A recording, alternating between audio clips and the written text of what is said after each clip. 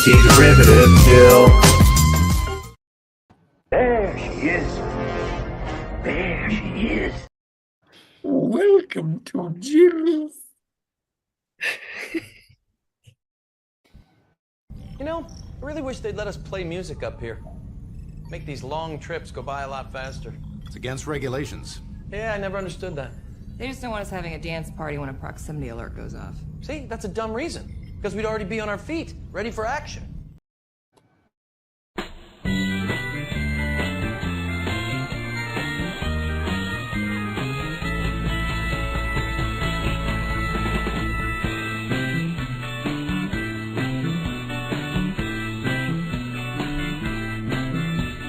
Let's rock and roll. 6. Greetings and felicitations. Hello and welcome to another Shore Leave where we can talk about just about anything, whatever the panel wants to talk about, whatever the chat wants to talk about, we can talk about it. And if nobody has anything to talk about, I have a few things that I have for us to discuss. Cool. And just to answer everybody's question that's on everyone's mind is, where's Scotty R37? And that's he's sick. I'm sorry. Oh no, my daughter just called me. I was wondering, Stupenzo, you said you had something you wanted to talk about. Could you start with that? And I will be back just as soon as I can. Sure. Me and Raquel. Is that how it's said? Mm-hmm. We're Raquel. We were talking backstage about all these weird shows from the golden days of reality TV, early 2000s.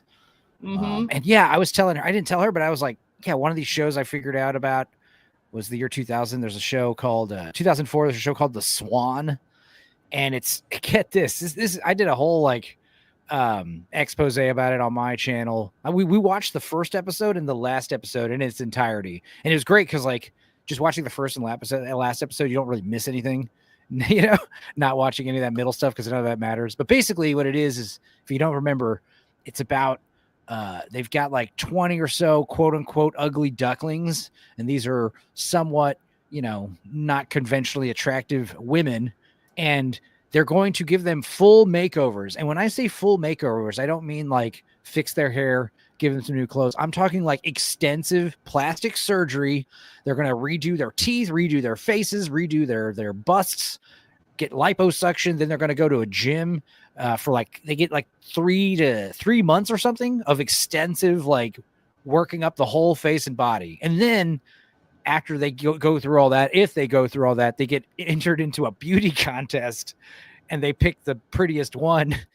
And it's basically all these plastic surgeons and health trainers and fitness instructors just patting themselves on the back. Like, look at how far our medicine can come. Look at the marvel at our technology. She went from this to this. And it's really disturbing. It was freaky. It was like a Twilight Zone. I never heard of this show. I mean, I don't watch it anymore, but I used to like watch this show called The Biggest Fat Loser. Yeah, Biggest Loser. Yeah. The Biggest Loser. Yeah, they had to use like these like, you know, people that are very heavy set, and they like, you know, lose weight. And it's very interesting. And they do it impossibly though. Absolute worst manner. Yeah. Right. You know, yeah. Like, this is like, how are they supposed to lose weight if you're making it impossible for them? Don't they like tempt them with sweets and stuff like that too? Yeah. That's hilarious. That sounds that sounds like psychological torture. Totally. Like, you know, with everything with weight loss, you just have to go with your own pace. And, you know, hey, I'll have like a little cheat day. And sometimes you're relapse and stuff. Yeah. And, you know, it takes time. It's not like there's no magical pill to lose weight. I wish now there are apparently. Mild side effects may include bone density loss and blindness. No, thank you. Oh, but don't forget also organ failure. Oh, right. Oh, gosh. That too. Welcome to Max. Bone density ossification may include death, disorderly misconduct, and taxation without representation. Ouch. Yeah, both of those shows sound terrible, especially the first one that you The mentioned, Swan. plastic surgery. It's Who would insane. want? Who would want? Well, here's to what's have cool about it. unnecessary surgery. Here is what's if cool someone about it. tells them they're not The ready? contestants want this stuff, and what they it want it, really okay. what it really made me kind of reveal to myself was like, you always talk about plastic surgery. Here's the thing: if you're actually ugly, plastic surgery can do a lot to make you look pretty normal, pretty good. Yeah. Problem I realize is when people are beautiful and they use plastic surgery to not age, and they Yeah, look terrible. The other problem is when you That's look terrible. good. A lot of these women were like seriously upgraded, and the cool thing is, like, let's say you lose, hey, guess what? You still got to rock a new rack, new nose, whatever, new teeth. I mean, that's cool.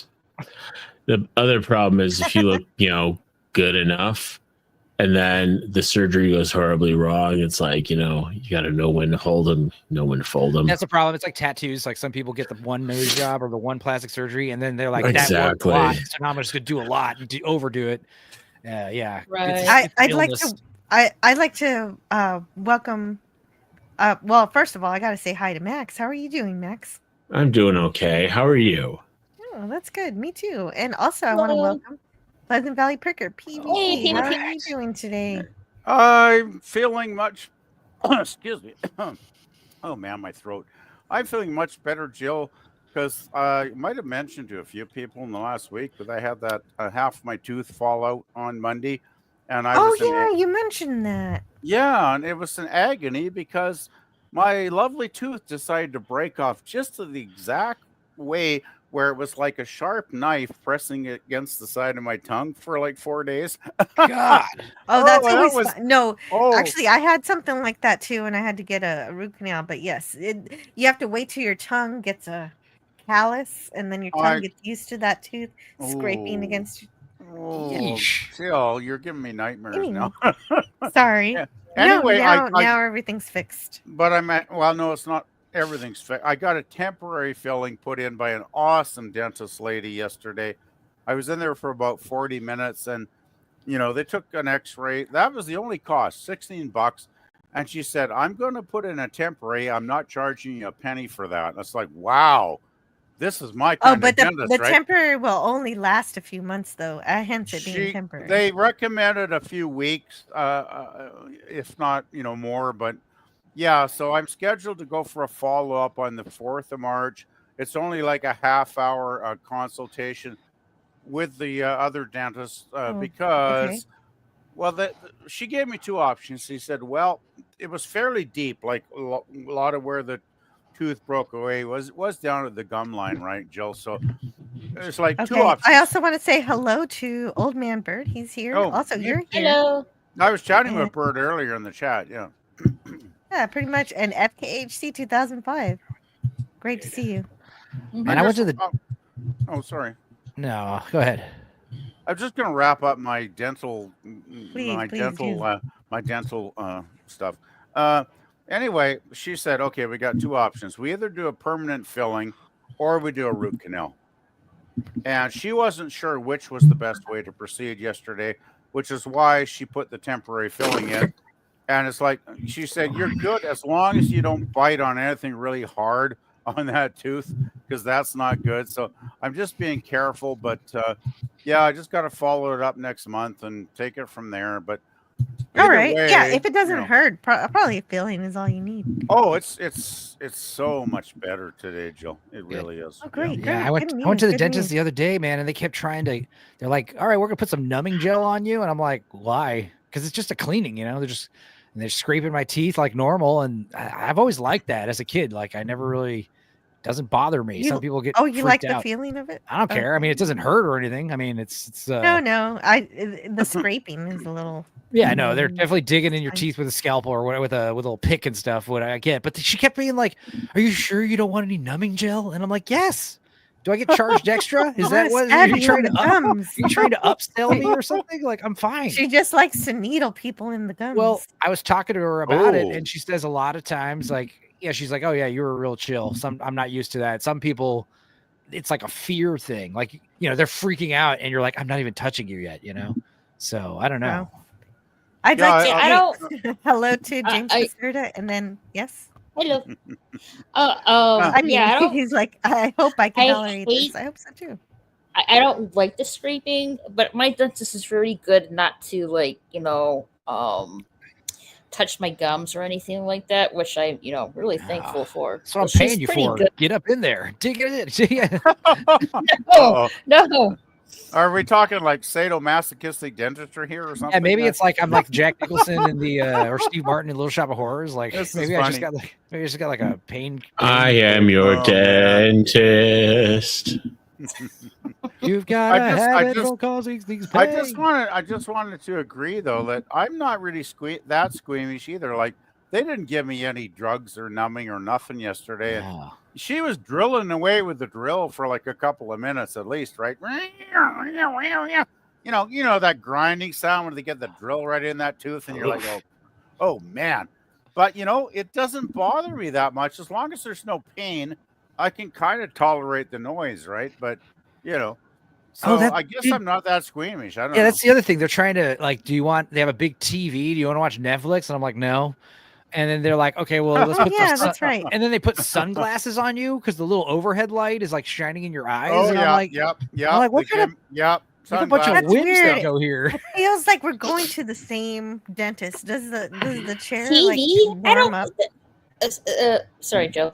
TV. I don't have a TV. They don't have a TV. That's just the only thing they have. It's just like outside the window, like you're looking out of. That, You know what I should pretty do much it. next time I go? I should ask to put on the Netflix and turn it on like the most like, debaucherous, like insane stuff that's like not allowed. Because Netflix has some controversial stuff, Right.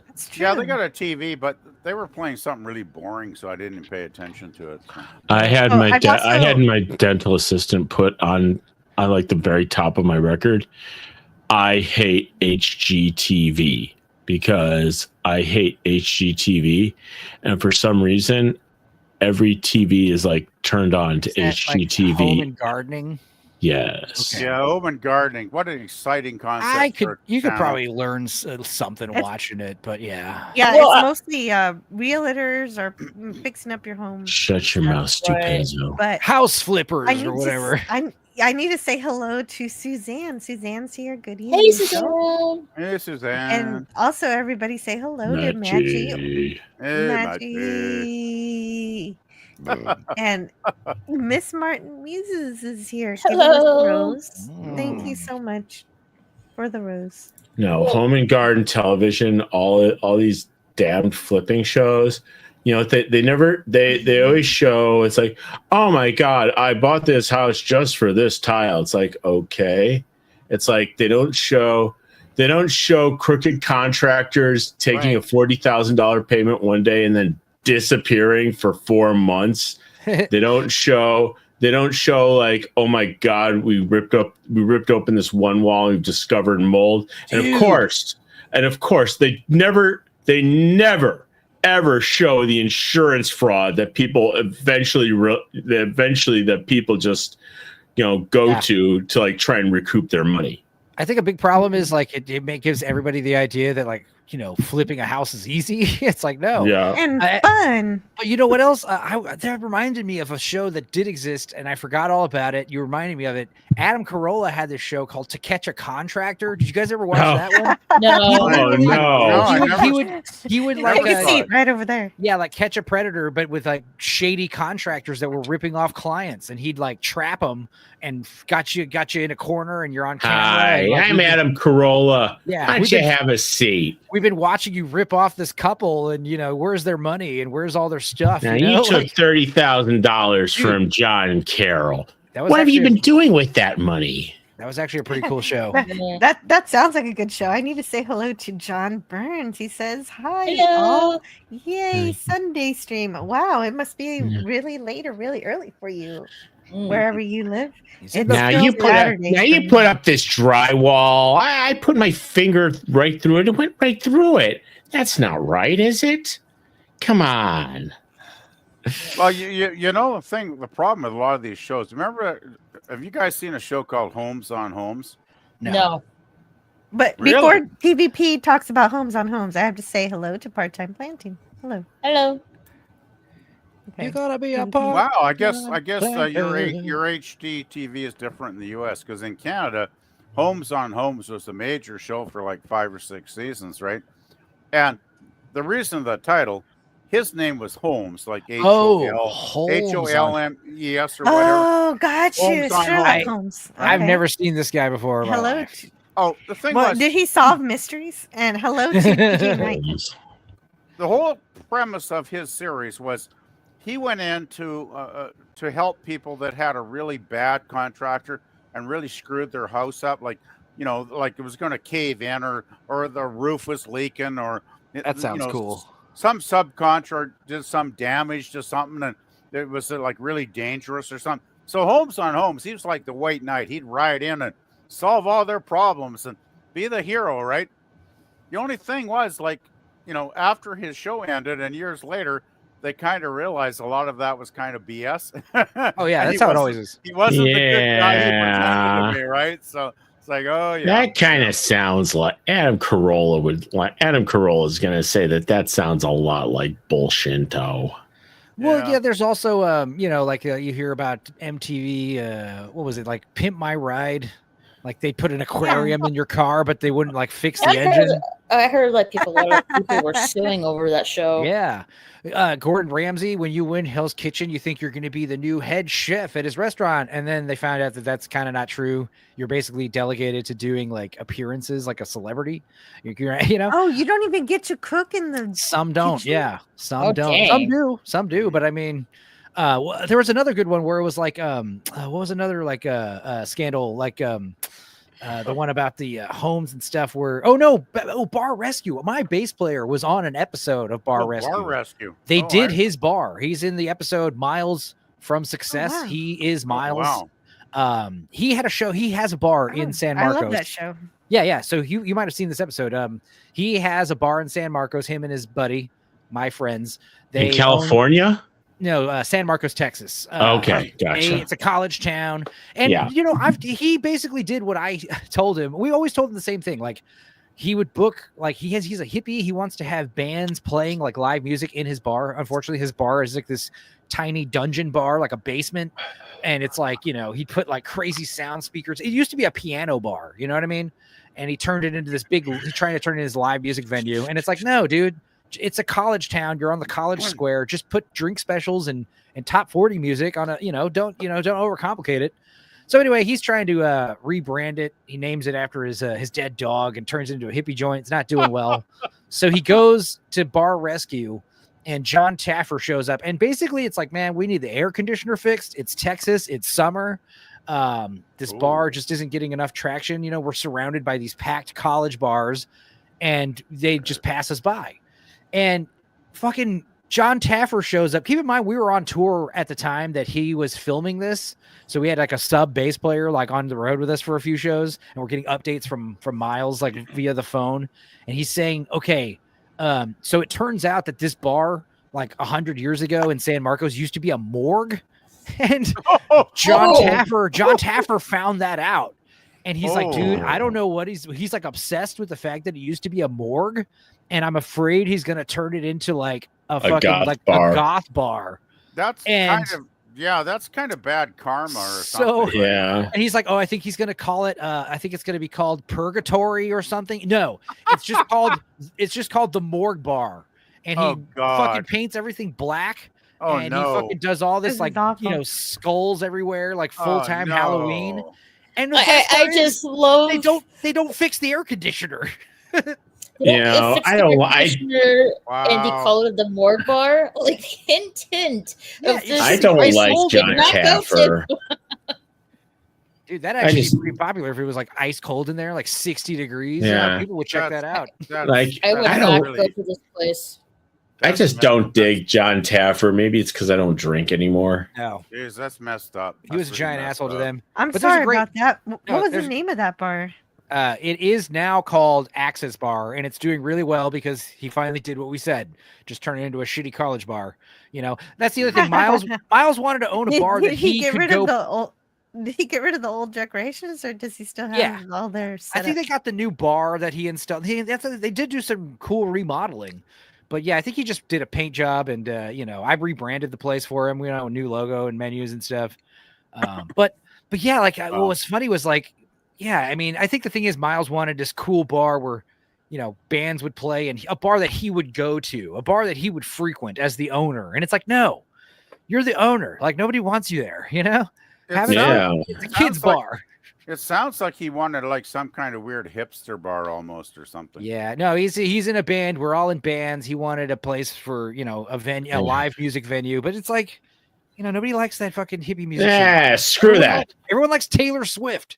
Like you just got to give them what they want. I'm guessing Taylor's not going to book into a tiny little bar. No, I played there a couple times, and each time I said I don't want to play here anymore because he had like gigantic like arena speakers in this tiny underground bar. It was so loud. Death clock. It was so loud, like nobody could hear anything. Like the bartenders can't hear what you want to drink.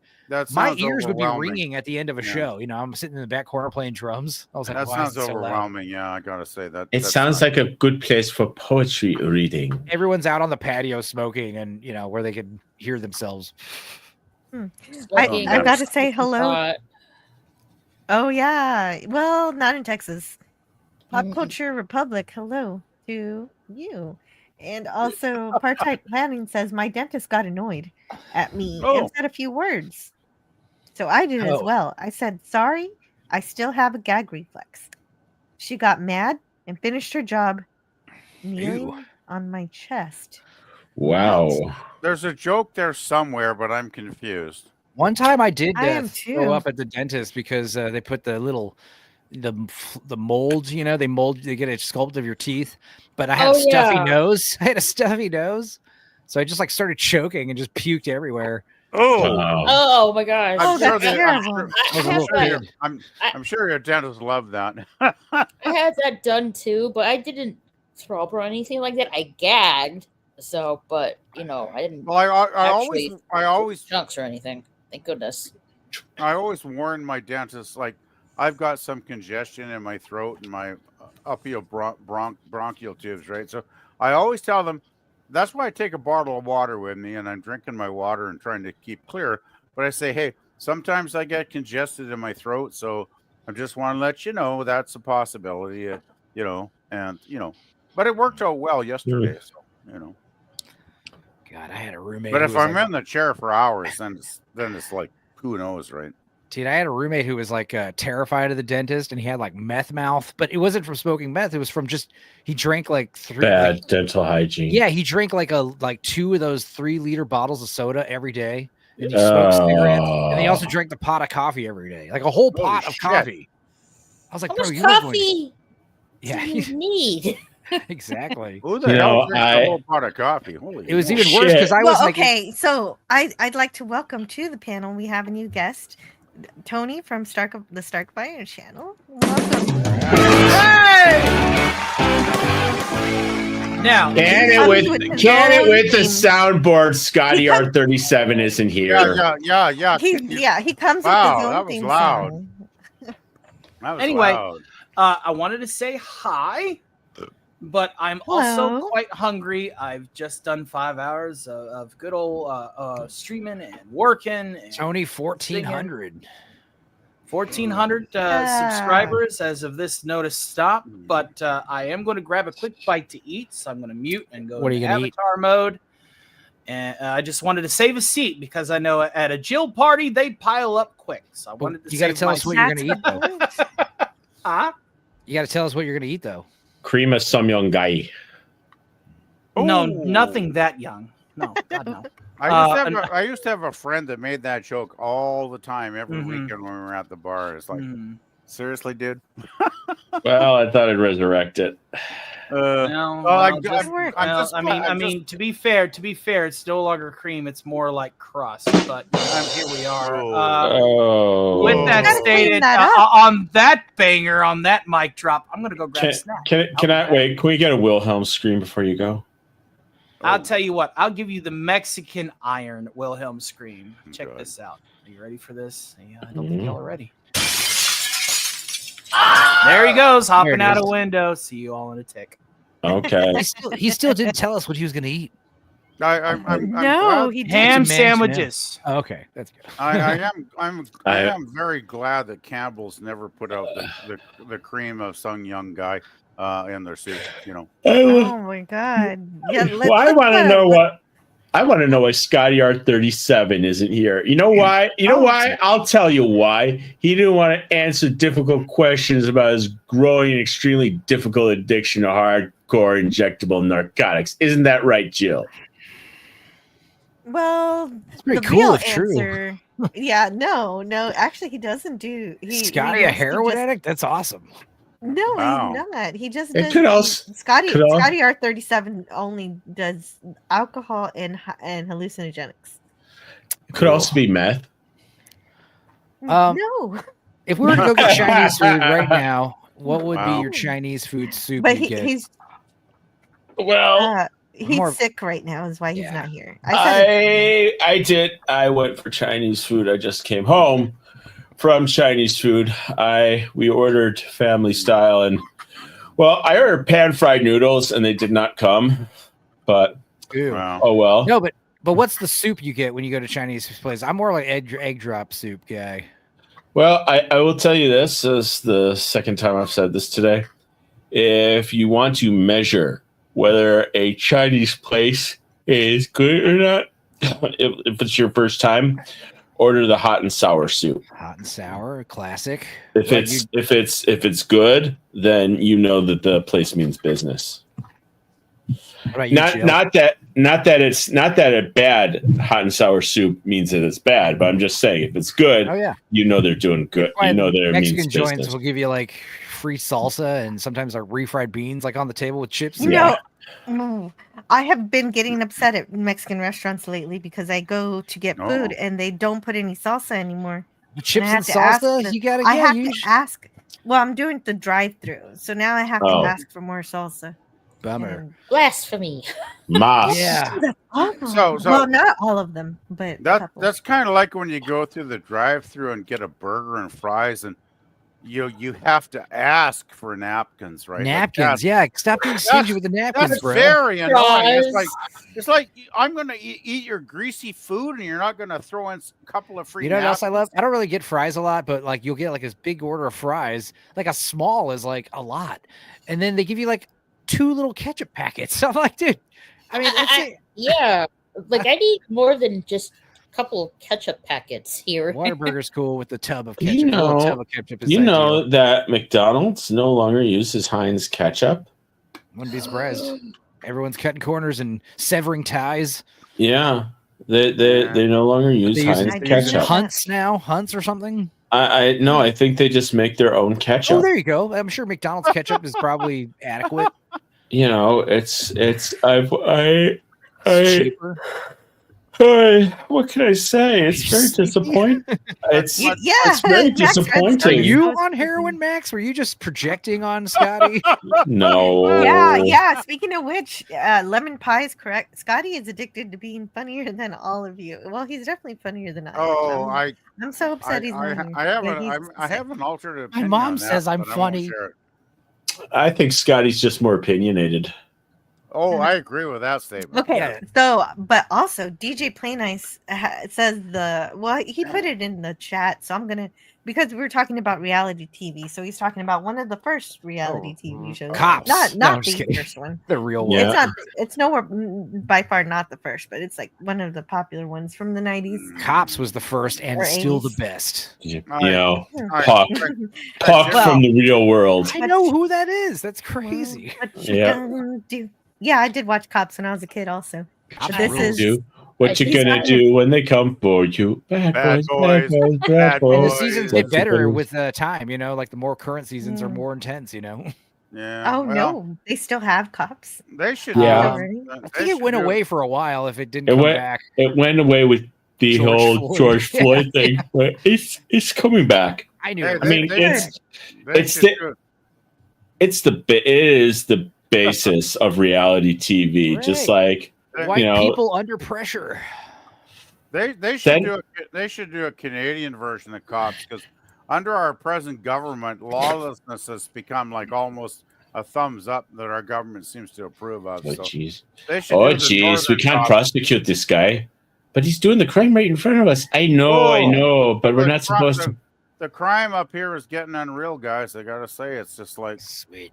And they're trying to avoid an election. They're trying to actually figure out a way not to have an election that they should have by law this year. So TJ Well, Play, they talk have about to. the real world. How do though, they right? not have a election? An election? Well, if the you don't thing have is, a prime minister, we have. Wait a minute, you're tricking me. You're Trudeau tricking me. like resigned, and then I keep seeing him saying things like he matters. No. But Trudeau is still in power. He has, Right. He said he resigned, but he isn't actually leaving until March. Parliamentary procedure. I'm going to resign, but I'll be gone in a few months. Sedition. Houston, we have a problem. We have a main bus B undervolt. I love that movie. I don't really want to talk about politics, but No, I I don't wanted either. I wanted to read this for DJ Play Nice. He put it in separate comments, so it was difficult. So I looked it up. This is the true story of 7 strangers picked to live in a house, work together, and What? have their lives taped to find out what happens when people stop being polite and start getting real. Real. They start getting real. And be roommates to each other reminds me of Jersey Shore. Yeah. I never watched the Jersey Shore, but when I was man, little, I did it watch was, the real. it was quite the topic. Like, oh my gosh, like I can't remember when was it. I'm guessing like the later 2010s, I think. Yeah. It's been a long time. The Jersey trash. Yeah. I was pretty hooked on it because they were just getting sorts of kind of craziness. Mm-hmm. It's like the first and the weirdest thing is like the first season they made nothing. Like nothing. Dude, you were talking about stuff that's bothering you at Mexican joints. What about when they serve the salsa and it's hot? It's warm. Oh, it's warm. That is awful. Well, yeah, I actually don't have that problem. Yeah, that's. I just need the tortilla to be warm. I've never had that problem, but I could definitely see how that would be a problem. Some places do that, and it's shocking and weird. I mean, if it's like good warm, I mean, if it's like it's good, but it's better Yeah. chilled. Obviously, salsa's just it's hot. I want it spicy but chilled. Mhm. Oh, Sig Valdison here says I stopped eating fast food burgers. I either make my own or go to a bar or restaurant to get one. Yeah. For better Alright. Well, I have an interesting question for you guys.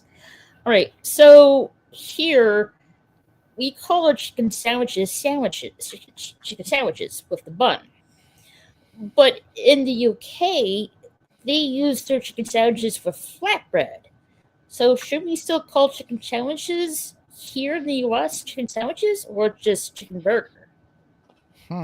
Well, a chicken if it's burger, a chicken burger implies the chicken meat is ground, like you have ground. yeah, or if it's the Literally a chicken patty. Yeah, it's like if it's a burger made out of chicken. I mean, but if it's a chicken patty, then that kind of implies that it's like a formed chicken If it's breaded a fried patty. or grilled fillet, then that is a sandwich. Yeah. Unless it's on flatbread, then it is a flatbread. You know, if it's got with some pita or a wrap or something. This that's a is wrap. like that question on whether or not a hot dog. You is a know, sandwich. but then again, in the UK, they call gyros kebabs. So what are you going to do? Yeah, they call fish and chips. What is that? We call that fish and fries over here, right? Chips and crisps. Crisps. Cookies and biscuits. Oh God, biscuits! Those idiots. I'd like to say hello to Gorilla's Censored Thoughts, who says Kapla. Hello. Kids are sleeping. Kapla! Shh!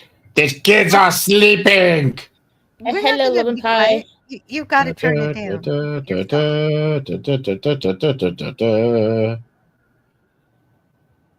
Yeah.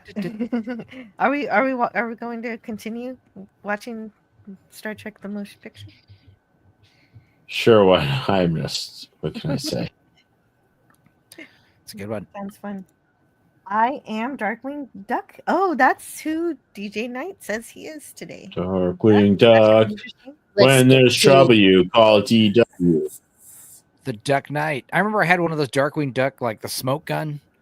Put like little liquid drops in it and Darkwing Duck. shoot smoke. Better watch out, you bad boy. Suck gas, evildoer. Yeah, the Darkwing Duck gas gun. I had that as a kid.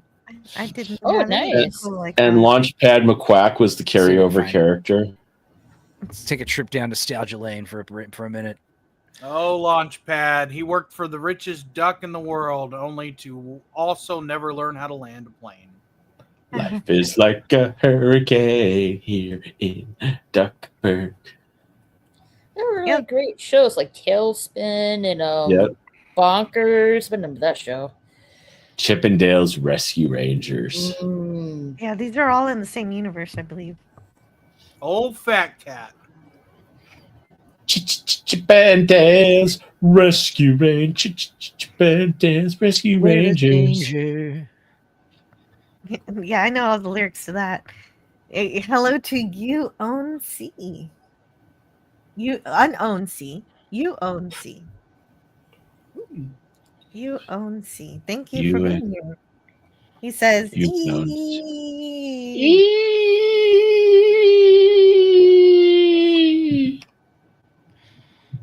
Oh, That's my friend Cody, and whenever he does it, it's more like. Oh, okay. So I didn't have that. Good. Good. Feel the darkness flowing through you. Mm-hmm. Sounds. Oh, okay. James Caserta says in New York, the victims receive a stern warning. What are you talking Yep. about, James Caserta? Yeah, basically in New York City kind of has New York has kind of taken the same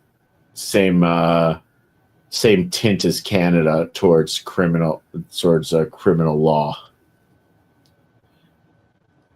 Hey, could you read this for me, Raquel? I'll be right back. I need to talk to my daughter. I am a true believer that when you first join a chat, you should introduce yourself and say something interesting. I'll start. My name is File13, and I like to party. Who's next? We like to party. We like to party. We like to party. Dun, Oh, I know that song. dun, dun, dun, dun, dun. That's Vanga Boys, right? Yep. It's a The Yep. Vanga bus is coming and everybody's dumping. No. From New York to San Francisco, it's a city disco. no. Louisa's. It's all coming back to me. Now I want to go to Six Flags. Thanks, guys. Oh, right. I forgot. Oh my gosh, I haven't been to Six Flags in years. Nah, Six Flags rocks. I actually went not a few years back. Go around September when school is open and the park is still open for a few more weeks.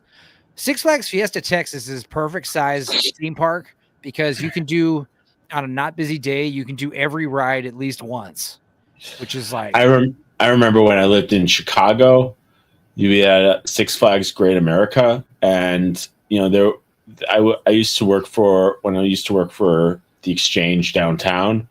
They had like one night when they rented out the entire theme park. wow. Yes. Oh, nice. Six Flags is attainable to do that. It's not like Yes. massive. I don't like those massive theme parks like we have Schlitterbahn here. It's like a water park that's so big. You got to take bus shuttles to the multiple parks, in an area. And it's impossible to do everything in a day, which is gives you FOMO. I want a park that's like manageable, like Islands of Adventure, Universal Studios. You had to go like 3 days to do everything, Yeah, Ash Schlitterbahn came to America in 1945 with the idea to build larger-than-life camps. I wonder, Stupenzo. Well, Six Flags is cool because it's like Bugs Bunny and Superman and Batman. Exactly. Mm-hmm. Yeah, the roller coasters are themed for. Yeah, they have. Well, yeah, it's better than hanging a out Joker with the Disney ride, a characters Batman or- ride, Yeah. Superman ride. It's great. Mm. Mhm. Pretty, Definitely. Yeah. You can meet. Oh, go ahead, Joe. No, that's okay. No, Yeah, I like Six Flags too. I used to go to this one. It's like It's like in Buffalo, New York, called Darien Lake, I think. No, not Darien Lake. So I forget the name of it. Yeah, I used to go there like for most of my childhood and teenage years, but unfortunately, it shut down and stuff. Oh, sorry to hear that. That's Yeah, unfortunate. I don't know. It's going to be like repurposed or something like that. I don't know. Well, Sick Valdison knows his Star Trek, but he's never seen the first Star Trek movie. That's wild. You should watch it. This is especially if you do watch it, watch the director's edition. But 4K. I'd like, yeah, 4K. But Arian? I thought also. James says Tony- sorry. Aryan Lake? No, I forget the name of it. Let me look it up. Major demands that you watch Star Trek. Beeja. But Beeger also wants to welcome Rod Thunderheart. Rod Thunderheart. Welcome.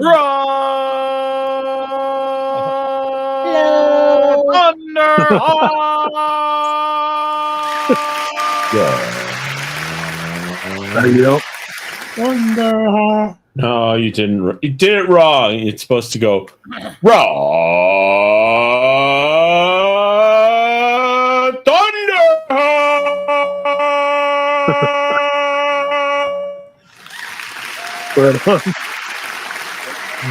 Ladies and gentlemen, boys and girls, children of all ages. How are you doing, Rod? What's going on? Oh, pretty good. Pretty good. I just got back from, a couple hours from now. I got back from delivering some pipe way up north in Christina Lake. I thought it was going to be, I thought coming back would be give me a lot more time on Saturday, but it didn't. But I'm happy because I already have some beer at home here. Right on. He's laying pipe. Hooray! Well, he was delivering the pipe. I don't know if he laid it. Jill, let's let. No, I didn't. Oh, he cracked a joke at the After Doomcock show. He said, Yeah. "Oh, I'm laying pipe," and I took it and I ran with it. I'm like, "Well, here we go."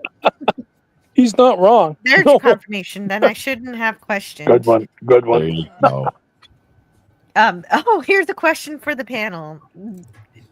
Has anyone attended Renaissance festivals? And I'll answer first. I never have. No, But I got guess- friends who go and camp out and take a bunch of drugs and party out there. my It's God. weird. Yeah. I think if I ever go to a Renaissance festival, I'll wear a Starfleet uniform. Yeah, there are people that go in Starfleet uniforms. You occasionally will see a Jedi. I go to Ren fairs. You do? What? Yeah, Okay. they're- What's your they're a favorite lot thing of about fun. them? Just the immersion, really, of going back to Drinking mead, town. eating squirrel meat. drinking mead. The inner Ew, I don't Thor wanna in eat me. squirrel. And by Thor, I mean the 10-foot tall, red-headed, drunk heathen Thor. In me definitely likes to go for the mead. Let it be known that the God of Thunder is good for two things: Have you ever done the killing jousting? giants Do they do that? and pissing mead. You know, mead was basically the protein shake of the Vikings day, but it also did have alcohol in it. Mm-hmm. So, yeah. And now it has even more. How about you, Oh. Raquel SSG? Did you ever go to? Have you ever gone to a Renaissance? festival? Yes. God, I'm the only one. who hasn't. Probably it was like maybe like 5 or 6 years ago. It was the Texas Renaissance Festival, and it's quite huge too. Like it has a really big map. It was fun to go there. Like seeing like different there were like bands playing. Someone was like playing the harp and stuff like that. There were like plays and stuff like that, sword fighting. Yeah, just a lot of immersion into that. I forget the name of it. Damn, I forget the name of it. Help me out here. What's the Yes, LARPing. LARPing. I think that's the word that I'm looking Oh, for. LARPing. LARPing. Live action role play. Yeah. Yeah. Did they do? What did they? Did Yep, they do LARPing. battles? Yeah, Have yeah, it's swords definitely like and that. shields and all that? Shopping, some ice cream. They also was selling some sun umbrellas Drumsticks too. and ham on the bone. Mm-hmm. Yeah, don't they like get their homemade swords out and hack each other as much Well, you as tell they me, can? PvP. Have you been to a Renaissance festival? No, I never have because okay, I you know I am in Canada in my remote little valley, and we don't We get didn't have crap that like up here. that here. We don't get that here in the Okanagan. It's like I No, can't remember the or Alberta. well, we had last time I remember we had anything was like a sci-fi convention like 4 years ago, and it was like shitty because there was like 100 people that attended it, and there was like no good sci-fi there, so I didn't bother going. It's like living in Oh, well, remote. that's disappointing. I If have I been live to in Renaissance. Vancouver, Jill, I lived in just want to Vancouver. remind you that I did bring the muscle. I'm the muscle. I mean, If I lived Okay. in I'll let you know if Vancouver, I need you. if I lived I mean, if they'd Bring- have brought some headliners to that sci-fi show, yes, no, but he's not kidding. Right? You know, I mean, same here up in Edmonton. You know, like in Edmonton, Alberta. Like, you know, like if you don't have a headliner, you're not going to have a good show. You know, that's how it works. yeah. I mean, pop culture. That's I just like the fact that you know exactly which convention was terrible that PvP's talking about. Well, the thing is, this city. Okay, we're not a small city. There's like 170,000 people here. There's so many. Yeah. Every time I just went out for groceries again today, right? And I saw another whole couple of blocks demolished and flattened to the ground where they're going to put up new condos or new apartments or whatever. They can't build fast enough in this community, right? It's nuts. It's totally nuts.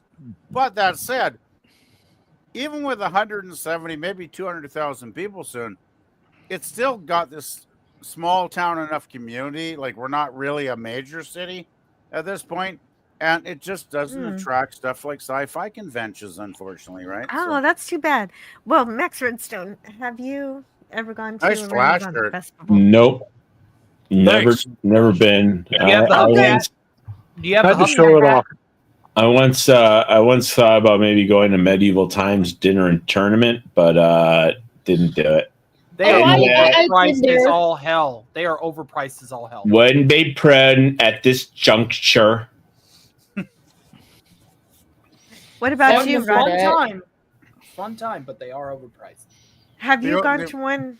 Were you able to find a Renaissance festival, Rod Thunderheart, to go to? Sorry, I half heard that. It cut out. Have you ever gone to a Renaissance festival? No. Me neither. Although, yes, actually, But we have at least 3 people on the panel who have. Raquel, Stupenzo, and Tony. Yeah, no. Been to several. Raquel, like RM Briggs. Sorry, I'm No, not looking. Raquel SSG. SSG. She's right here. Welcome. No. Oh, Raquel S. Blah. Yeah. Sorry, I'm just looking at the thing. Like I'm like. Good morning, Okay. Rod Thunderheart. It's Raquel I've had- SSG. Hey, it's my Friday, so I've had fucking 8 beers. Sorry, apologize. Well, guess what? Rod, I got to inform you. it's Raquel, actually- good to see you. Good to see you. We're in see you too, Saturday Rod. now. We're actually in Saturday, Rod. So Thanks. just wanted to update you. Oh, PvP, you're here, and Oh yes, other guys. I actually And yeah, no, I see Mr. Stark, man. He's here. Yeah, right on. Yeah. Roll call. We've got Raquel SSG, Stupenzo, Tony, PvP. I'm actually here. Max now. Redstone, and And crypto. Don't forget. let me read it. crypto. I totally forgot crypto. Stupenzo, whoever that is, like I vaguely get it, but DJ Play Nice in the chat says, "Did Excalibur in Vegas? The live show was fun, like a souped-up version of Medieval Times, and probably cheaper." I would say probably cheaper. Yeah, Probably.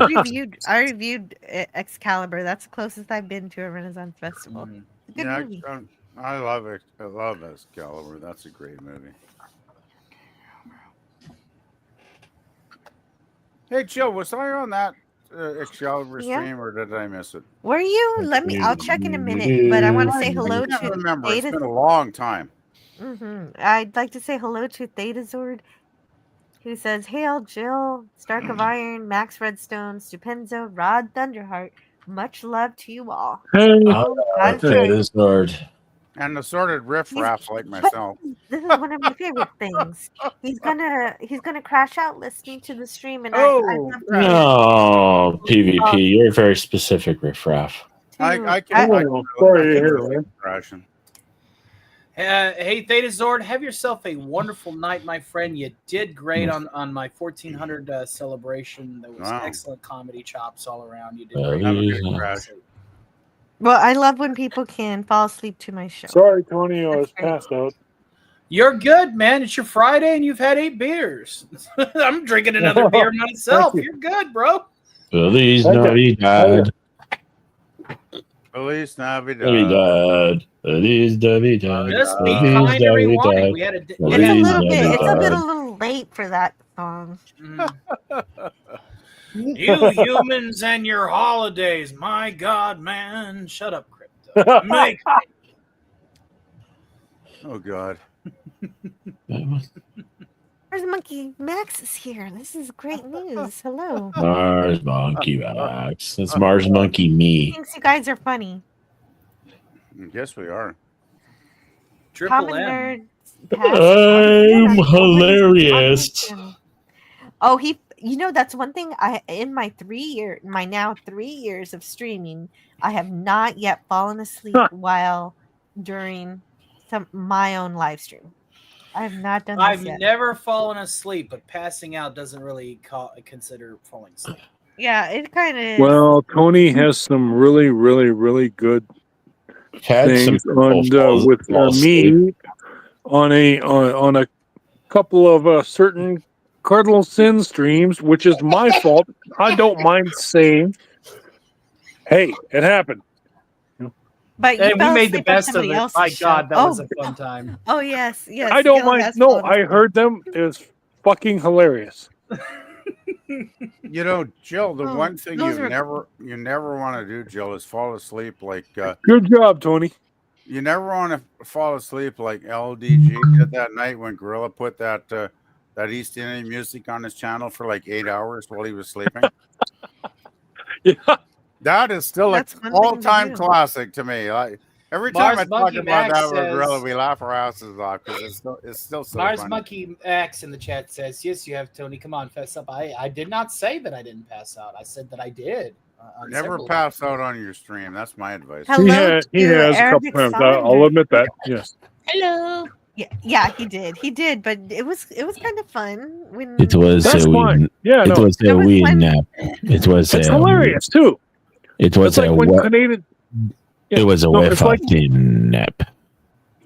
Yeah, no, it's like when Canadian Spider-Man passed out, and they're like, "Oh my God!" We all sent a bunch of like things, panic things to his to his number and everything, and ultimately somebody, I forget who it was, I think it was Colonel Sin, sent the cops, so the RCMP fucking P showed up at his doorstep, and he was just like, well, and everybody he was- remembers that night.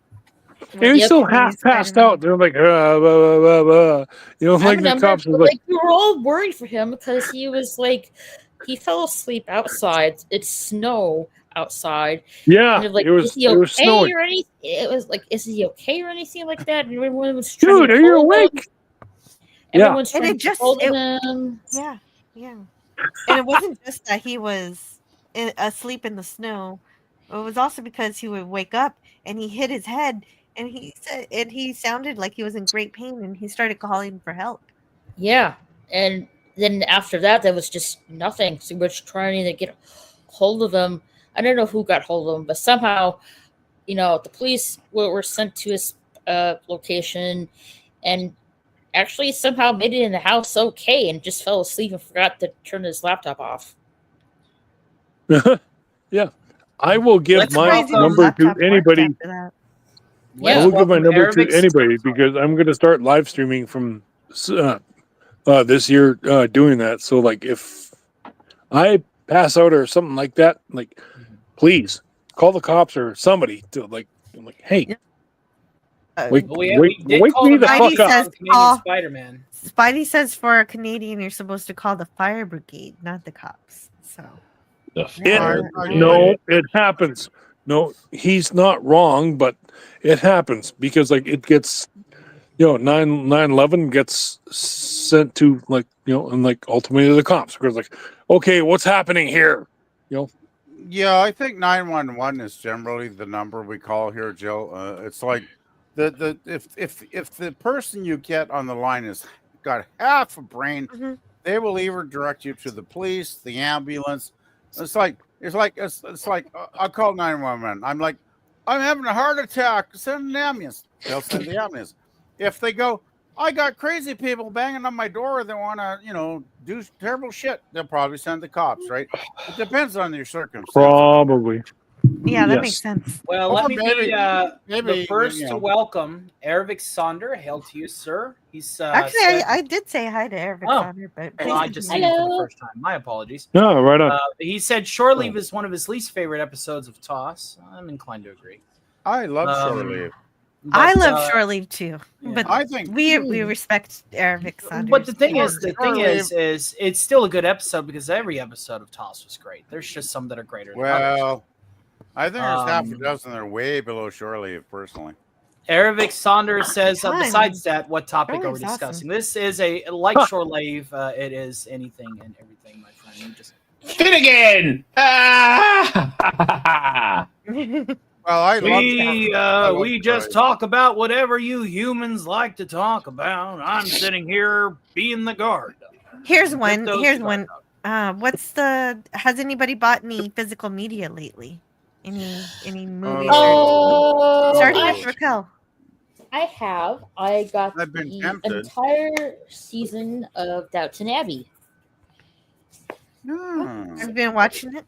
Going for the- I haven't watched it yet, but I do have the complete series on DVD. Oh, great. So That's going cool. for the classic British drama there, are you, Raquel? Yes, I am. I haven't got the 2 movies yet. On DVD yet, but I'm gonna get those later. I heard there's gonna be a third one, third movie coming later this September. So I'm looking forward to that. Hey, have you ever considered doing watch parties for us with that series? Like, that might be fun. Please do. Because I've never Yeah. seen the show, Raquel. So if you ever want to do a watch party some weekend, I would totally be there to watch it. Think about it. I'll definitely think about it. Yeah, it's like Yeah, why not? Do you want to do the TV series or the movie? The TV series, I think 6 seasons long. I think. Yeah, but if you That's do a lot of couple watching. episodes- if you do Yeah, that's couple a lot of episodes watching. a week- yeah, but hail to Dad Man walking. Maybe you could 55 in the cherry chat. pick. Maybe you could cherry pick your favorite episodes or the best ones to watch. And yes, Not a bad idea. hello to Dad Man Walking. Hey, yeah, Dad no, Man, look- guys. yeah, there. Yeah, great. No, to like see you. look how popular Star Trek sorry. Can't talk here. 9 beer, sorry. Night. Look how popular Star Trek Saturday Night was for like the original season at least, and like even TNG. With Clobby. Wow, that was I did not miss a Saturday night because of them. It was so goddamn good. Yeah. Oh, I know. I missed that. The only difference was, Rod, they would do 4 episodes a week, and people would watch them on their own, right? So Clobby didn't do watch parties for it at all. Not never though. No. There was one watch party. And He it was didn't for have Star to. Trek The Motion point is like he was talking to people who had probably only seen the series like 4 or 5 times, so it didn't matter. The point is like the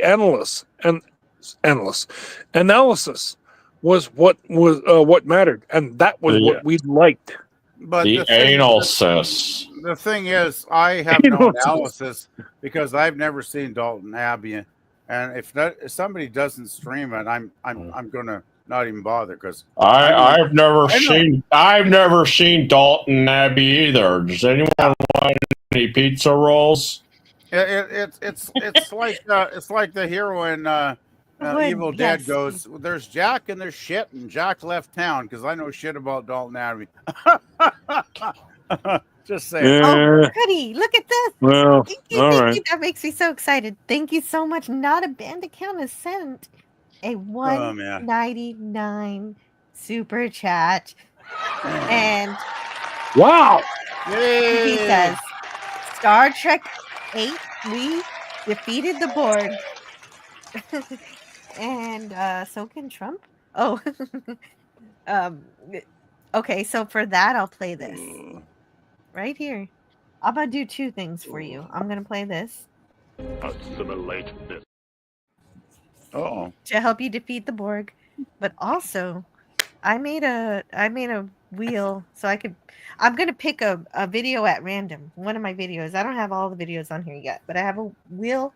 You know, like when I do a giveaway, I put people's names. I put my videos on this wheel because sometimes it's difficult to think of a video. So now I'm just gonna let it choose it for me. I'm letting the wheel decide what people who send a super chat get, and eventually I'll have all the videos on here. Oh wow, this is a good one. Here, this was one of my favorites. Scotty, in Argelia they use the lights. Now, no one has to tell an old Aberdeen pub crawler how to applaud, Captain.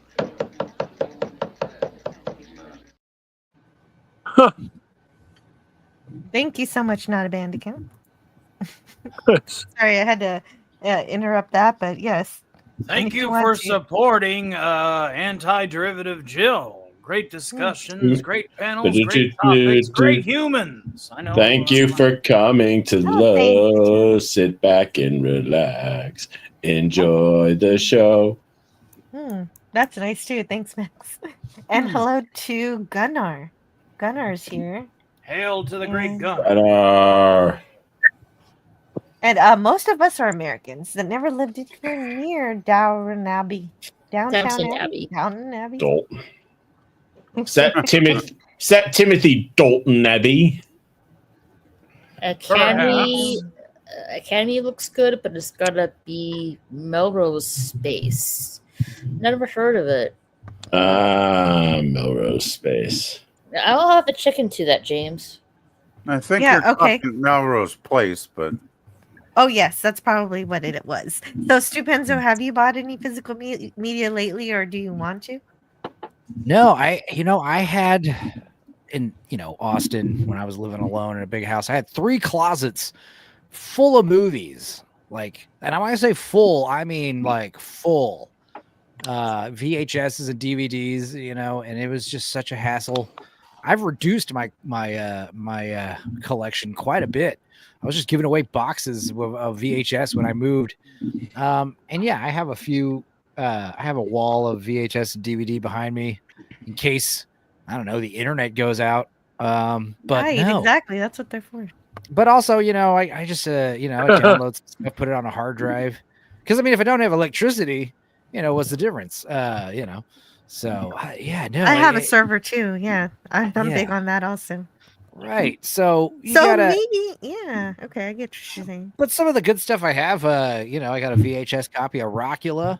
That's hard to get. I got a VHS, the original VHS of Akira. I got a DVD collection of The Brack Show, a bunch of Mystery Science Theater box sets, stuff like that. Okay, but if you have VHS tapes, do you have a VHS player to play them? I do. Oh, wow. Does that work? I mean, I assume so. Haven't tested it in a while.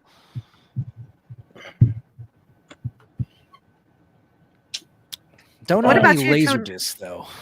Oh, no, me I have laser discs. You have laser discs? The first laser disc I ever watched was The Sandlot. Well, back when I had money flowing like wine, which isn't the case anymore. The channel is just enough to get me by. I bought the entire series of Gravity Falls on Blu-ray. So, but that was a while ago too. Wow. Last June, last July. So. Yeah, I'm actually a lot like Stupenzo. I have a media server also. So the last physical media I bought was Godzilla -1 because I had to have that. I had to have the special features. Yeah, I need to upgrade because when I moved like 10 years ago, it was a nightmare. I can't remember how many boxes of VHS tapes I dumped off at the recycling center. I mean, I wanted to sob every time I did it, but I just couldn't move all that stuff, right? Because I had like 1,000 VHS tapes I got rid of, and it broke my heart. But I realized, a lot of this stuff is online now, and I can probably, find it online anyway if I really want to watch it, right?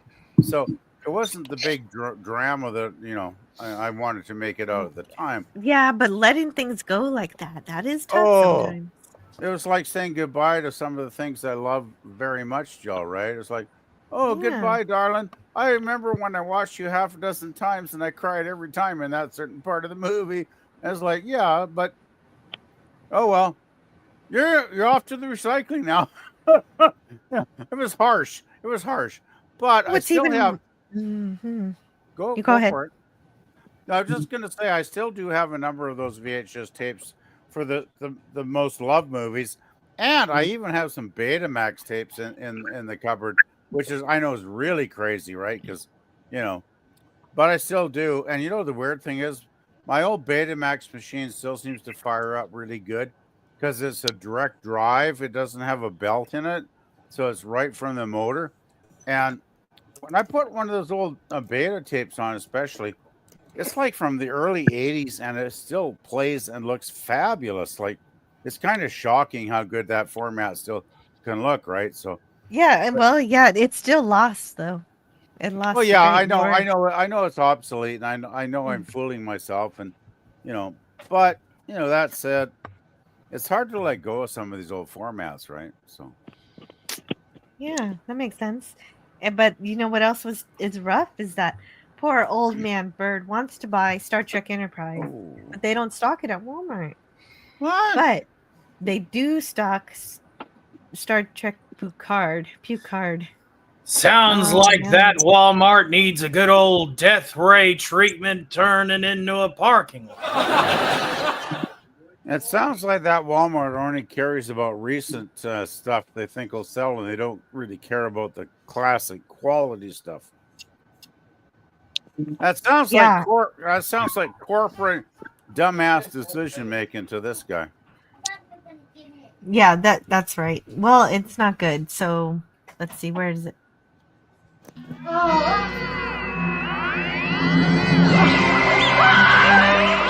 The agony booth is a most effective means of discipline.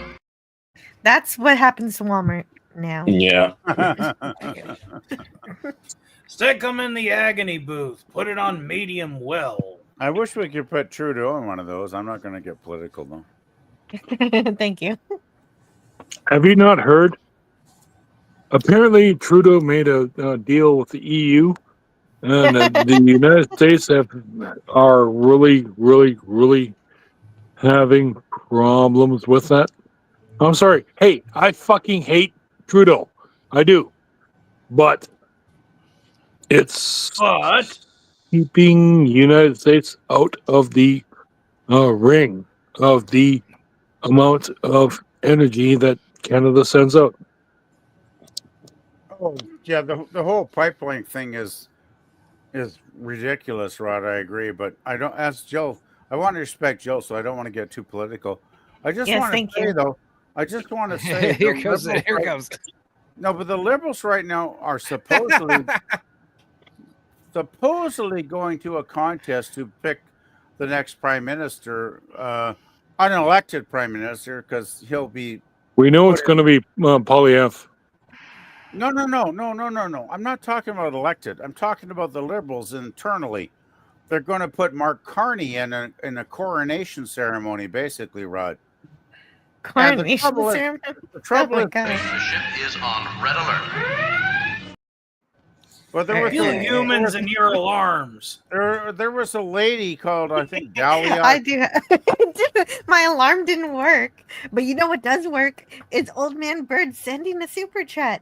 Thank you for saving me, Old Man Bird. You're my hero. For 1999. That's awesome super chat. Anyway, one of the other candidates. Wait. PvP. I have a super chat. I have to read it. Oh shit. I also stop talking politics. Yeah. I just want to say, Seriously, well, don't like, make me get the I'm boom gonna Oh boom. my god. Seriously, PvP, stop. Just one more thing about politics. Just one more thing, and I'm trying to read a super chat. I'm sorry, PvP. Give me a minute. I just want to thank Old Man Bird for the 1999 super chat, and he says, "Thanks for taking out Walmart." You're welcome. I'm glad I could do that. And also, I'll spin my wheel and see what video you get. Let's see what video. Actually, for $20, you should get 2 videos. Oh, that's a great. Well, you know what? I really like it being random like this. This is fun. But I have to go get it over here. Don't you think you better check with me first? Captain. Jim!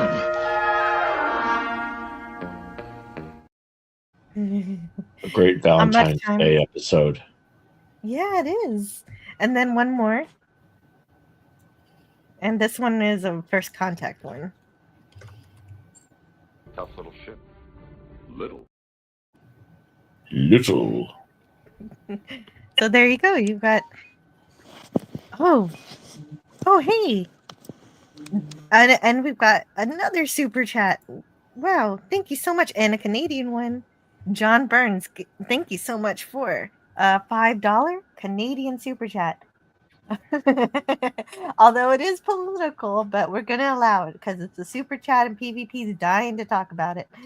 I do like the idea of Parliament deciding if the USA should be the 11th province or the 4th Canadian territory.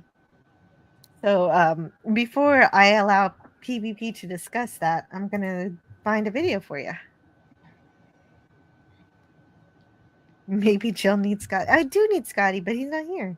He's sick. Oh, this one's a weird one. Here's the video for you here. Right here. Oh, actually, no, this is a good one. This is a great video. Sorry. There are certain things men must do to remain men. And so, DJ Planice and Old Man Bird like this comment from John Burns.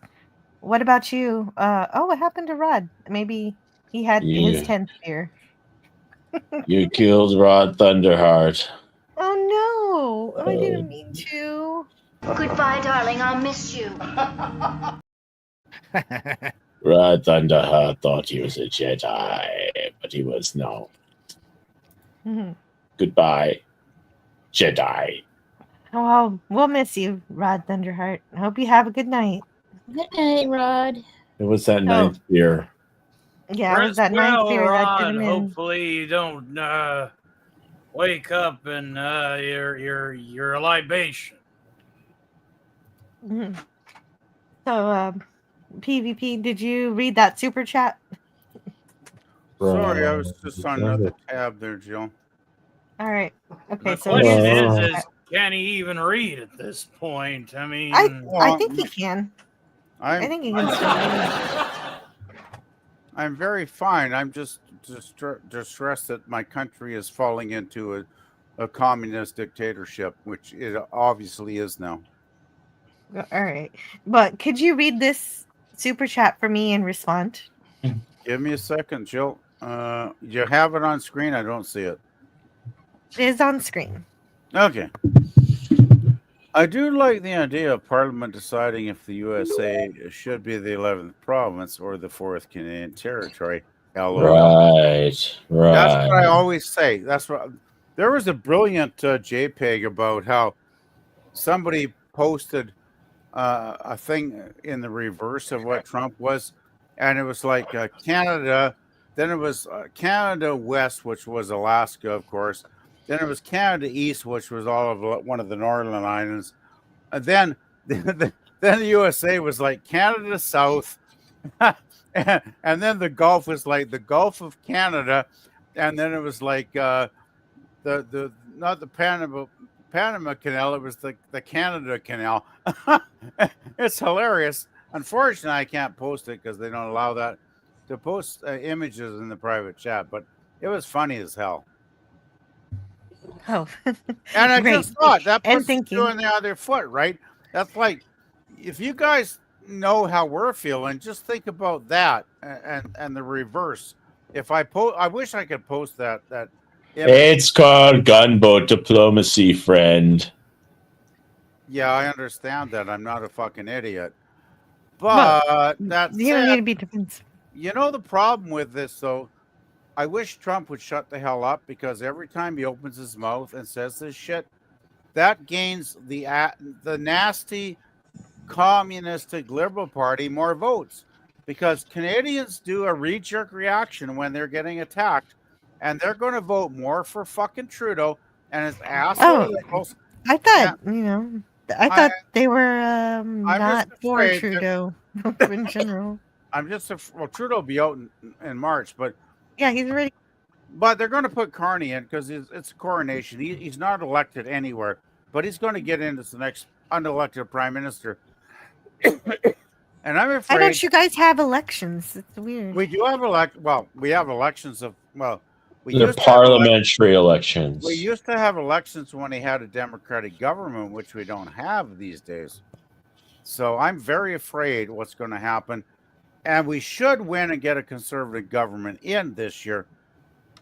But the Liberals are trying every shenanigan they can pull to try to derail that. And I just wanted to mention, there was a lady called Ruby Dahlia who was running for the Liberal leadership currently against people like Mark Carney. Guess what the Liberals did? They disqualified her from the race this week. They disqualified her from the race. She had over $300,000 raised from average Canadian citizens to fund her campaign for the leadership race. The Liberals took that money. As soon as they qualified that money as a payment for her leadership race, guess what? The same day, hours later, they turned around and disqualified That's her. completely not fair. And I'll tell you one thing that's similar that happened to me was I was supporting Ron Paul for president, and we picked a delegate to go to the convention as a delegate for him, and somebody implanted bullets in his person, and so he got turned away from the convention. And so it's kind of a similar thing, but I'm sorry, we got to stop talking about it because DJ Play Nice says $2. He sent a $2 super chat. I just want to make my American friends aware that I'm very, very scared about the future of my country right now, because we're scared about it too, but we're not talking about it. You humans and your petty political squabbles don't make me get the saucer. If you lived here, you might be more concerned, but I'll shut up now. Well, you can be. It's all right. I'll shut up. I'll shut up. But it is about. I said what I had to say. I think the future of my country is in deep jeopardy. I mean, that's going to affect you as well, because we are your biggest nader. But I try to make this a show. I know we it's don't fun. have to think about that. I want to have fun too, Jill. So I'm sorry. That's okay. That's okay. That's okay. And I want to thank you again, DJ Play Nice, for sending a $2 super chat just to make sure we do not talk about politics. And I spun my wheel, and this is the video that came up. He accepted me for what I am. And that I have learned is friendship. Oh. Yeah, that's about Data and Jordy. And that's the episode where Jordy is out of phase with Ensign Rowe, and they're all out of phase. No one can see them. So they all think they're dead. And so Data's trying to figure out how to process grief. The next phase. Yeah, the next phase. That's it. You got it. I really love that clip. Welcome to the United States. Yes. Oh, okay. I shouldn't have read that. That might rile up PvP again. FKHC 2005 says, "Don't make the alien. Bring out the probe." Yeah. Thanks. We got the He might probe do on that. He might have standby, to. and believe me, if you think it's going to be a shitty situation now, just wait.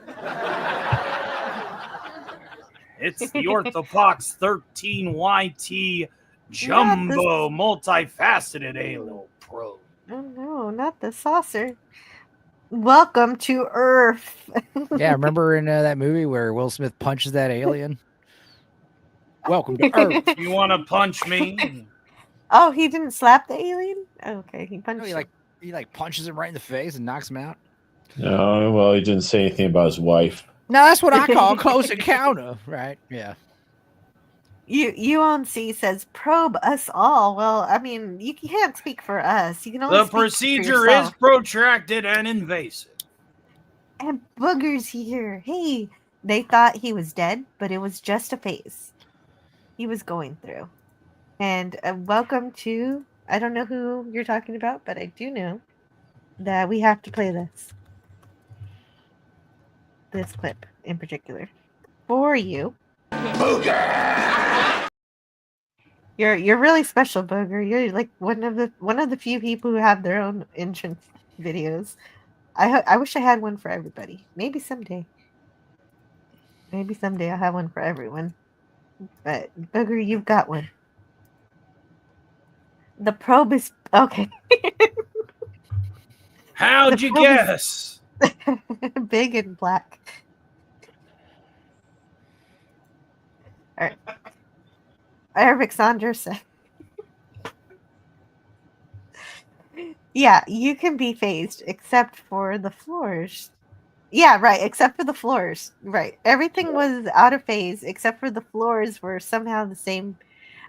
There were floors that the answer to that is that in that other phase, there was a similar floor that just happened to be there in both phases. That makes no sense. Yeah. Well, you gotta have floors. If you do think too much about next phase, it doesn't make sense. How did they breathe the air if they're in a different phase? Is there air? You don't know. Until Jill pronounced it, I didn't understand Stupenzo. Well, sorry. You should understand because he's really cool. And he streams real late at night. Oh yeah. Stupenzo. Booker 414 says it's Enzo. Go My name's ahead. Enzo. You guys just call me Enzo. Oh. I'd But you're rather call you Stupenzo. Right. I'd rather call you Stupenzo. There you go. It's one of those things where like I had this stupid nickname. I was like created like a idea of a superhero named Stuperman, and I was like running around like drunk at a rave, wearing like leotards. It was funny. And then someone was like, I would have gone with the name Stupenzo, and I was like, God, that's a million times better. I'm so stupid. So, physical media. Yeah. It's Max, you're the only one who hasn't answered this question. Actually, Rod didn't either, but he left. Yeah, well, the next item on my list to acquire is a Laserdisc player that works. Oh, do you have laser discs to play? I have Laserdiscs play on it. I have the Star Wars Special Edition before L. Lucas started screwing with it. Oh yeah, Lucas pissed me off when he started fucking with the original films. That really pissed me off. So it's like, okay, George, I know it's your baby and you got a right to screw it over, but have some consideration for us original fans that loved it when we saw it in the theaters. Like, we don't need the special edition, upgrades on the effects and all that stuff. Like, and now it's all in the Disney vault and it's never coming out ever. So I gotta find a working Disney vault.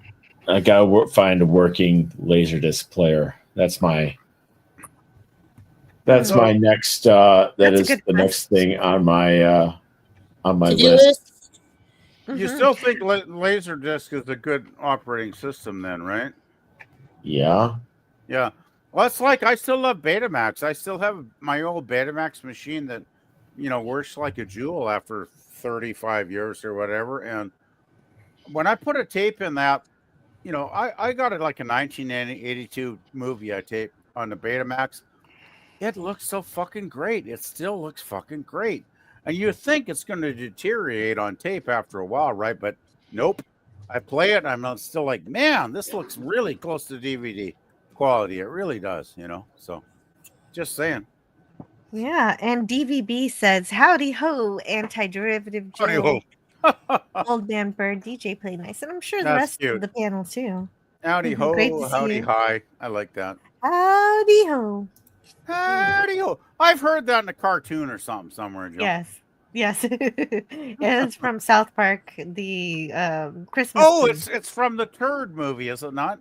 Yeah. Well, it's also just the TV show. Also, No. But There was a I have movie? I have the Christmas CD from South Park, and they have the singing turd guy on there, right? He's like, "Heidi ho." Yeah. That's what it reminds me of. Oh, okay. It's so cute. I mean, if a turd could ever be cute, like that's the turd that was. Speaking of turds, Eric Sandra was talking about how come all the Trekkies can only talk about Starfleet Academy. I'm not talking about Starfleet I'm Academy, but if not. you want me to, I can. I'm not. Yeah, I know. Starfleet I can if you want me Academy. to. I haven't Yeah. talked about Starfleet anything for a while, really. I don't know why we would want to, but I guess we can look at it for a minute. What's Starfleet You mentioned Academy? Is this the Mr. film? Hanky, the Christmas Pooh. I forgot his actual That's name. the one. Thank you, Orphan Zane. I was You're literally so singing, helpful. Mr. Hanky, the Christmas Pooh. He loves you. You love you. Whatever the hell. He loves me. I love you. Love you. Yeah. Dude, the song that he does, there's a song he did on the Christmas album called The Most Offensive Song Ever Written. It's hilarious, dude. It's about the Virgin Mary. If you guys haven't You know on it. what? I gotta say, my favorite on the Christmas album is "Dead, Dead, Dead." You guys ever listen to that CD? It's the song is like "Dead, Dead, Dead." Someday you'll be dead. Someday we'll all be dead. And it's like, this is a Christmas album. And I'm Oh, listening to good. a song about Starfleet how we're all Academy gonna is die. closed. But it's so good. Yeah, Like, the it's Virgin so Mary funny. song is something like it goes like it's like you can suck all the dick you want and still be a virgin. Mary, you can suck all the dick you want and still be a virgin. Yeah, the mother of Christ. It's like Wow. yeah. Okay. I don't. Yeah. That's not good. No. I've Joe, never It's the heard most this. offensive Is song this, in the is world. this a That's what soundtrack? it's called. Joe, The South Park the Mr. South Hanky Park song. Yeah, it's Christmas album awful. is the classic, Joe. I've never. It's extremely funny. I know it's very offensive. It's also literally called the very most funny. offensive song in the world, and it's a Christmas so good. song sung by Mr. Hanky about the Virgin Yeah, Mary. but okay. I watch all of South Park, but I never listened to the No, song. that song is a special just for the CD, and I only Yeah. discovered it a few years ago. You need to hear the Christmas album, Joe, because it is the classic of hilarity. It is very horrendous. funny. John If you're Burns. open-minded and not easily offended, it is the great Christmas. Did you CD guys to see put this? on. John Burns sent another $2 Canadian super chat. I better Isn't shut that the hell up. fantastic? Very well, Yeah. I'll stand down, sure. Oh, did that help in some way? What are you talking about, Tony? What happened? Oh, you know me. I mean, I'm ready to get on with the explosions and the boom boom. But if people keep paying, Boom, well, boom. we all are happy. Yeah, Well, I am really happy. John Burns for Canadian $2 says the complaint of GL win ET radios for rifles. Oh yeah, George Lucas when he replaced the handguns and rifles with walkie-talkies in the ET remaster. I know. Yeah. They were holding them all along. I It didn't was get terrible. that. You should have I didn't get that. You should have kept the the white rifles. Yeah. It's Well, just, South Park did Yeah. a whole excellent episode making fun of George Lucas and Spielberg remastering their movies. Like that was like a 15-year-old episode, you know? No, and you know what? It was so funny, and I didn't know about the walkie-talkie things, and I saw the South Park episode, and I thought that was a parody. I didn't think that actually happened. No, it did. when I Yeah, saw I know that happened. Steven Spielberg was like, I didn't feel comfortable with this, like the armed agents like pointing their weapons at these children. It's like that's the point. That's the point. They're bad guys. God But of course, damn they're you, government officials. Spielberg. But that was that kind of takes the away big, the emotional. but that is kind of the big reveal at the end of the movie was when the man, the man in the big what's it, the man after E.T. You find out that he's actually not really a bad guy per se. That was actually what was cool about E.T. You think he's a bad guy, but really he's just doing his job, trying to help E.T. get home or whatever. Mm-hmm. Yeah. And so, John Burns, I spun the wheel. This is the video you get. This is my movie. Don't you understand? The human adventure. It's just beginning. Human adventures? What mystical powers await? Am I gonna make it to the toilet on time? Or you're gonna make it to the movies and watch Star Trek: The Motion Picture. But I'll also play this video for John Burns, since he mentioned Star Wars, sort of. He mentioned George Lucas. Yippee! Oh God, that kid. That's it. I'm getting back in the saucer. Okay, bye now. Thanks for being here. There are some times when I see certain children that makes me glad I never had any. I just got to say, I'm sorry, but I'm being honest, right? Thank heavens he's gone. Oh, well, I hope that's not directed at me, Jill. You didn't go, did you? No, not unless you want me to. I hope that's not a hint. No, not yet. I think I've been well behaved tonight, though, overall. Have I not? How far? Oh, there was a poor crewmate who was. Thanks for the massive agreement there, panel. It's like, okay, I'll shut the hell up now. Can you actually hear me, PvP? I can hear you fine. And Okay, your beautiful, melodic, lovely voice, as always, Jill. Okay, but I wonder if it just sounds so beautiful that it just feels like background music. No, you have a beautiful voice. I've told you many times how much I enjoy your voice because I think it is a beautiful voice. So Eric Saunders says there was a poor crewmate who was half phased and died between deck floors. So that happened during next phase. That makes sense. Yeah, Holy crap, I don't remember that one. Well, that's a red shirt for the books. Whether they were wearing red. No, that was the one where Data was dating that girl. Jenna? Or Yeah. TVP, don't encourage him, or else I'll have to fire the big gun. Huh? And there were the holes in the ships. There was the holes in the Enterprise, and they were phasing through, and the one crewman got cut in half. That sucks. Well, there you go. Thank you. Gosh. Well, Max Redstone knows his stuff. Oh no! In theory, I liked the first JJ Star Trek movie and its depiction of Starfleet Academy. Can we give the first one a break or not? Well, if you like it, Old Man Bird, that's fine. So does Scotty R37. I don't have to like it, but it's okay if you do. It's fine. As long as you don't tell me you like Into Darkness, I'm good. Yeah, Star Trek 9. At At least Star Trek 9 was like the best of the JJ ones, but it was also like, this was before the reboot thing was really played out. Star Trek 9 did the soft reboot before it was like so commonplace. It's just it's even from the beginning there were problems, of course. Well, the thing is, the first you movie you has, make a cadet a captain, right, in the same movie. It's Oh, just also, weird. them building the big ships on Earth's atmosphere makes zero sense at all. Like, why would we? Wow, how And would why you is do he that? driving around on a fancy car? It's just weird. Yeah, Doesn't I Well, make mean, Into Darkness is pretty damn dark and bleak. That's why you got to I get mean, into it. Really, I get like the the vibe. idea that Star Trek is very into like retro arts. Like they all play classical instruments and they know the great, classic literature and all that stuff. But like, we're gonna be listening to Beastie Boys, in the future. Still, okay. Oh no, yeah, no, that's Scotty's favorite one of the JJ movies. He loves Beyond, and one day he's gonna force me to are review you it. And... fucking? You're no, I'm not Hey, kidding. Yeah, I'm not right. even- That's how you defeat the robot aliens.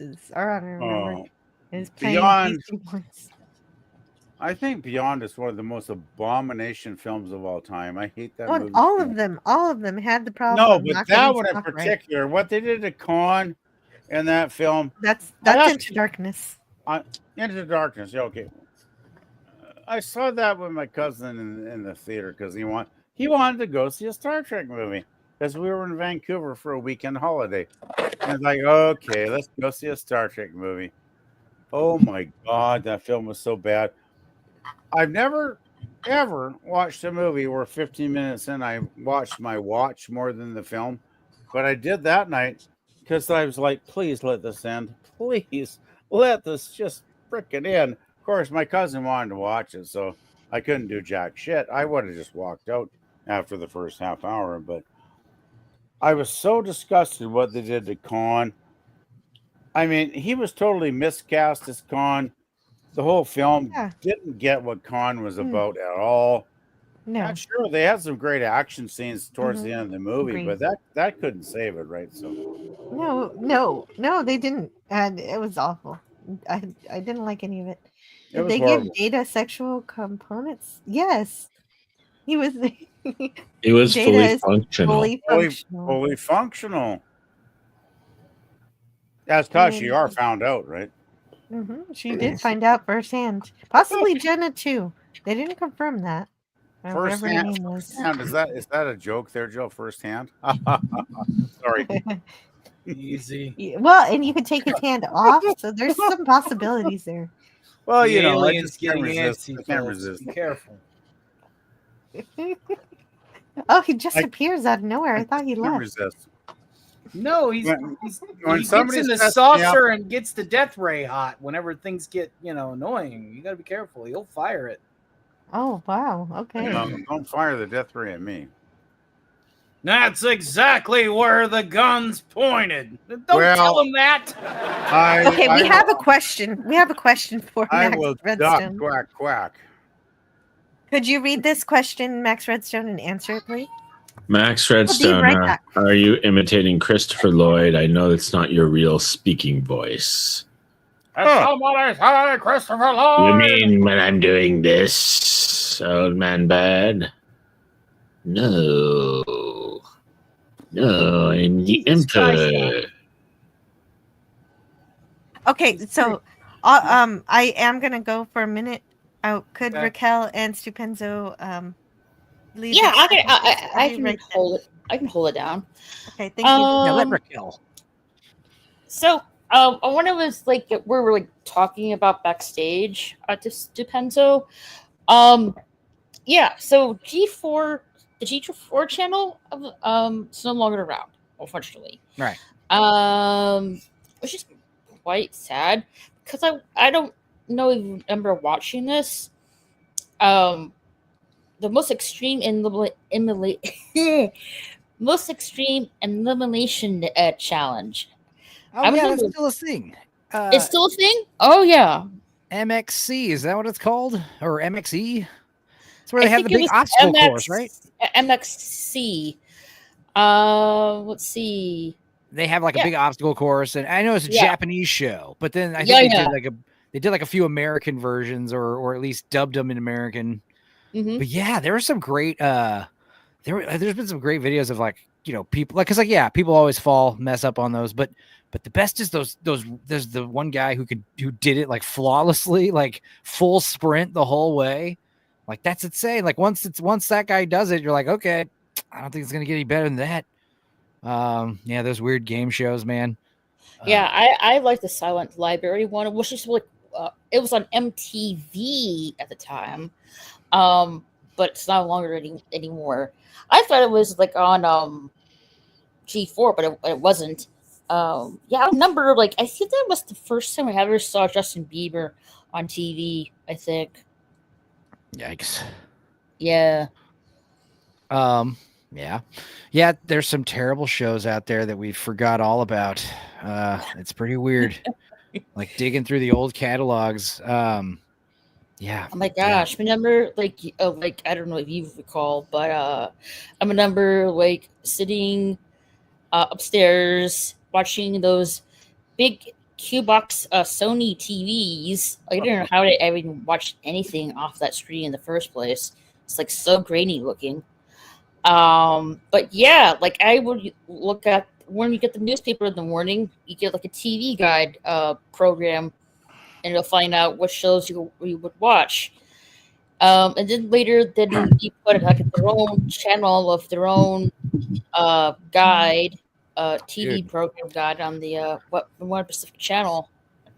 Yeah, yes. I plug my laptop into my TV, and we watch whatever, when mom's, here. And but like, I was thinking about getting one of those little microcomputers just for the TV in the living room.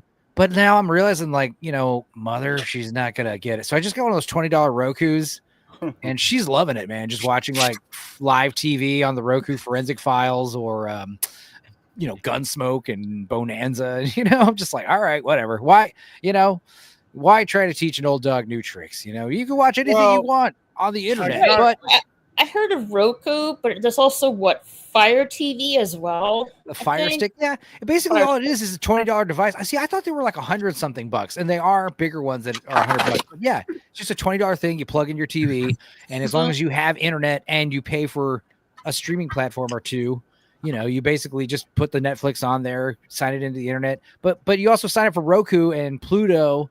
And these are a bunch of as you guys know, it's a free streaming services, but the catch is there's a bunch of ads, and mom likes the commercials. She doesn't care.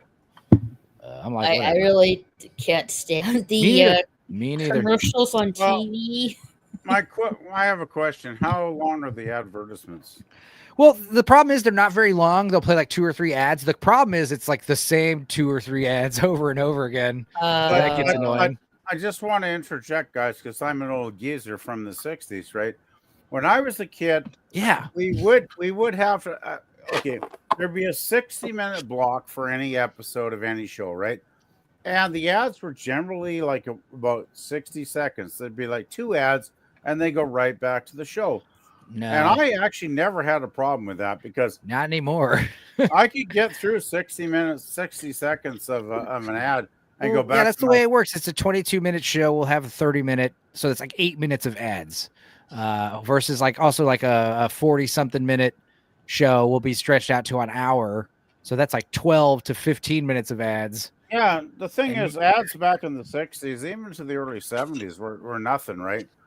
It was the golden age. It really was. Like, well, the golden age was like the 90s because the ads were like legitimately like funny or hilarious or entertaining. Because the idea is you don't want anyone changing the channel, so the ads had to be. They had to have like a hook.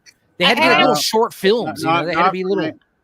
Not for me. It was the 60s. The 60s were a golden age because I almost never even noticed the ads because they were so short. Well, the cool thing about the 60s and 70s and 80s ads was the ads were very upfront. Like, are you tired of getting stains on your shit? Here's this. Get the new product. And then they'll explain. Nowadays, back in the 90s and up till today, it's like the ad, it's like a mystery. Like, what are we watching? What is this about? And then finally they reveal it's like a commercial for Sunny D or whatever. And you're like, oh, God. This is why I don't watch TV anymore because I even tried watching what's the UTV or MeTV, the one where they show all the old shit. I loved that channel for a couple years, and then eventually I gave up on it because if I wanted to watch an episode that I knew should be 50 minutes, they chop it down to like 45 minutes for all. Oh, what they would do is they play it at like they play it at 105% speed. So they speed it up kind of like the radio does. They speed it up, but they don't they change they keep the pitch the same. So everything's a little faster so they can squeeze like one or two more ads in there. Yeah. That drove me nuts. Yeah. I just gave up. I haven't put my television on about 8 years now, and that's because one of the reasons why, right? I just gave up on television in general. But it's like anyway. What else is funny is like you watch these old shows, like you watch Gunsmoker and Bonanza. All the ads are centered around being like elderly, like medications and various, all that stuff. Well, that's probably the ads they show now, but back in the 60s, because I know like Bonanza started in the late 50s, right? If I remember correctly, around 58, 59. I'm sure they were not geared towards older people then, because when Bonanza was airing back in the 50s and 60s, it would have been like one of the groundbreaking shows for the younger people who are watching it. Like, I was young watching it. Yeah, that's the thing. You watch Nickelodeon and you get all the toy commercials, and you watch. But the thing is, I watched it on the original channel, right? I watched it in the first run. So the first run, the ads were not about generic old people. It was like, no, yeah, they weren't. It was like the general population they were showing the ads to, right? Yeah. So it was a totally different experience back then. But I just lost hope for TV after a while, because it seemed like it was getting to the point where the commercials were more important than the programming. So I just said, fuck, I've had enough of this. Just my take on it. Yeah, I watch. We used to go visit grandma, and she'd have basic TV, and like the ads are like nauseating. There's so many of them. It's like, oh my god. Yeah, it was all about the advertising, not the show. Or like, for instance, me and my mom will watch Hell's Kitchen. We watched Hell's Kitchen, the newest season, and we watch it. Show. We watch it on the computer, and there's no ads. But you have to understand, like, imagine there's a 5-minute ad break every time they do that. You realize like, dude, that's a lot of ads. And every time there's like, whoever's going to get revealed to be leaving or whatever, they always like, and the next person leaving is commercial. I remember they would do like 5-minute ad breaks. And at that point, I just gave up. Right? It's like, this is too intrusive. Oh, and they keep doing. Also, it's a lot of recapping and coming up next. So it'll be like, Chef Ramsay sees something he doesn't like. What is this? Next, I did really like and then there'll be 5-minute commercials. And then it'll be like previously on Hell's Kitchen, Chef Ramsay saw something he didn't like, and you're like, stop recapping everything. You fucking idiots! You got the talking. You know what I love about Gordon Ramsay is I actually really liked Hell's Kitchen, because I love a show where you got a chef that, I mean, he is a pretty good chef. You got to admit, like, he knows his shit, right? And when he goes in and just riffs them another a-hole, I just love those episodes. He's like, what the fuck are you doing? Yeah. Well, the problem with Gordon Ramsay is like he started this misconception that if you want a successful kitchen, you got to be an asshole to everybody, and a lot of like kitchen people are like, no. Here's what's funny is Gordon Ramsay, if he calls you like a fucker or an asshole or a piece of shit, that means he's upset. But if he calls you a donkey or a muppet, he wants you dead. He's so mad. If he calls you a muppet or a donkey, like that's like you've committed. You're leaving. You're probably leaving today if he calls you a donkey. You're like Kermit or something at that point, right? Yeah, I don't know. He just. Well, I'm just saying you're a muppet. What I'm. Yeah, that's like his ultimate insult. Yeah, well, he calls you a fat piece of shit. That means he's irritated. I know Brits, and the Muppet is like a really low thing you can say to anybody, right? Apparently, yeah. Oh yeah. If you're a Muppet, you're like you are shit, basically. You fucking Muppet. Anyway, it's raw. It's fucking raw. Just still away. Still right back. I can't really see who entered the panel. But hello and welcome. Jill will be here momentarily, when she can. Hey, Raquel, how's your night? I'm doing good. How are you? Hey, am I speaking to DJ Play Nice? There you are now. Raquel was just moments before. Okay, Oh, nice. I will recognize that deep, heavy voice Play anywhere. nice. This is my first time ever being on a stream with you. I gotta say, Yeah, DJ, it is. This is the first- DJ Gotta Play give a Nice. shout out to the dulcet baritone voice of DJ Play Nice. Cryptosporidium, I'm the guard dog. How are you doing? Nice. I'm doing well. Oh, Sounds like back. Barry Hey, Joe. White, bro. I'm doing all right. Hell yeah. I'm doing okay. I gotta say, DJ's got one of the Yeah, coolest voices I've ever heard. Like, I think that's a DJ voice if I've ever heard one. Yes, welcome, DJ Play Nice. I was able to Hey, bring you Jill. on, but I couldn't introduce you yet. I was tending to my daughter who's going to bed. You were doing parental duties, Joe. Yes. We'll see if it works. She might be up in a little bit. Oh no. How it works. You could always, you could always just tranquilize her or something. I was going to say, like, I'm kidding. Yeah. I'm kidding. I'm kidding. I know you are. I was going to know say, you are. I was gonna say Spenso, I agreed with the 90s ads being funny. Yes, Yeah. so did I. Because you didn't want people changing channels, so that you had to make and a lot of great To be directors, good, yeah. Fincher, and a lot of directors got their start making ads in the 90s and 80s. Michael Bay, I think, was doing music videos and commercials. Actors too. Makes sense. Yeah, totally. But don't forget, in Canada we got a whole set Definitely. of different ads, and the ads we got in Canada were not funny. They were just stupid. It depends what country you're in, right? You got a lot of PSAs, right? I've seen a couple that have been posted. Yeah, we got a lot of dumb shit, basically. So yeah. There was one. No, the one I've seen that everyone plays is the one with the baby hippopotamuses that infest people's houses. The house What is that hippos. about? House Yeah, house hippos, hippos. right, Jill?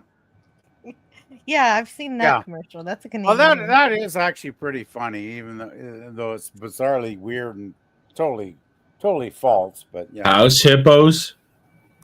Remember what the point of that was? Jill, you explain it. I don't have the energy right now. Actually, I think it was "Don't believe everything you read" or "Don't believe everything you see" or something. But it's just a video about how to deal with a house hippo infestation, It was and then it's how just to the cutest not- thing in the world. Yeah, it's basically trying to tell people don't believe everything you see on TV. I think. Yeah, except that it was really cute, and all the only takeaway was. people ever have is wanting a house hippo. Hey, Jill, if you ever want to play that in the backstage, that would be fun. Yeah. Well, that's all. I don't know a whole lot of Canadian commercials, but I know that one. But that is the good one. FKHC sent you a photo of that scene from E.T. Tony, that's a thing that happened. Let's see where we were. Fantastic. The human adventures. Yes, that kid just wanted some root beer, or maybe with this movie. And are you here lurking? Oh, Old Man Bird wants to know: is Snortapoopus Q Burr? Are you here lurking? We promise not to disturb you if you're trying to sleep. PvP, you're too well behaved, says DVB. It's kind of nice for a change. Well, gee, you want me to get totally hammered out of my mind and be an asshole? Like, I'm trying not to tonight. It would give me a reason to blow you up. Well, that's what the aliens here for. I just hear somebody say they wanted to blow me. It's like, oh my god, I'm not here for that. Oh, up, I don't blow think you wanna... up. I thought he said blow me off. It's like, okay, I'm Do mistaken. what now? Hey, I just put the house hippo thing in the private chat so you can watch it after we finish and go backstage. See, I got a weapon pointed at you. Oh, I got a right weapon overhead, too. and it's beautiful. I got a weapon too, but I don't point it indiscriminately there, Tony. Well, Tony isn't the one doing it. Crypto. Oh, I got okay. Who the fuck am I talking to here? Cryptosporidium of the Furon Empire. Say hello to my big fucking god. Okay, I have no fucking Who was idea who I'm Justin talking Wiener? to. I think Mars Monkey Max. She was talking about Justin Bieber, but I don't know why. Fuck The Justin Beaner? Bieber. He's an asshole. Oh, Beaner, Bieber, not Bieber. Justin is a wiener. Fuck him. Yeah, there you go. Yep, agreed. Death rates have been done so many times. Know what I mean? Sounds They're like somebody overplayed. wants me Been to over fly that. a little closer. Anyhow. Oh, you're genocidal. I thought you were very specific on who you wanted to destroy. At the end of the Genocidal, day, that's a little every boring. human's gonna have their day, but I don't mind to pick and choose so long as the quota's met. Yep. All right, fair enough. You know what they say, PvP. 2 ads are better than 1. Wait, who says that?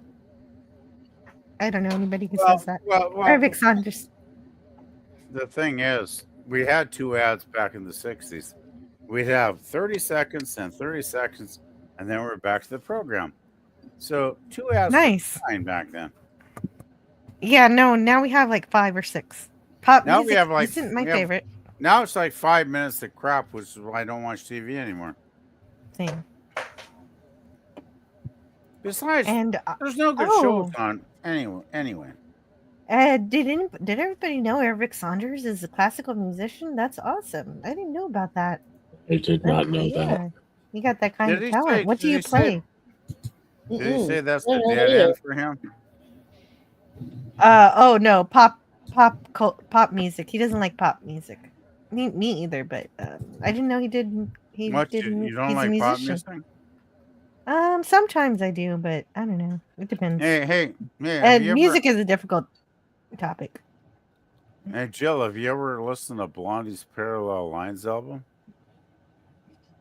Well, you know, PvP. How come you can't ask me about a song? You always ask about the whole damn album. No, but I'm just saying that is one of the great pop albums of all time. I listened to it today earlier, and it's so good. Well, I did like that. It used to be where if an artist put out an album, it was kind of like the entire album was a story, and that's always fun. It's kind of like that in a way. It's kind of an album. It's not a concept album, but it does have kind of a theme of relationships through it, if that makes any sense at all. Oh, Old Man Bird used to play or has a violin, and he knows how to play, but he can't bow once per measure. Oh, okay. The monkey next to me is pretty good with the ebonies and ivories. Oh, and Yeah, we have thanks. to all say goodnight to Pop Culture Republic. Yes. Good night, Pop Culture Good night, Republic. Pop Culture Good night, Republic. Have a Bob. great night, brother. Good night there, buddy. Yeah, I'm just trying to catch up with the chat since I was away for a Toodaloo, little you while. me. Anyone who doesn't like the Muppets is no friend of mine. You must be best friends with Scotty R37. He loves the Muppets. What's wrong Dude, with I the had Muppets? Kermit on earlier. Shit. I don't know. I didn't. Did anybody say they didn't like him? I like the Muppets. I like have the no Muppets. problem with it. I okay. might be inclined to bring Kermit here. Well, if he has something to say. You know, I actually still love that gross joke about the Muppets, Joe. It's like, what does Kermit's dick smell like? And it's like, Yeah. Getting back in the saucer. Well, here's like a little bit sad news. Like, some sad news. So Somebody's at Walt Disney World, they're getting rid of the Muppet ride over there, or the Slash Theater ride, and they're replacing it The with Muppets 3D, yeah. Yeah, the Muppets 3D. Yeah, thank you, Tony. So they're replacing it with Monsters Inc. instead. But they're not totally going away. They'll be going to the Rock and Roller Coaster instead with the Electric Mayhem. So I was lucky enough to see it in person before. Doesn't matter. I'm not going to Disneyland ever again. Yeah, me neither. But I guess we found out the answer of who doesn't like Muppets. Disney. Right. Yep. Apparently so. I'll go to Disneyland to turn it into a parking lot. I haven't. This is Walt Disney World. I haven't been to Disneyland. I'm just joshing you people. Calm down.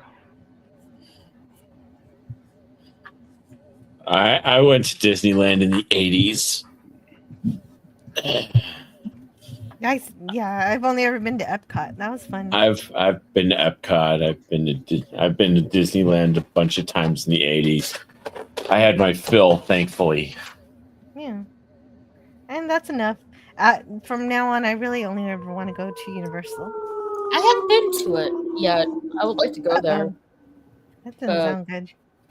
That's not a days. good sound. Have you been to Universal, Raquel?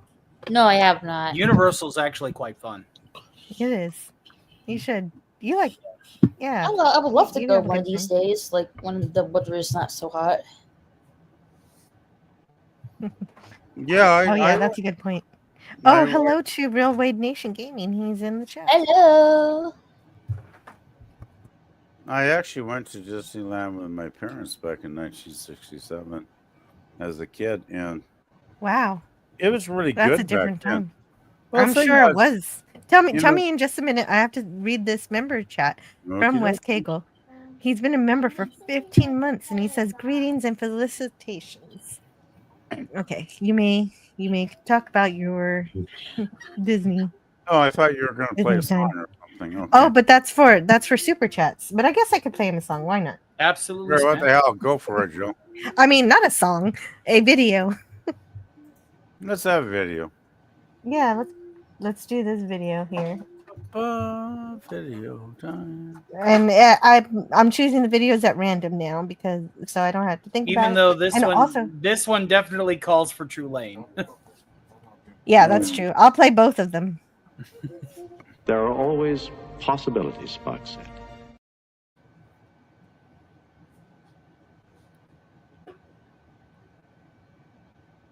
Greetings and felicitations. Absolutely smashing. Love True Lane. And there you go. Okay, Humans so, and their infatuation with godlike powers. so we were just talking about Disney World, Disneyland, Universal. PvP says that he went to Disneyland in 1967. I went there with my parents when I was 9 years old in 1967. Back then, it was a hell of a lot cheaper, of course, than it is now. Still, it was not cheap. I mean, even back in $67, we paid a good amount of money to get in there and go on the rides. And we were only there for a couple of days because we were working class peoples. So we weren't like, rich elitist assholes or anything. So, we went on the rides.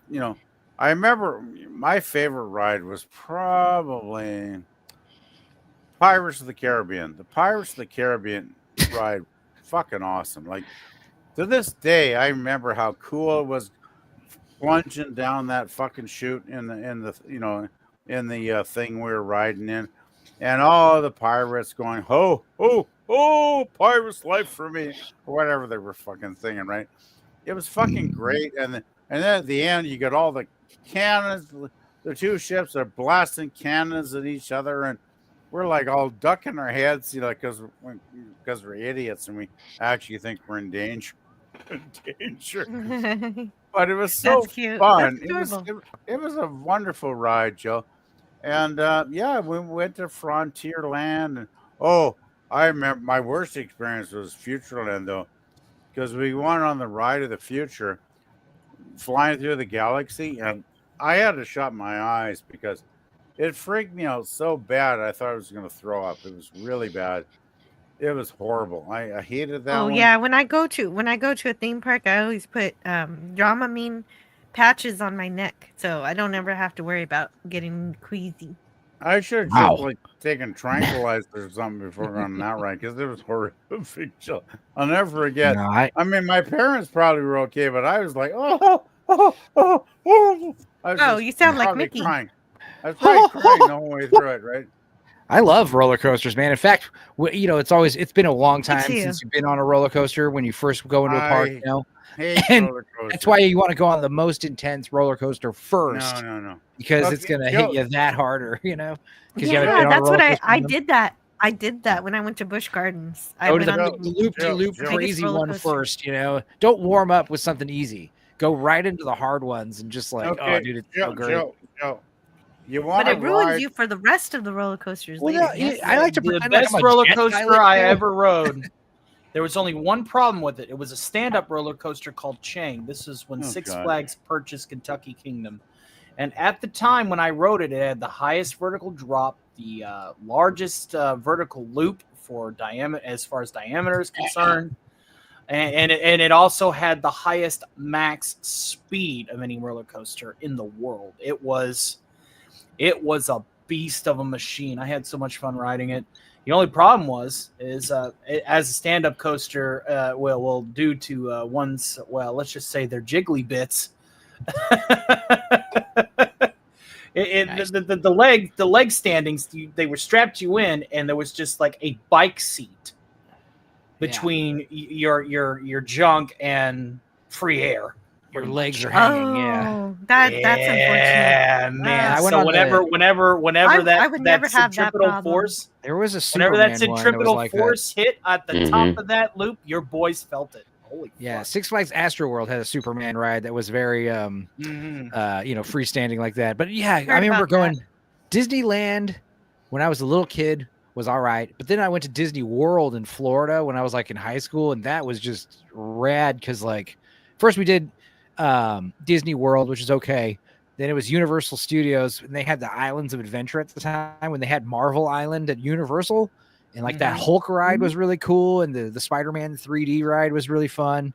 But then we went to Disney Quest, and that was like this 4-story arcade where you pay $20. Like literally it was $20 to go in. And it's just a bunch of free to play games on like a 4-story arcade. And this is 1999. And they had like a cafe with a bunch of different like food court stuff. And like every table had a computer with internet. That was wild at the time. And like the only games that cost money were the games that you can win prizes, but every other game was just like push a green button, keep playing, you know? And it was like 4 stories of arcades. And it was like, came down to like, that sounds fun. we get an extra day. What do you guys want to do? You guys want to go back to Universal Studios or Disneyland? And it was like, hell no, let's go back to that arcade. And my mom was like, hell yeah, it's only $20. Let's do it. It's like, yeah, that arcade rocked. Yeah. I don't know if Disney Quest is still a thing, but like, at the time, that was like, ooh, that was a game. There was also like they did cool shit like at certain times you could go. There was a like a drawing lesson from an actual Disney animator. They teach you how to draw a Disney character. I think I learned how to draw Goofy, you know, and you're drawing on little like little tablets, which were crazy at the time, you know, little like sorry, is it called Disney Quest Indoor Interactive Theme Park? Is that the one you're talking about? That's got to be it. That's got to be. Oh, I used to love to draw when I was. Did they turn it into a theme park? No, it's permanently closed. I wouldn't be surprised. It was a cool idea, but now that video games are so like easily accessible, I think arcades in general, you know. And I wish like they'll bring back those arcades because I'm not really familiar with the arcade games at all. I mean, the only ones I'm really familiar about is the TNT and the Simpsons one, but that's pretty much it. Well, lately it's a lot of barcades. Barcades are a thing, and I think the thing is like you have something like Disney Quest where it's like $20, all unlimited, pay to play. That's just a recipe for kids to just go there and just cause trouble and break machines. But if you have a bar with adults, they'll probably be more respectful to the gear and order drinks so you get money that way. But like, yeah, free to play games. There's a barcade in Austin called Kung Fu, and there's another barcade out here. And yeah, barcades are. Well, all I know about is Dave & Buster's, but man, Dave & Buster's is good. Well, Dave & Buster's is a ripoff because like you have to get the Dave & Buster's card, and it's like little. You got to charge money on the card. These are free to play games. Like you just press the game. The only games that cost money are, like I said, are Start ones that you play, get yeah. prizes. Yeah. Okay, Like, okay. I have been yeah. to a place like that where you can get drinks there, and it's just you just had one-time fee, and you can play all the games. Right, and they're old games. They're not great games. You know, they got Mortal Kombat and maybe a shooter game here and there, but you know, who cares? There was a funny story where one time I took my mother for Mother's Day. I took her out to the mall out in Houston and got her like a spa treatment, like beauty stuff, and she's like alone getting massaged, and I'm like wandering around the mall. And I'm like, okay, I go to like give a Spencer's and a Hot Topic or whatever the hell. Just look at all these weird places. And then I find out there's a big Dave & Buster's, and I go, and I'm like, okay, let's spend like $20 on a card. And, I want to play this virtual reality game. I go in, they're like, hey, you want to get a card? I'm like, separate. It's a separate fee. I get the card. I put the money on the card. I go to the virtual reality. They're like, no, we take cash only. I was like, what the fuck? Why didn't you tell me that? So then I spent the $20 on like, I think I played like 3 or 4 like Jurassic Park games, and like the $20 was depleted. I was like, dude, fuck this place. Because you get paid like you're paying like not per life, but like you're getting charged like per the minute you're on the game or some nonsense. I was like, what the hell? I wish they would, do something differently that, that isn't like that. Like I know they have like a huge Rock'em Sock'em display that you actually can play near me, but yeah, I agree with you. The card thing is just a ripoff. Like for me, I like the coin thing. That's for me. I'm more comfortable with that. Quarters. But but I don't know. I see they don't really do that anymore. I think the only place that still does that is Chuck E. Cheese. Yeah, and here's the thing. At least with tokens, tokens are also stupid. The whole point is like but we want you to get a currency that's only good for our establishment. And the thing, at least like when you change your quarters for like, Chuck E. Cheese tokens, a quarter equals 1 token. So it makes sense. And then you can keep track of the money. But with a card, you put $20 on the card, and every game charges like different amounts, and it's impossible to keep track of what's on your card, and you always get stuck with like $1. Buster shucks, man! It's such a ripoff. Yeah, you get like $1, like $1.35, and left over on your card. I get that. Well, Dave & Buster's thing is that you get points or whatever, tickets to buy crap that would be twice as you spend get half mileage. Mileage to buy stuff you don't even want. Yeah. Well, and anyway, Jill, Max is sounding a bit unruly. Why don't you scoot me over there between Picker and Max? You know what I'm going to do instead is I'm going to read this super chat from Wes Cagle. Wes Cagle sends a $5 super chat about 15 minutes ago. He says, "Sir, I protest. I am not a merry man." That's okay. I'll blast through both of them. Okay, sounds good. Well, you're in the perfect position to do that. Oh, Jill, I found the amusement park that I was talking about earlier, the one that closed down. I remember the name of it. It's called Fantasy Island, and they did bring it back. It's different now, but I'm okay with that. Like Look, boss, the plane. Welcome to Fantasy Island. I would love to see the new Fantasy Island when I can, see how it is and stuff. Nope. No? Absolutely not. Come on. Is it in what is this? In New Jersey? No. This is like in Buffalo, New York. Oh, okay. Or like close to it. Yeah. Is it true you guys invented buffalo wings? I don't know. What's crazy about buffalo wings is, just like brisket. Like brisket used to be cheap, and then Texas made it super popular. Buffalo wings, Buffalo made chicken wings really popular, and now they're pricey, even though they should be really cheap. Like you only get every time like I go over there, I would give like a little small package of Tim Hortons donuts. They don't really sell them down here, unfortunately, in the South. I don't know what the hell that is. It's a donut place. Oh, down here we have boiled peanuts though, so you don't have those up north. Why don't you roast them? Boiled peanuts are a thing that we don't really have them in Texas. It was something I discovered in North Carolina, I think, when I was on tour. But it was like boiled peanuts, and then everyone in the band's like, "Dude, try them." And yeah, they're pretty good. I make them all the time now. Wow. Those weren't pirates. Those were our drunk dad, says Mars Monkey Max. Oh my god, my they have keyboard beards player, like pirates. dude. My keyboard player's dad is a parrot head, which means he's a huge Jimmy Buffett fan, and he goes to see Jimmy Buffett like on the road. And I didn't realize this, but like the people who go see Jimmy Buffett, they drink so much.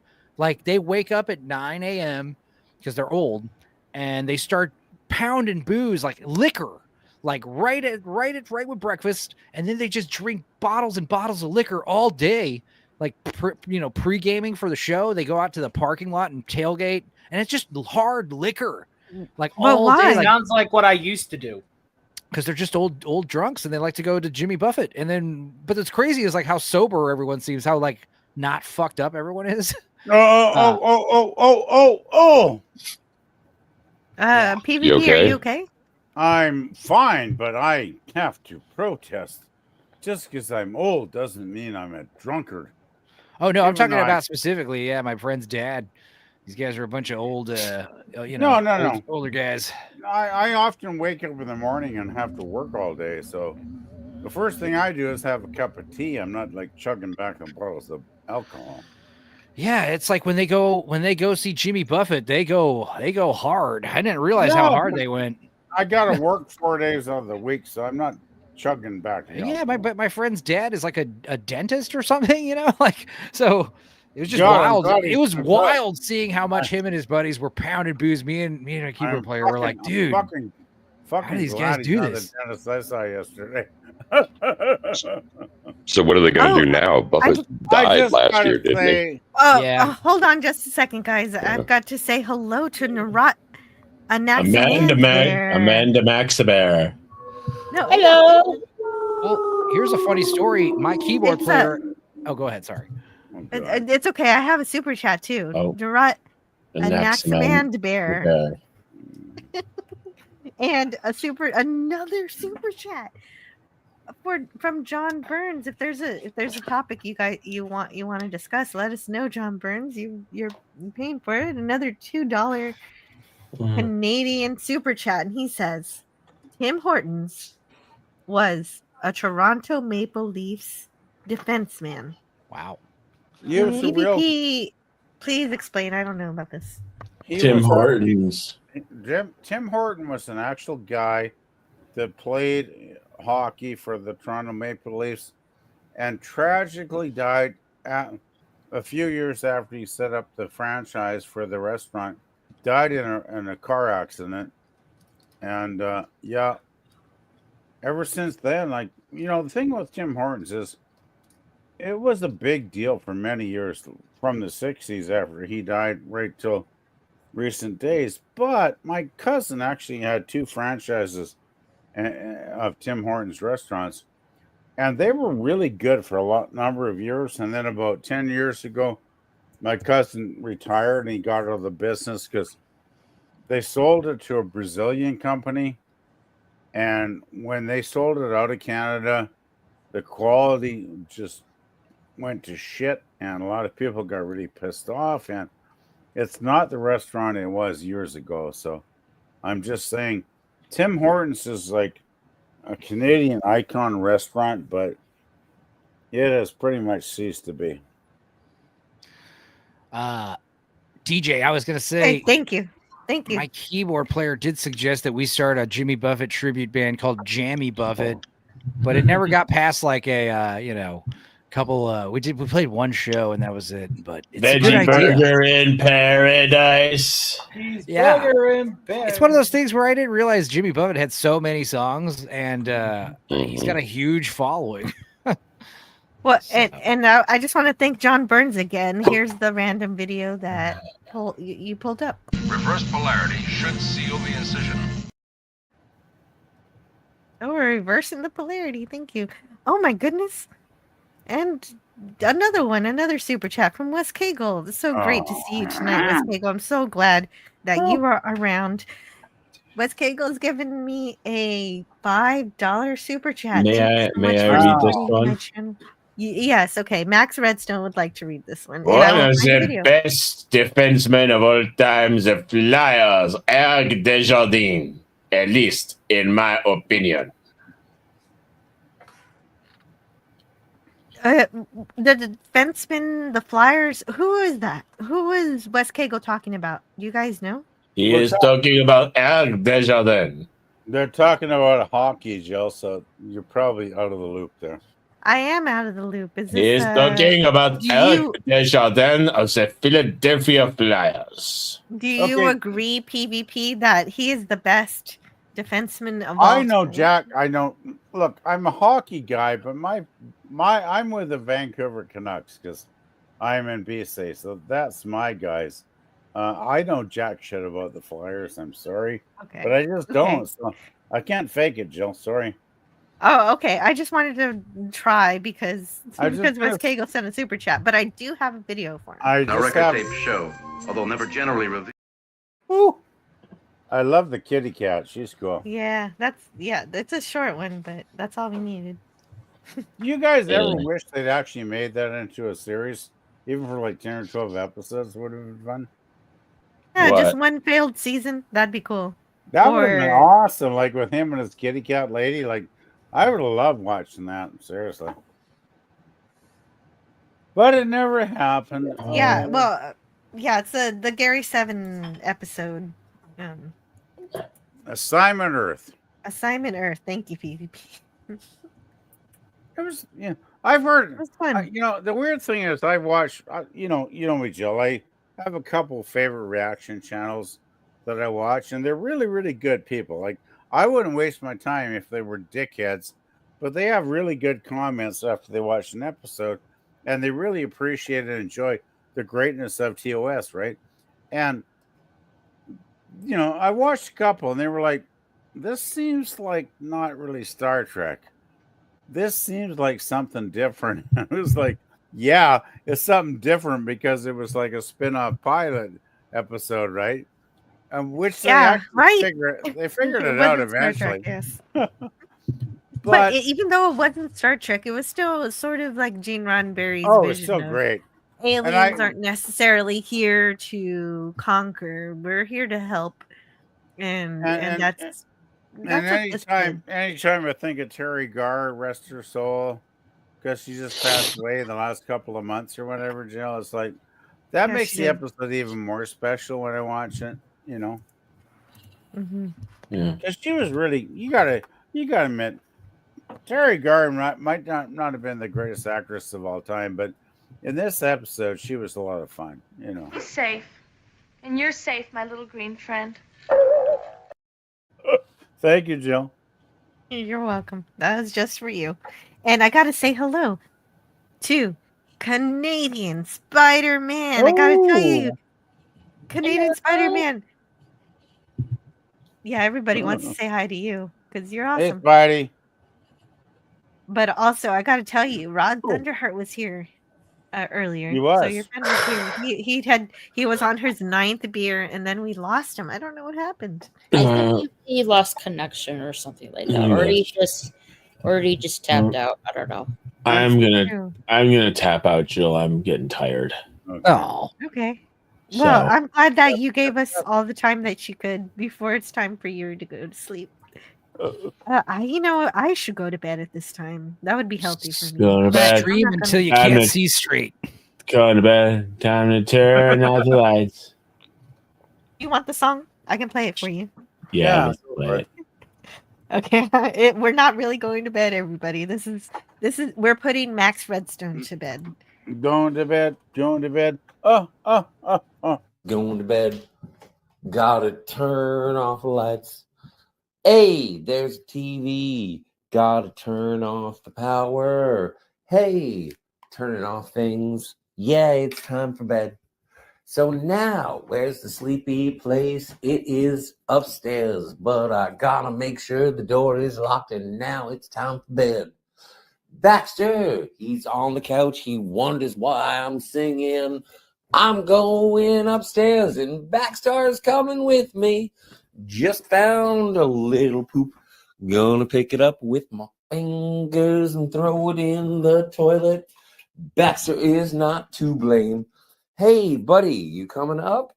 He's looking at me like I'm a crazy person.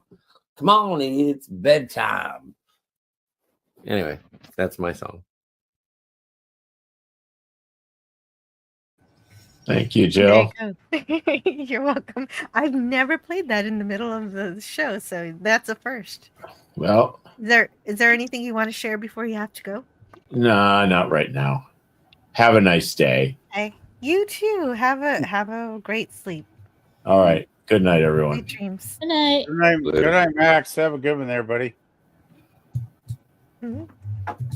Eric Saunders says, "Stick to your day job."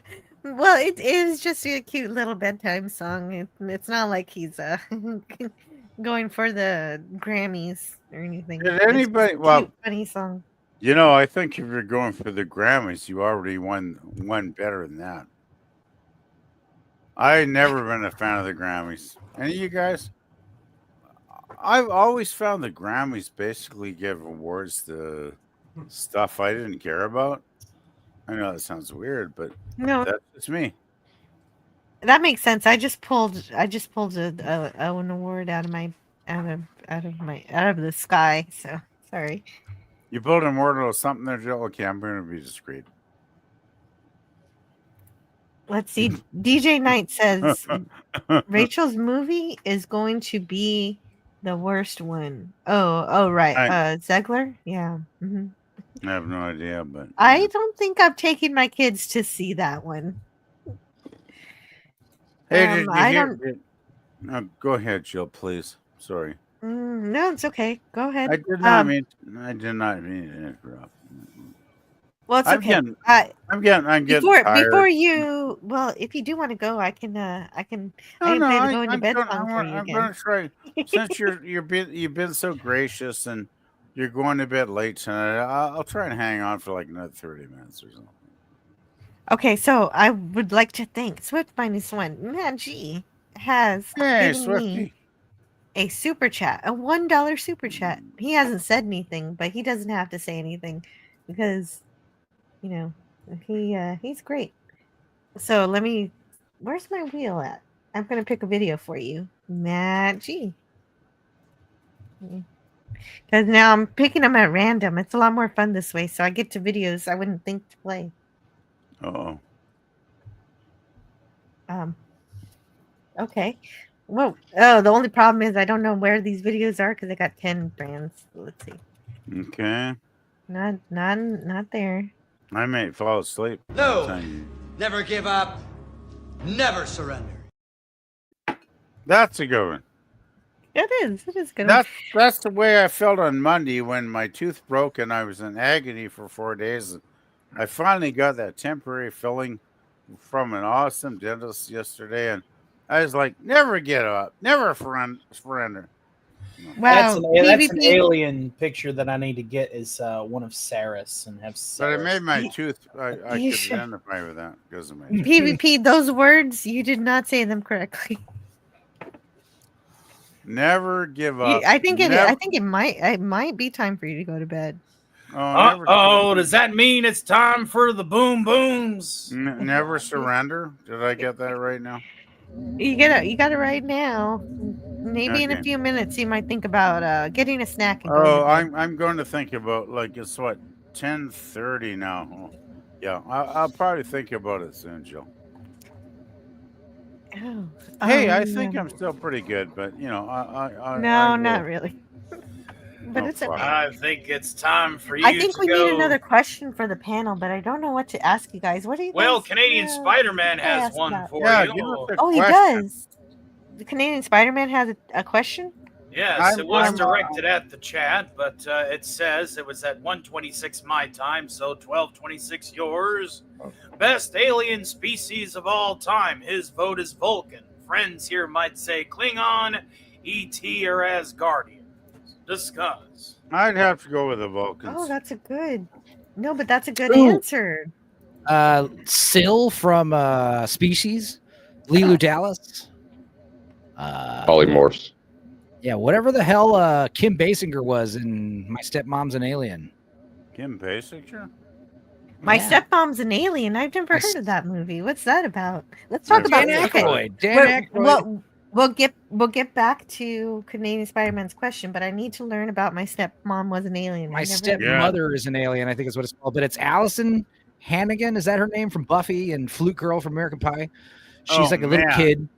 And Dan Aykroyd is her super nerdy father who works at a observatory or works some kind of space thing. He sends out a radio signal and accidentally contacts an alien species, and she disguises herself as like a super hot Earth chick who looks like Kim Basinger. And the whole point is like infiltrate the family, get to the observatory satellite dish. I don't remember, but like, you know, only the daughter is the one who suspects that there's something weird about her stepmom, and she's an alien. She's super hot though. That's the best thing, is like you have to make Dan Aykroyd like fall head over heels. So she's like the perfect woman. She like cooks like huge breakfast for everybody. She's like always like dressed to the nines. John Lovitz is like his partner, and you know everyone's like obsessed with her because she's like gorgeous. You know, it was a good movie. I mean, it wasn't good, but it was a fun movie. Wait a minute. Wait. It was a fun movie. What's that? We'll go back, Joe. Is that the same actress that was? Yeah, Vicky Vale, Batman. And Batman. Oh yeah. The Getaway with Alec Baldwin, the remake of The Getaway. She's great in that one. I thought she looked familiar. Like, This is before she got her big. This is before she got her big fake boobies too. So she looks great, dude. She's on a date with Dan Aykroyd in this scene, and like she's gonna have sex for the first time. She's got like a robot or a tentacle in her purse that teaches her everything about Earth. And she learns about sex, you know, in the bathroom. And then she comes out wearing this like nightie, and like it's like 90s techno music is playing, and her hair is blowing in slow motion. And Dan Aykroyd is like, what? It's amazing. We just got 2 new amazing guests, but before I welcome them, I have to play this this video because you mentioned Vicky. Why are you afraid of flying? So also I have a super chat, but first, obviously, we need to welcome our friends who have joined us just now. Thank you for telling me about this movie. It seems like fun. I love any science fiction, even if it's kind of frivolous like this. So we're going to continue that question, though. But I want to welcome Stone Racket and Tiger Stripes both together at the same time. Awesome. Hey, y'all. Hello. Actually, I was here first. Okay, Tiger Stripes first. Stone Racket second. How are you guys doing? I'm doing good. How are you? Great. Stone Racket, what about you? I don't know. Tiger Stripes beat me. I don't know if I can live with that. Yeah. Well, no, that's interesting that we both joined the panel almost that is at the same time. Almost simultaneously, like there must have been a tremor in the force or something. Well, Tiger Stripes does have the Emma Peel glasses on, so I'm sure she'll be kind to you, Stone Record. Because Emma was always nice too. Emma was always nice to the allies that were helpful to her, right? I'm gonna step away slowly and let Crypto guard dog. Anyway, I'll just remain silent now. Okay, so Old Man Bird sent another $4.99 super chat. Thank you so much to Old Man Bird, and I'll play a video for you. But and then I'm going to ask the panel this question. We already have Canadian Spider-Man's question, which we'll answer in a minute. But first, we have to answer this one. Maybe this one will be, a quicker one to answer. Think about this question: the asteroid is going to hit a city badly. Which one? You must decide, and you have about a minute to think about it because I'm going to play this video while you think about it. And where is it? Here it is.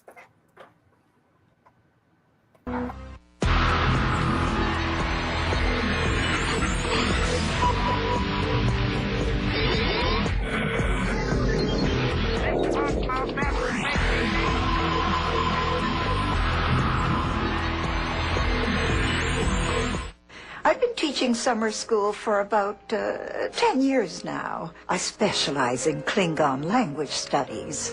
Much behasta, Dutch. Much behasta, Dutch, Miss Roy. How much for these apples?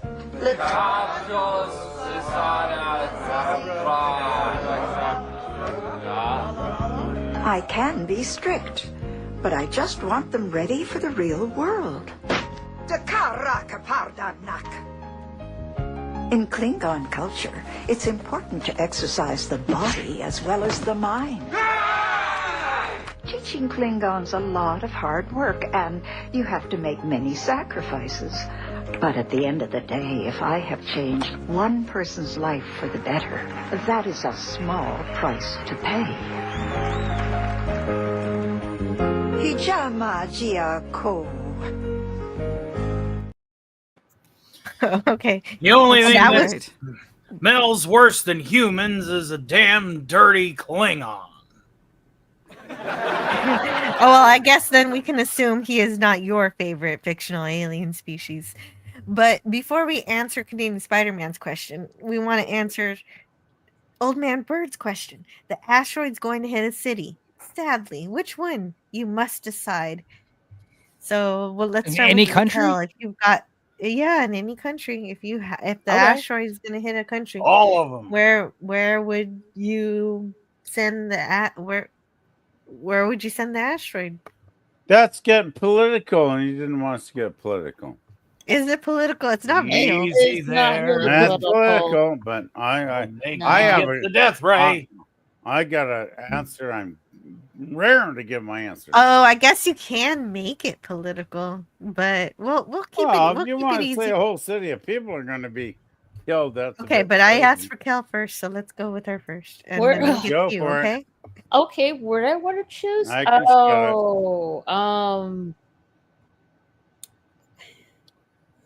you gotta- I guess. Well, where did you say? Madagascar.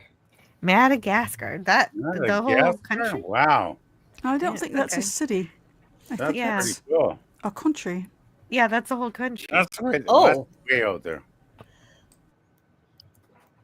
But that might be a good choice if I think you're thinking along the same lines that I'm thinking, which is where can I send Island it country? where- yeah, where can I send Island it where country, yeah. nobody's gonna get Killed? hurt? Yeah. Well, That's but what I know was thinking, I think that this. Well, I imagine that this question is set up because to make a choice. Because like my choice would be Atlantis, somewhere that doesn't exist. Yeah, somewhere right? that's unoccupied. Well, that was my same. I was gonna say, I don't know how to say this. Lemnox, Ontario, Canada, a town that was abandoned after soil testing revealed it was built on unstable ground. Well, Oh, I that's would there. say Really good. Chernobyl, but I don't really think we would asteroid to want to be crashed there. Yeah, Chernobyl's there's like Coober Petty in Australia. It's like in the middle of nowhere, Coober Pedy. Australia. Like that's Is you it know, places like- occupied?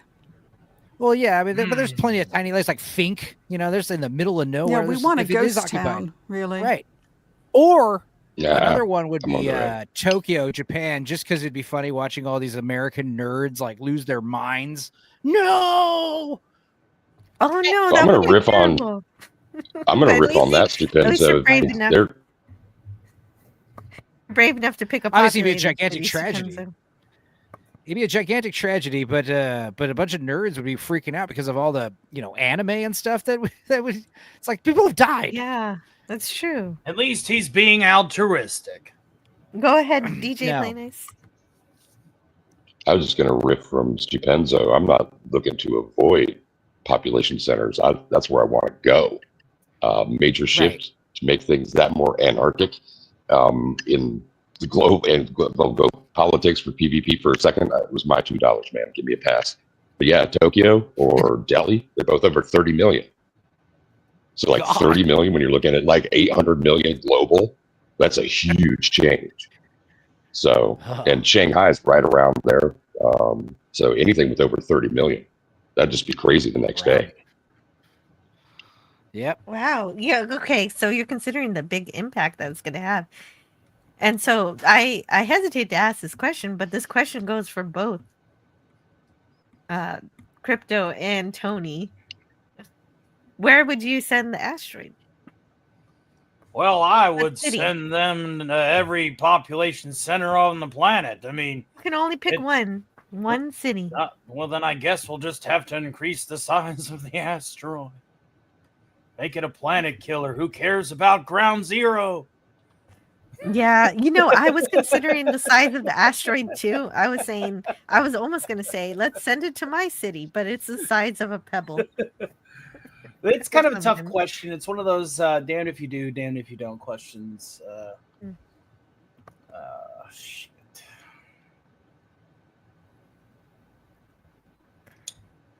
Probably someplace that could at least economically help. So a city that's surrounded by, desert. I would probably hit Cairo, Egypt, simply because that's just gonna not economically, but ecologically assist the planet in the long term with the water that would fill the basin of the crater. And you're trying to irrigate. You're trying to irrigate land over here.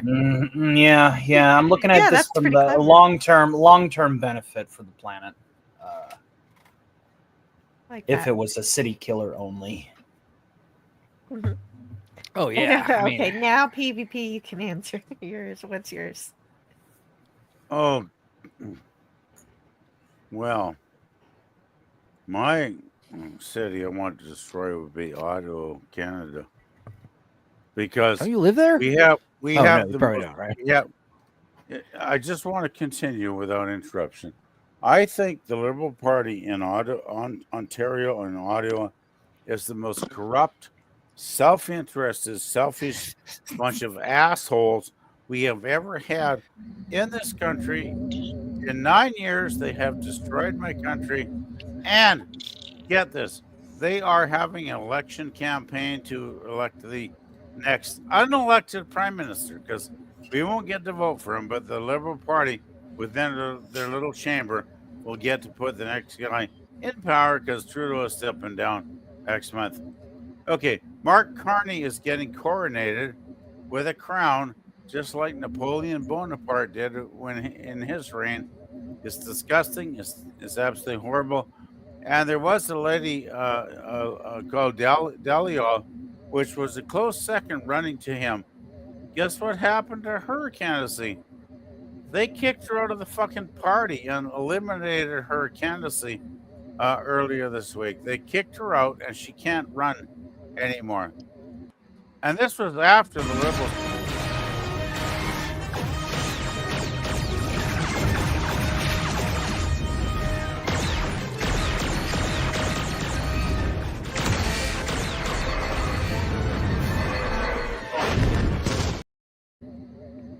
And thank you, PvP. We get the point. Ottawa. Yeah. No, I'm just saying. Stone Racket. And Stone Racket, if you had to choose a city, if an asteroid is hitting the planet, that would only destroy that city, I suppose, is the actual assumption. Which one would it be? Nampon, North Korea. We're thinking about it. North Korea. And that makes sense. North Korea. And there's a huge terrible things are happening in North Korea, so I can understand that one. What about you, Tiger Stripes? Oh yeah, you already some answered, nice, right? Yeah, some nice ghost town. Yeah, nice. Yeah, you're like me. I don't want to impact.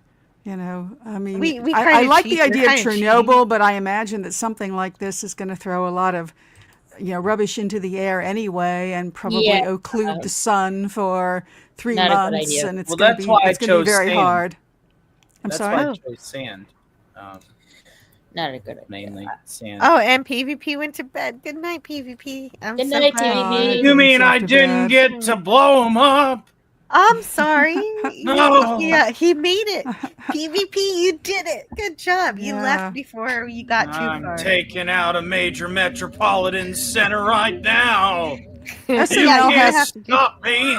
SNL has this character. I mean, they had this character played by Bobby Moynihan called. Who's doing that? Tony's alien needs to destroy a city. Tony's destroying a Yeah, city yeah, right he now. needs to stop that. He wasn't able to destroy PvP. Yeah. I can't go forward with this. That kind of thing really, it makes it very difficult for me to focus and chat.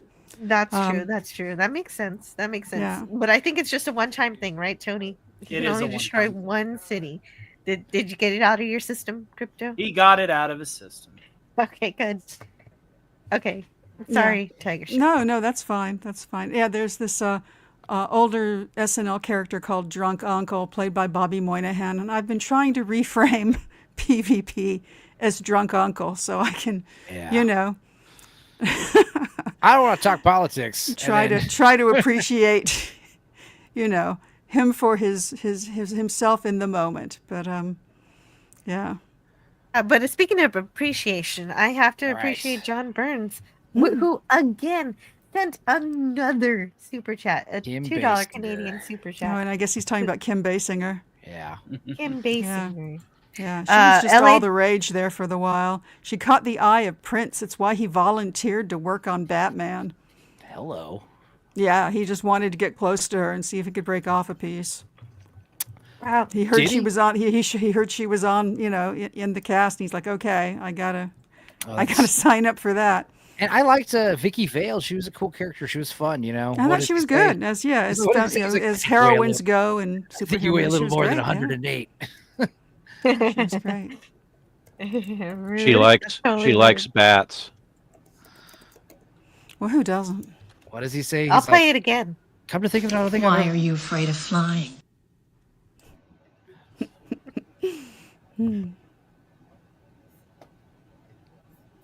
Yeah, that was another thing. Michael Keaton's Bruce Wayne was actually kind of funny, like on purpose. I feel like he was playing it right on the line. Right. You know, there's like just the tiniest twinge of Adam West coming through, but mostly he was because you know when he got that role, I was like, oh no, this is not going to work. And afterward, I'm like, okay, no, he's making it work. He's really making it work. Well, yeah, you get this like down to earthness sense about him. Like for instance, in Batman Returns, I love it. Whenever I eat potato leek soup, I always think of the part where he's like, "It's cold, Alfred. The soup, it's cold." He's like, "It's vichyssoise, sir. It's supposed to be cold." And he just looks at him like, "Oh, okay." That reminds me of Red Dwarf also is Well, you know potato gets leek to soup. Yeah. Oh yeah. Well, potato leek soup is great because it lives a double life. You can eat it hot or cold. That's why it's the only soup that does that, I think. Oh, But I hold do on love just a second. I have to step away s'mores. for just a minute. Can you No read worries. this chat and also say good night to DVB? I don't know if he is still listening, but he said All it's right. time Good night, to go. DVB, bro. Yeah, good It's night, man. time for bed. Wait, what And, super chat did you want me to read? Oh, It's not a super chat, but it is by John Burns. John Burns Let is him know Dan chat. Aykroyd and Allison Hannigan and Kim Basinger and a Jimmy Durante joke. Cha cha cha cha. Anti-derivative Jill at you. Yeah.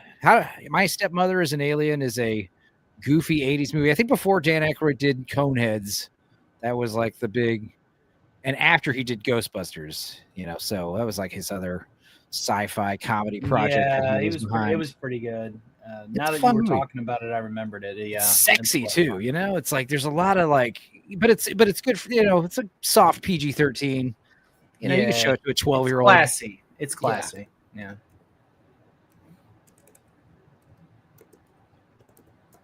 Oh, Kim. I only Yeah. saw one of those movies in that era, or maybe a little after it. I saw So I Married an Axe Murderer. But those, you know, those ones with that kind of a title. 90s. You know, my mom is a this, my girlfriend's a that, my boyfriend's a this. I steal that married joke to all the this, I'm time. married to that. There's Yeah. that joke where he goes into her house and she's got this gigantic poster of Seattle or something. I can't remember what it was, but he looks around and he goes, "You know what this room needs? A huge, oversized poster of Seattle." And he was like, "Oh, you've got one." So I steal that joke all the time. You know, I see like someone with like some crazy decoration in his house, and I'm like, "Man, you know what this house needs? A gigantic, water fountain decorated with whatever." "Oh, you've got one."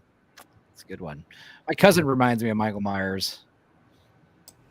Daxon R in the chat says, "Good old butt fuck insane Aykroyd. You sound like a banker." Dude, the Crystal Ain't no Skull. banker gonna fool me. His Crystal Skull vodka. He comes in that glass skull. Oh, it's filtered over gems.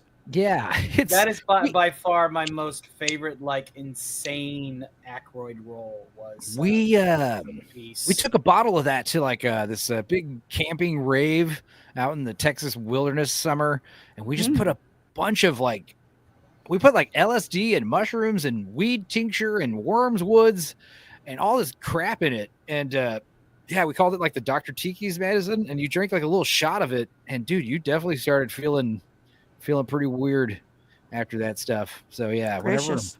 Yeah, it was fun. It was a wild time. It's very fun listening to Danny pitch it when he's describing it. He does that thing where he has that smooth flow of words. It's this filtered over Herkimer gems, triple filtered with a smooth vanilla finish, and it does have a smooth vanilla finish. It's very nice. It's good vodka, and you get to keep that cool skull bottle for whatever. Yep. The super cool bottle. Yeah, and the reusability of the skull bottles is great. I would just drink water out of it, like walking around the house. Gift them to people. Drink from skull of enemy is very good feeling, though.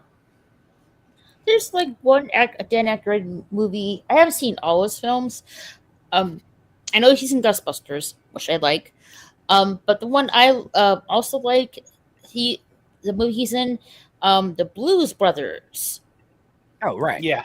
Mm-hmm. Yeah, I thought that was a really good movie. Yeah, that's a classic. Here's one that top 20. I don't know if you guys have heard of, but it's not a good one, but it's called Exit to Eden. Him and Rosie O'Donnell are cops who go undercover on a sex resort. Yeah, it's based on one of Anne Rice's soft porn books, and retains nothing of the book at all. No, it's absolutely nothing. Gary Marshall made this movie. Yeah, it's they take really the concept of the sex ridiculous. island and turn it into like a lowbrow cop comedy. And it's funny because Rosie O'Donnell, she goes undercover as one of the clients, so she gets all these massages, and everyone's all having all this sex. And then Dan Aykroyd, he goes undercover as like one of the maintenance guys. And I don't know. I actually haven't seen it, so I can't speak to it. It's pretty funny. I mean, there's a lot of nudity in it. So I think I'll definitely, pass. Yeah, I think I'll pass. It's a fun one. Rosie O'Donnell. I thought you might have brought up Nothing But Trouble.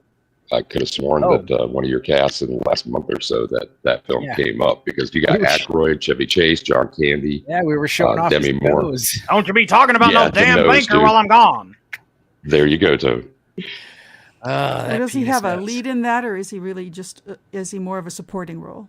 He wrote and directed it, and he also has the character. He plays the antagonist under a bunch of makeup, and he also plays like one of the weird junkyard twins under a bunch of makeup. Wow, mm-hmm.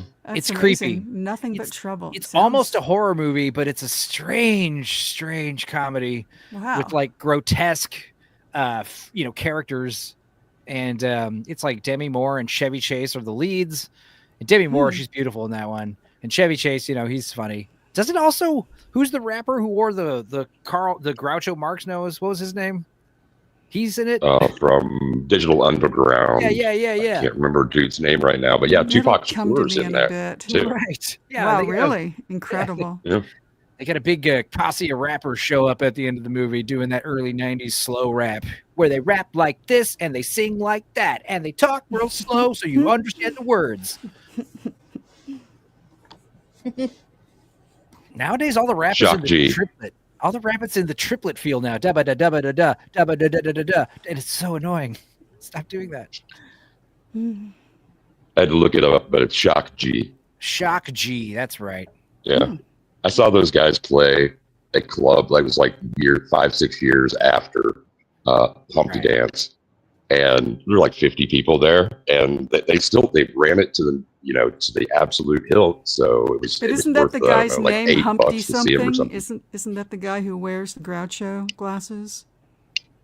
The performer's name is Shock G. Yeah. Really? Yep.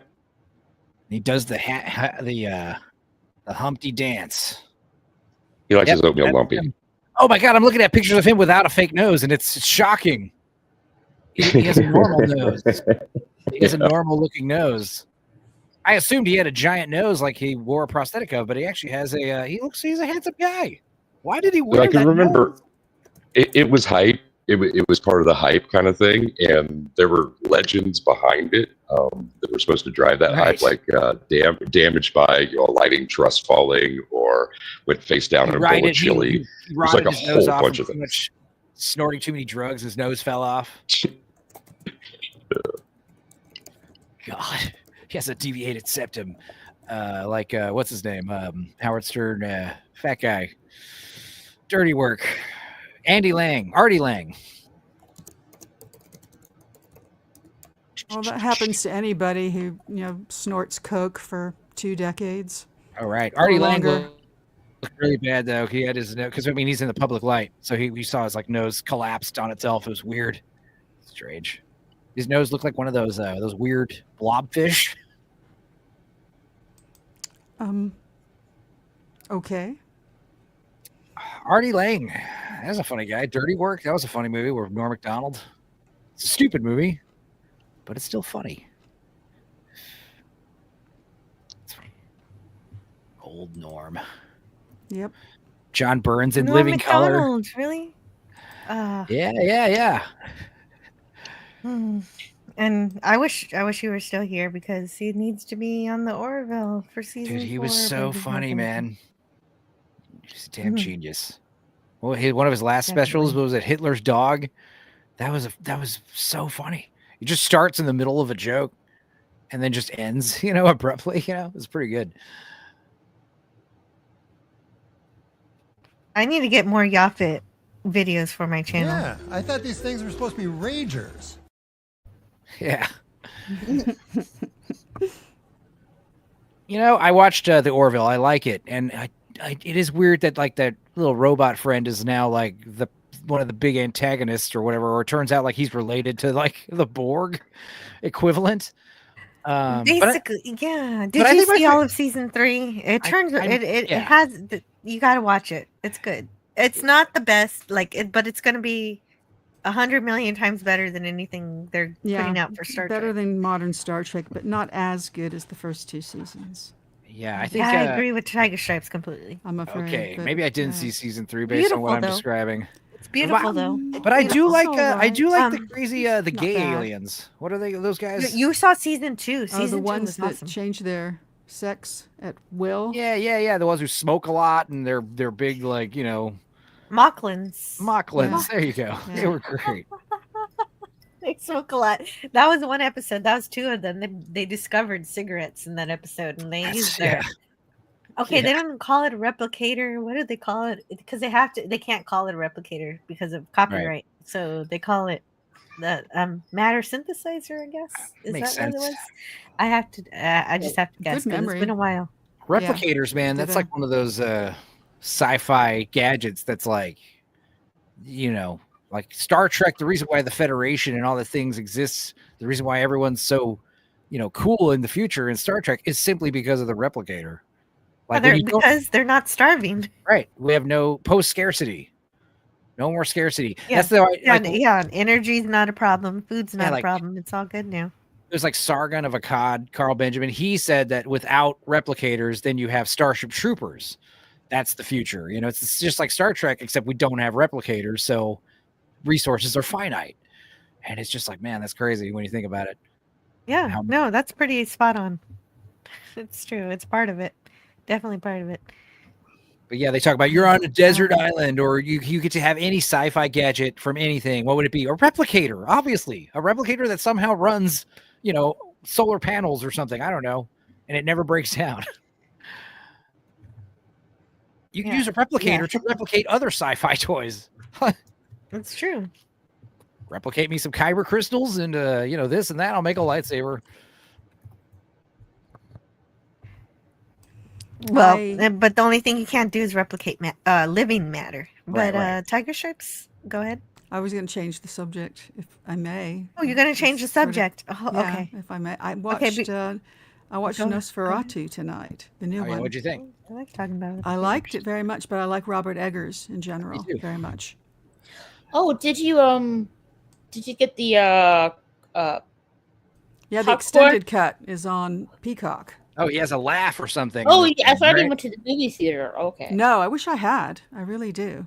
Because it would have been very beautiful in a movie theater and would have been really scary as hell because it goes to black regularly. Mm-hmm.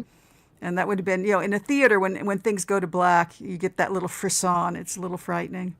I think the problem with a lot of people because I talked about it on Nadia's show because we did a big deep dive on it when it first came out. And a lot of people on the panel were saying that they were in theaters, and I was, I kind of agree. Like I was saying that I think if you were an average film goer, you would have probably found Nosferatu a little overhyped. But like when the movie wrapped up, like there was like a gaggle of kids, like girls that started laughing at the end of the movie, and other people were telling me like, "Oh my God, I had like these teenagers laughing the whole movie, and it ruined it, and it was just not cool." Like they were really taking the fear out of it. The kids were not. I mean, and I found the movie not scary. I found it creepy and well done, but it wasn't actually like scary, we're kind of Nosferatu fans in the house, and so we've seen them all, and it's interesting how scary and some are super scary and creepy. Some are creepier than scary. Some are both. This one somehow, lacked the creep factor too. I don't want to spoil it for anybody, so I'm kind of trying to hold back. Oh, well, thank you. I appreciate that because I do think I want to watch this eventually. Yeah. It's definitely like a big feat. You can describe it as much as you. I'm trying. Yeah, I'm trying to hold off. Like the acting and the cinematography is all fantastic. No. It's very, very beautiful, and well written and very well acted and all of the things. Hard, but teenagers, there's no accounting for them. They're all merciless sociopaths these days. So I can easily see them laughing through this film. But comparing it to the one with Klaus Kinski and even the one with Defoe, Shadow of the Vampire, which are both. I mean, Shadow of the Vampire is not only creepy and scary, but it's also hilarious. It's slow too. It's just a riot. I haven't really watched any most of the Nosferatu films. The one I have watched was the 70s version of it. Yeah, that one's actually pretty kind of funny Klaus too. Kinski and Isabella Gianni. Yeah, that one is the one that approached it like that's the thing about the new one is it kind of takes elements from both that one and the silent film. Like the 70s one had that whole thing with the the rats and also just like kind of making. I thought this Nosferatu. one also worked in a lot of Dracula. Oh yeah. Which is Nosferatu was one of the first knockoffs we ever had. And so I get that. I get that. Well, it wasn't a knockoff. I think they intended to make Dracula. Well, the widow objected. Right, and the Klaus Kinski version has them literally calling everyone Dracula and the Dracula names. That's funny. I don't, Mina and all that. Mina and Lee Harker. That's interesting. I don't quite remember that, but I mean, I watched it. Well, I watched it just within the last year on the television. I think I saw it on TV, so it had commercial breaks, which is never good. And the only time I'd seen it before was in the theater a very long time ago. So it'd been a while. Man, it was super creepy. Something else that annoyed me that I heard was people saying, "Oh, this movie would have been better if it was like 2 movies. Like once he gets to London, that's a whole second movie, or do a mini series." And I'm like, "No, it's a story. What's wrong with doing a 2-hour movie these days? Story over with, yeah.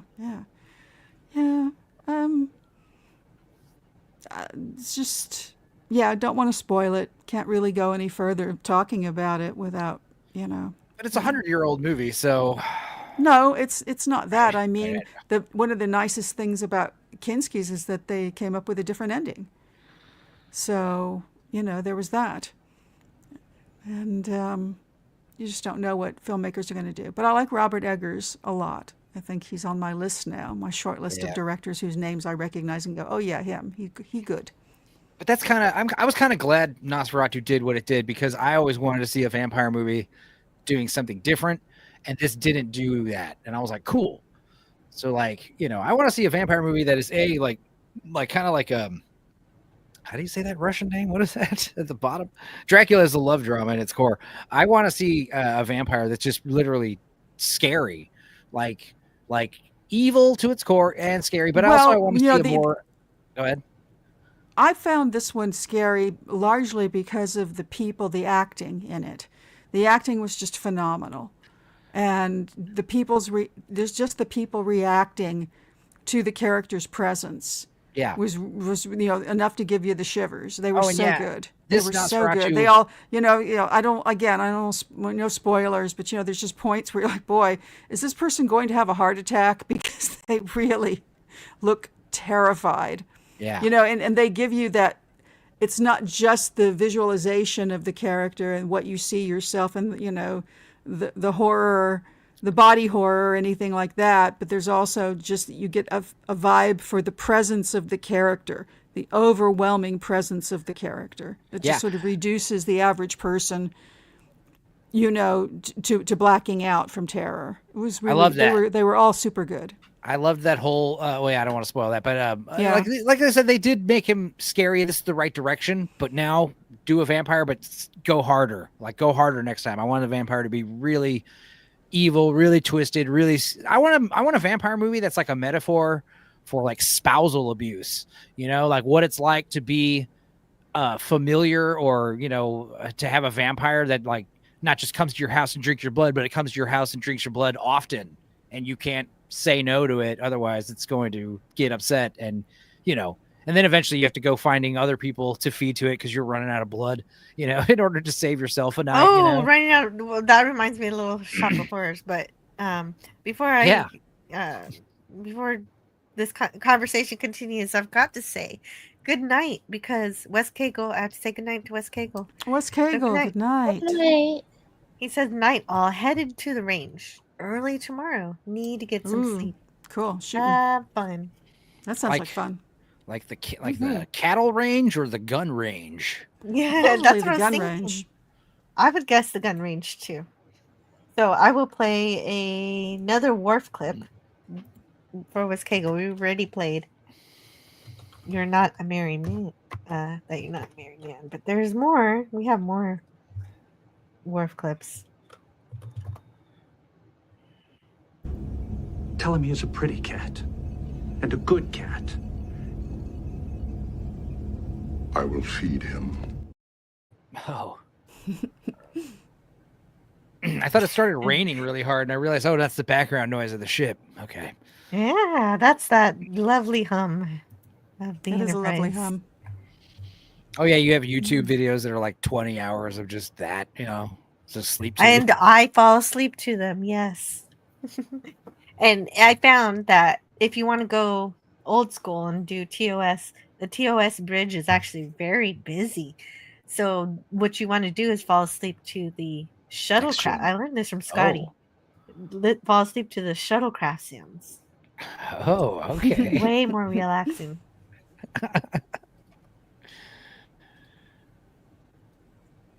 And you guys you're still talking about your vampire movie? I don't know, vampires. He's spitballing. He's coming up with ideas for his grotesque. Not even that. It's just a vampire movie I would like to see.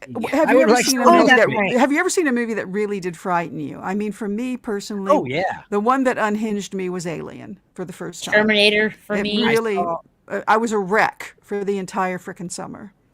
Movies that really freaked me out: Event Horizon, Kill List, Martyrs. Event Horizon, yeah.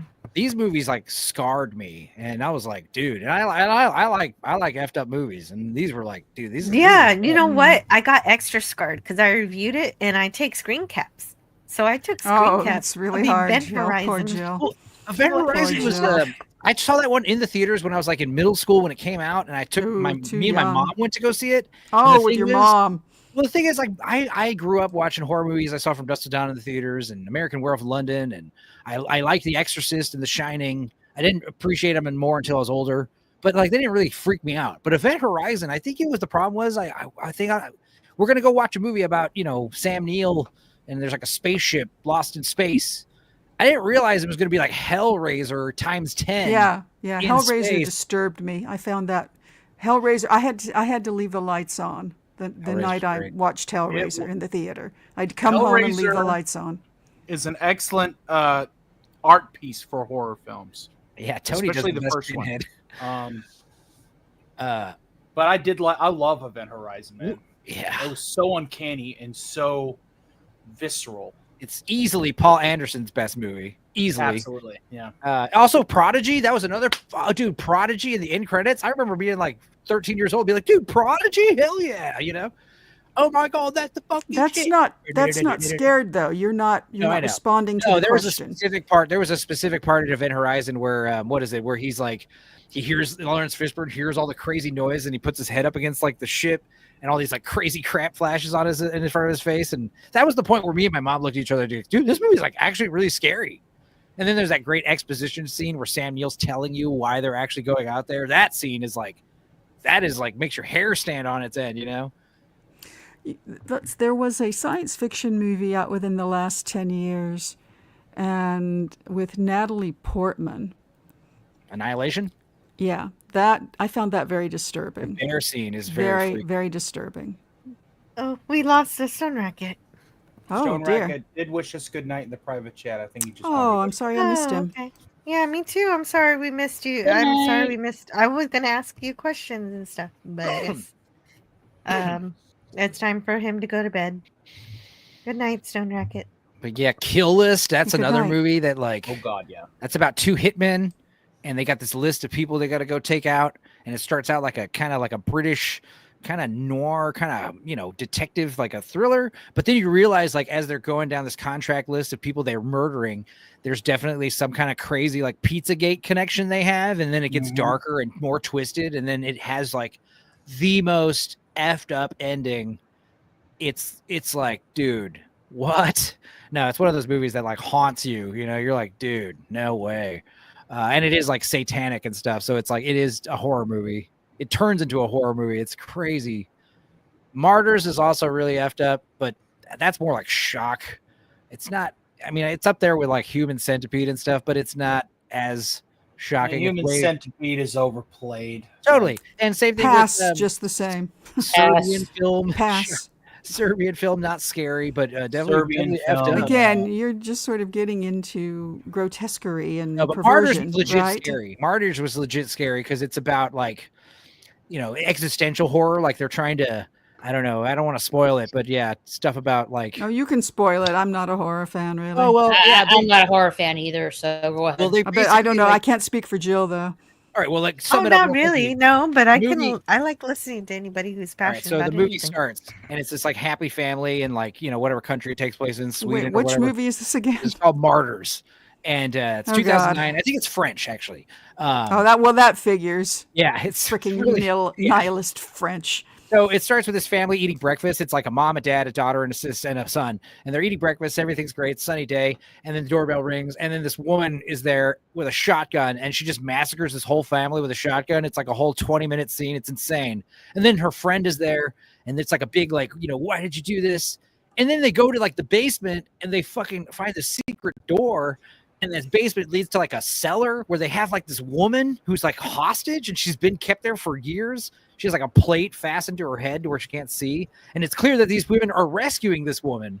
And then out of nowhere, these government agents or something show up and they kill everybody and they take one of the women hostage. And then they just proceed to torture her like painstakingly. And you're like, what is the point of this movie? This is like insane. And then it turns out that these people work for some kind of crazy Illuminati type thing. And what they're trying to do, this is like the big reveal. They're like torturing Really this woman. complicated. They're torturing this. Well, I'm spoiling the whole movie, but this is like the Please big do. ending. They're torturing this woman to the point of like they're trying to recreate Jesus on the cross, where they said if you can torture someone enough, they can basically be alive and yet still experience the afterlife. And the idea is they'll tell us what they're experiencing, what is the afterlife like in their living body, because they've been tortured to the point of beyond comprehension. And this person is a martyr, and we're going to celebrate this girl that we're torturing. But then, they torture her to the point of like martyrism or whatever. And she tells like the main French lady, like whispers in her ear, like what she's seeing. And then she goes up to like, there's like a big dinner party where like a bunch of fancy people in suits are drinking champagne. This is in the same house where they killed that family. And then the woman comes out like she's going to tell them what's going to happen, what she heard. And instead she just locks herself in a bathroom and blows her brains out. And that's the whole movie. And you're like, oh my God. Okay. Yeah, that's the French, all right. Yeah. Like you nailed it with the whole nihilist. Yeah. Assholes. Pardon my language. I would Hardest of possible passes. I may never see another French film again. Oh, one. I don't know if I've ever seen a French film. One of the ones I do love, not love, but he's made a few good movies that I like is Gaspar Noé. I mean, that one, what's it called? Enter the Void. That is not a horror movie, but that is like a traumatizing, crazy movie. But he also did that one. I am not pass on trauma. Climax. Oh no! Pass. Dude, there's a movie he made. I have enough Climax. trauma in my life. Real trauma. Okay. Let's shift a bit. Cinematic trauma. John Burns has a message here, and simply because I miss hearing DJ Play Nice's voice, DJ Play Nice, could you please read this chat?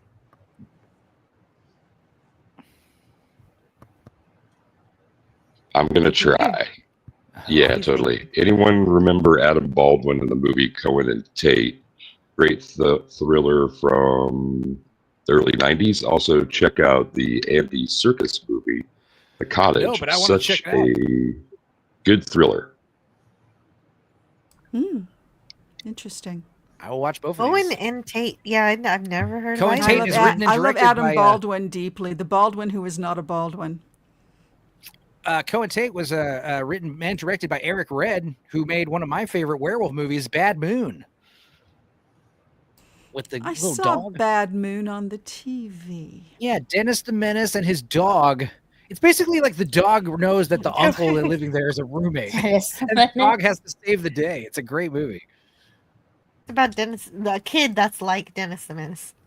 No, it's played by Dennis the Menace, Mason Campbell. Oh, okay. Yeah.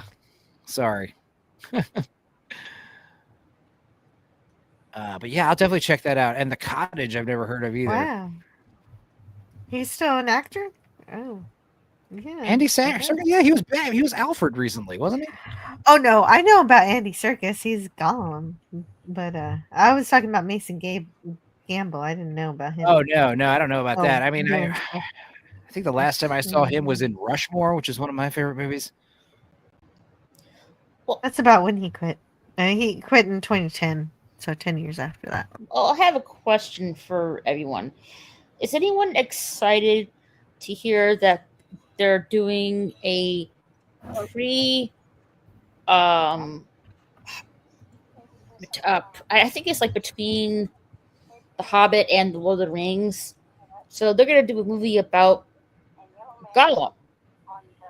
Like I think it's gonna be a live action one, and Aragorn and Gandalf are supposed to and Gollum are supposed to come back, but I don't think that's gonna be released till sometime next year. I think. Is Jackson involved? I don't know. So another prequel. If PJ involved, I don't know. If Peter Jackson's involved, it'll be okay. I can see only if reason why- I'm not muted there. Oh my god, I'm sorry. But I do think I heard something about that briefly, that just went winging by, but I can't remember where I heard it. Yeah. I feel like I may have even read it, but I can't remember. No, I hadn't heard this at all. Thank you for the Lord of the Rings. news.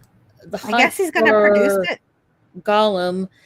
Let's see. It says production by Peter Jackson, Fran Walsh, and Philippa Boyens. That works. That's are brilliant. producing the film.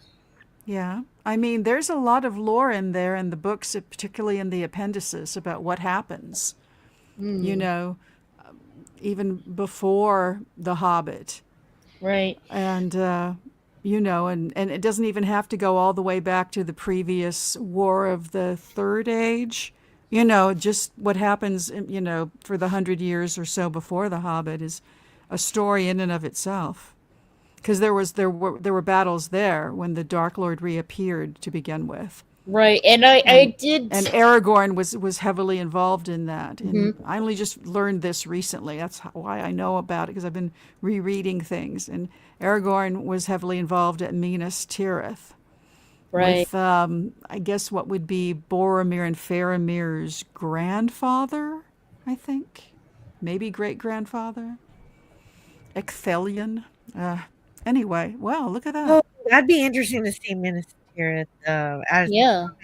If it's just a movie, you know, and they don't try to stretch it out and make a freaking series or 3 movies out of it or something, it could be very good, sure. Is it a movie? Yeah, it says It's new supposed to film be a movie, yeah. to release in 2026 has been announced. Yep. To star Andy Serkis and produced by Jackson. Okay, that makes sense. And the early stages of the script are in development. Fran Walsh and Philippa Boyens are writing it, just like Raquel said. And okay, that's what's happening. Well, folks, I think it's time for me to hit the old dusty trail. I have been sitting in this chair for about 8 hours. Yeah, you've been hanging out for You're a gonna fuse long to it time. if you don't get up. Well, I suppose we should probably go ahead and do the commercial, yeah? Yes, please. Roll that beautiful bean footage. If you would, please. Thank you. Thank you. Thank you. Do you want variety entertainment? Would you like more character impersonations, parody songs, musical demonstrations, skits, transcript readings, and more? Then please consider tuning in to the Stark of Iron YouTube channel. That's right, ladies and gentlemen, we just celebrated our 1401st subscriber to our motley little corner of the internet. Thank you all for your support through Anti-Derivative Jill tonight, who has provided us a great space for us to kick back, relax, have a few beers, and occasionally kick a drunk out. That's right, ladies and gentlemen. But you know what they say. We all have to have the ability to go to sleep at some point, so this is my time to tune out.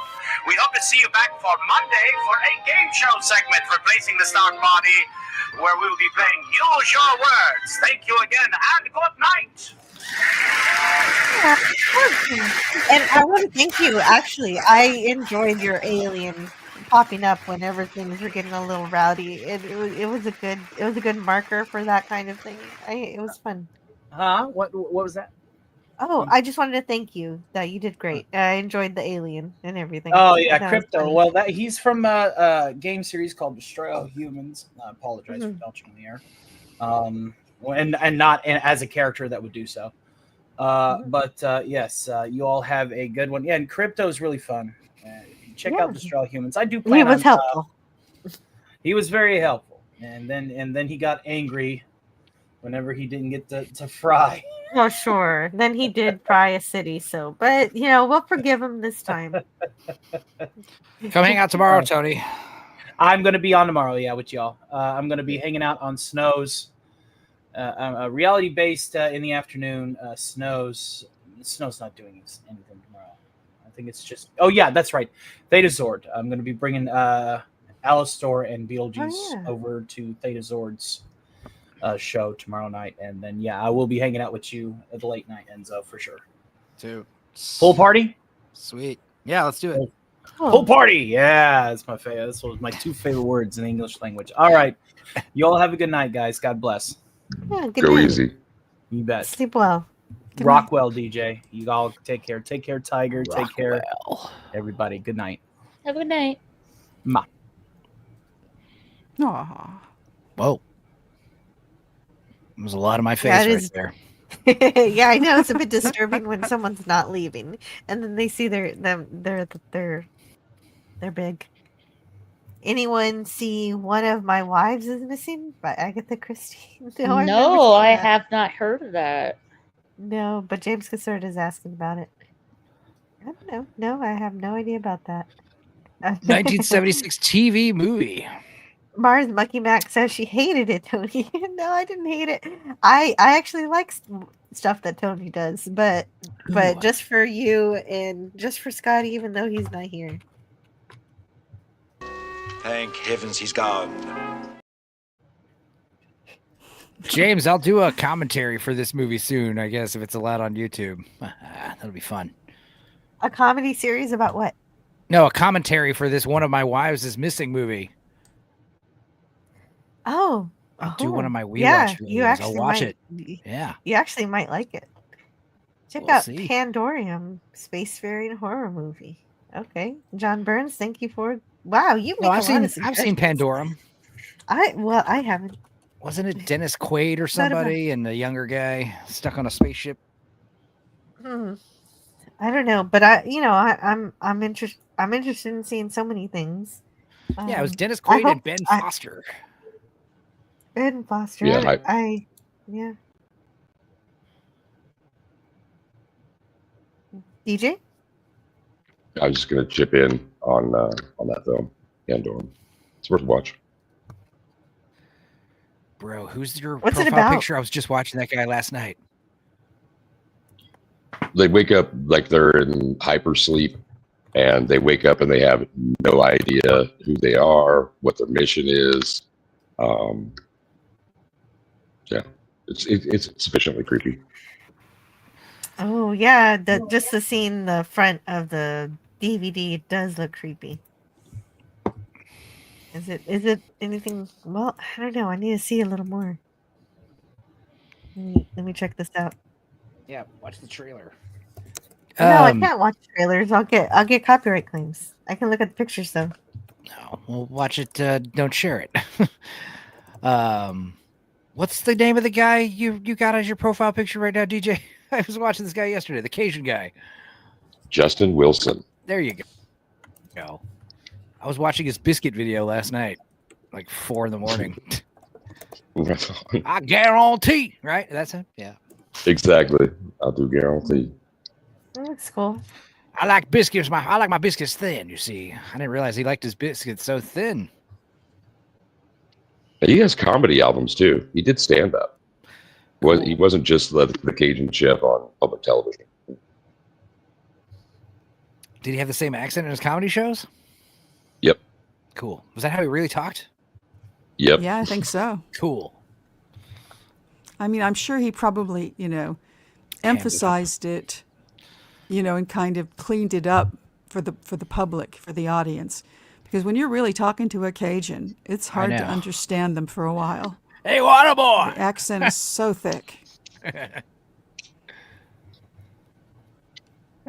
Oh, Dark Matter sci-fi from the last decade. 6 people wake up on a spaceship and have no idea who they are. Yeah, I love that show, but they never got to finish it. They never got to finish the last 2 seasons. Yeah. So I can't recommend it when the story's not done. But it was good. Sci-Fi Channel, yeah, Siffy turned it into Siffy and they stopped caring about sci-fi. Siffy. Oh yeah. DVB says, very cool, very cool. I don't know what is very, very cool, but I'm glad you're here to say it. Mark Harkness says, to Mars Monkey Max, that was the last thing I can remember. I saw it once, late at night, at 1 a.m., about 25 years ago. And he, let's track back to see what that means. Quaid was actually the older version of the younger man. Not only did my parents take me to see Jaws when I was 5. Oh yeah, he was saying earlier how scary Jaws was to him when he was little, and it was the scariest thing. And his sister would torment him with her soundtrack of Jaws. That's great. Kids were like terrified to go in pools and bathtubs and stuff. Oh, there's no shark in the bathtub, sweetie. It's like no. Grizzly. That's the movie he's talking about now. Yeah, Grizzly was a good one too. That's classic. What was the one where just all the animals? It's just called Animals, I think, but the animals just go crazy. It's all of them.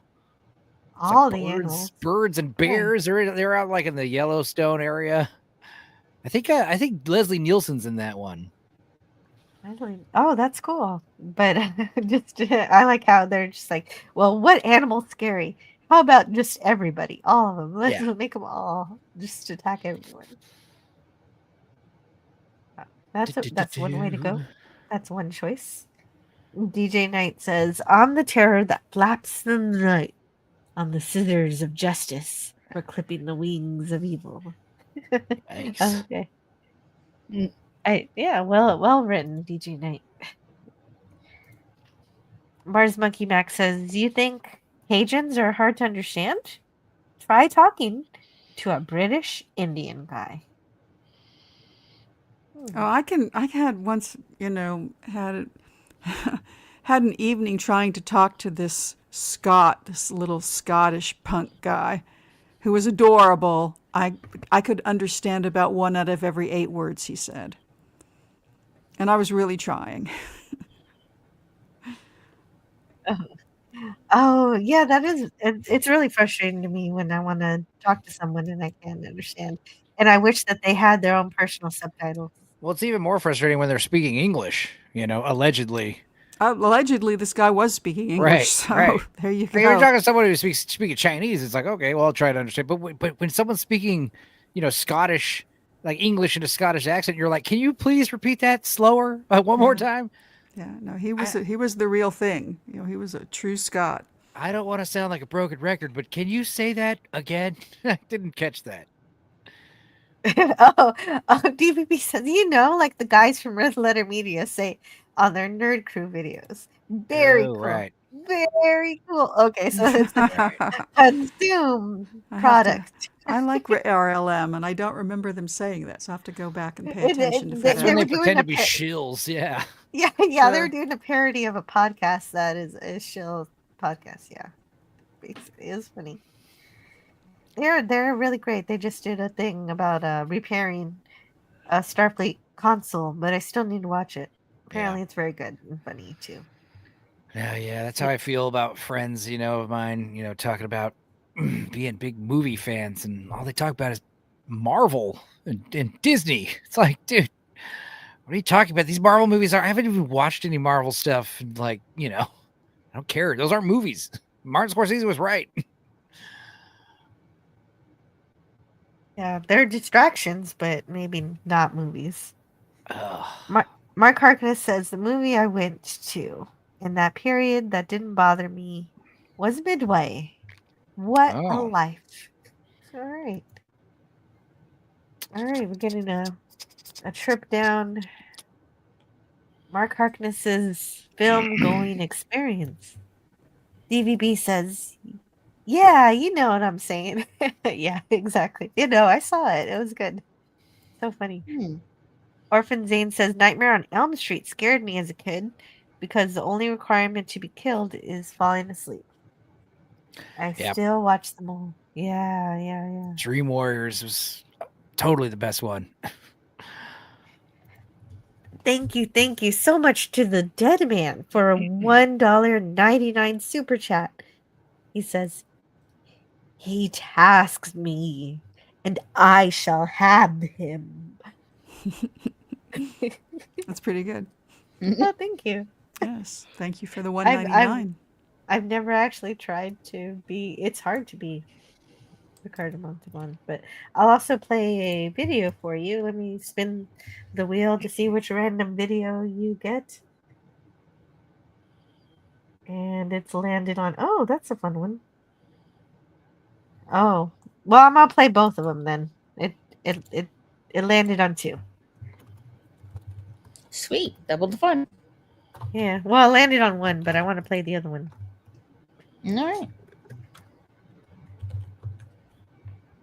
They like you very much, but they are not the hell your whales. No bloody A, B, C, or D.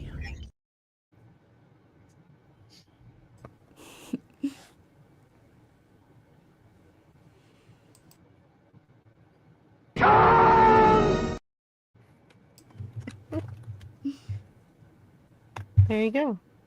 Thank you, the Dead Man, for that chat. So that's a Khan quote, right? He tasked me and I shall have him. Yes, yes, that is Of course his. it is. Of course it is. Yes, that is him. That is Khan getting irritated with Captain Kirk. Joe, I have a question for you. Yes. Did you see Lord of the Rings War of Rohirrim movie this Oh, past winter? I still haven't seen it. I don't know if it's any good, so I haven't checked it out yet. Well, it's the I was animated. shocked that was in theaters only. I was like, what? That looked like a It was streaming in show for sure. theaters. It was in theaters. Takes 200 years. Within, I guess, Lord of the Rings. It does take place in the Kingdom of Rohan 200 years before, and also goes to the Helm's Deep as well. I enjoyed it. I would give it I would say B. For me, B. That's pretty good. Yeah, B. Yeah, B. In my opinion, yeah, I would definitely check it out. It's part of the Lord of the Rings / Hobbit universe. Yeah, I That's pretty good. much That's enjoy good. it. Yeah, that's a Did good any of rating the from people you. we So know maybe I'll and check it love out. figure in it, like Gandalf or anything? No, you don't see any of the original. It takes 200 years. In the Lord of the Rings / Hobbit. Oh yeah, what age is it? Movie, but you do see. I have to. You do see a quick scene of Sauron the White, and that's I think the only person that appears in the film. Oh, Sauron. Okay, that's yeah. It would make sense to see Sauron or Gandalf because they were alive back then. Yeah. The Dead Man sends a super sticker, a 99-cent super sticker of something. Let me see what it was because I'm not in the chat to see. Cha-ching. Open up. Yeah. Let's see where it is.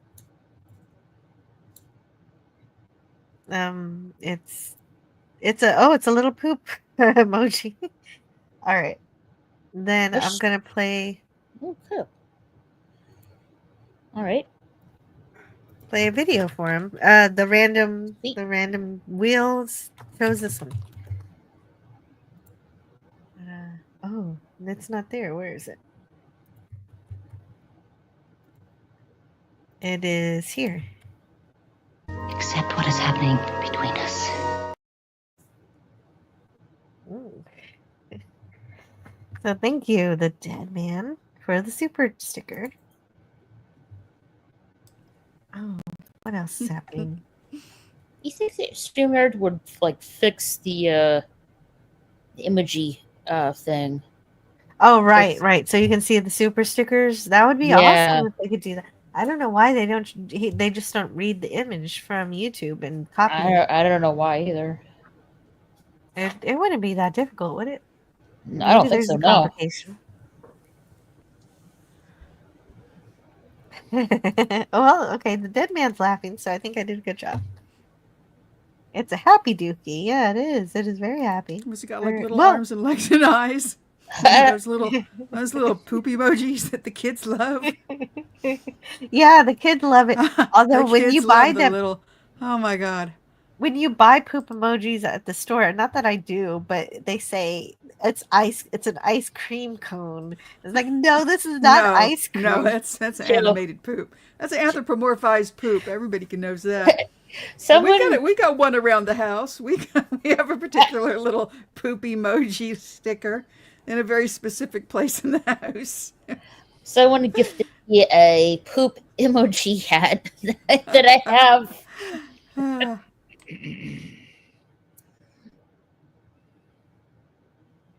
Getting a little distracted by pretty stickers and super chats. Let's see. Mark Harkness says, "You folks ever recall a tiny piece of movie and don't know what it is, and you try to identify it by maybe 30 seconds of the film?" Sure. Is that a common thing that happens? Yeah, I suppose And so. I have other friends who do that too, or they'll think of like one line or character of a book that they read 30 years ago and just kind of bring it up. And darned if somebody doesn't always know. It's amazing. Yeah. Guess movie by plot. It's a fun one. Or line or character or. Mm-hmm. Oh yeah, that would be good. That's a good game. We Nathan got to the point- Fillion and a great cast in Yeah, Slither. They Slither. do show up in the bath. What is he talking about? Slither is that James Gunn movie with Nathan Fillion with a little. It's a loose remake of Night of the Creeps, and it's like killer slugs that get in your brain and take you over, turn you into a zombie. But that movie's really gross and hilarious and well made. I saw that in the theater with a whole group of people who were all Firefly fans. Yeah. And we did it to support Fillion and to support Gunn. It had a fairly small release. We had to go down to a theater in Santa Monica. It was the only one playing it. Dude, it was the part all right. with like the super it fat girl it was with good the for what it was. Yeah, she's in the barn with all the dead animals eating them, and she's like, "Please, can you hand me that possum? I'm so hungry." It's gross. Slither's great. Yeah, and Michael Rooker. Yeah, he's amazing in Slither. That totally reminds me that Nathan Fillion is going to appear as Guy Gardner / Green Lantern in the upcoming Superman movie this summer. Everyone's gonna talking have about a his terrible- haircut. He's the Green Terrible Lantern everyone haircut, hates, though. He's the a-hole, right? Oh yeah, like Yeah. I did read the comic of like Batman punching Guy Gardner square in the face. So he should be good at that, I think. I don't know. We'll just have to see. Yeah, I was watching a couple years back for Halloween. We watched Dracula 2000, and Nathan Fillion's the priest out of nowhere. You're like, what's he doing here? Also, 7 of 9's in that one as one of Dracula's brides. That was an awful movie. I think Gerard Butler might be one of the worst Draculas ever. I don't When think you I say saw that one. 7, of course you mean Jerry Ryan. Of course, yes. She needed a bigger part, to be honest. Oh, that's Nathan Fillion does a really good Hal Jordan voice. Yeah, he would have been good as a Hal Jordan a few years back. They got that other guy playing John, what's his name? The Black Green Lantern, what's his name? I know who you talk. I know who you're talking about. Well, the guy who they got playing him in the Lantern show, that guy looks spot on. It's like, dude, that's exactly what he should look like. Guy Gardner, is that? No, Guy Gardner is the asshole.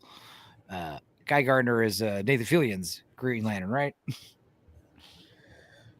Oh, someone in the chat, John Stewart. Thank you, John Burns. Yeah, someone in the chat would know. John Stewart, thank you. Like he was in the Justice League TV animated series of Hawkgirl. It's because I kept thinking the name John Stewart. I'm like, no, that's the Daily Show. That's not right. That's what I would think of if you said John Stewart. And then they got like the other one named Kyle. Yep. Green Lanterns. I don't know this Lantern show. Who knows, man? I mean, the comic book movies, it's like I'm a huge comic book fan. I have the worst superhero fatigue right now. Yeah, Kyle, with the movies. Kyle Rayner. Yeah, that's his name. Kyle Rayner. There you go. Yeah. I can't keep track of all the Green Lanterns. Yeah, whatever. Just get my boy EVS some residuals. Oh, yeah. I try my best. Oh, I'm impressed that you know any of them. Oh, thank you. Yeah, I certainly don't. I just know Ryan Reynolds was in Green Lantern and he regrets it. Ah, man, I wish that I could have done better than I did. Yeah, that's a big mistake making Hal Jordan like a cocky, like a fuck up. Like he's brave, and but I mean, yeah, he's not like a Ryan Reynolds, cocky asshole type character. A screw up. I see Hal Jordan as a little bit cocky, but nothing to the point. Yeah, he's not Van Wilder. No. Because that's the thing is Ryan Reynolds, man, he just plays the same guy over and over again. Blade 3. Guess who I am? I'm Van Wilder again. Well, do you think that even when he plays Pikachu? Dude, that was actually a fun movie. But I love yeah, that one. I think they're supposed to do a sequel to that movie. I'm not a Pokemon fan, but I watched that movie and I liked that movie. That movie surprised the hell out of me. Detective Pikachu, right? Yes, that's right. That movie surprised me big time. I was like, this is good. Even though I knew exactly who the bad guy was, that was the mystery was Oh yeah. Yeah. And he's always the bad guy, Mewtwo has an axe to grind because he was manipulated by humans. No, but I also knew the big mystery about like the big twist about like why the Pikachu could talk and all that. It's like that was obvious.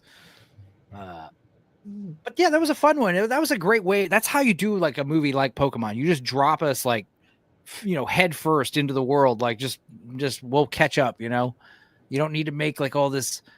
Like just we were familiar enough with Pokemon because like I don't play Pokemon, but like I'm familiar enough with it. There's little balls with monsters in them. You fight them like cockfights. I'm a little familiar with the games like the red, blue, yellow cartridge.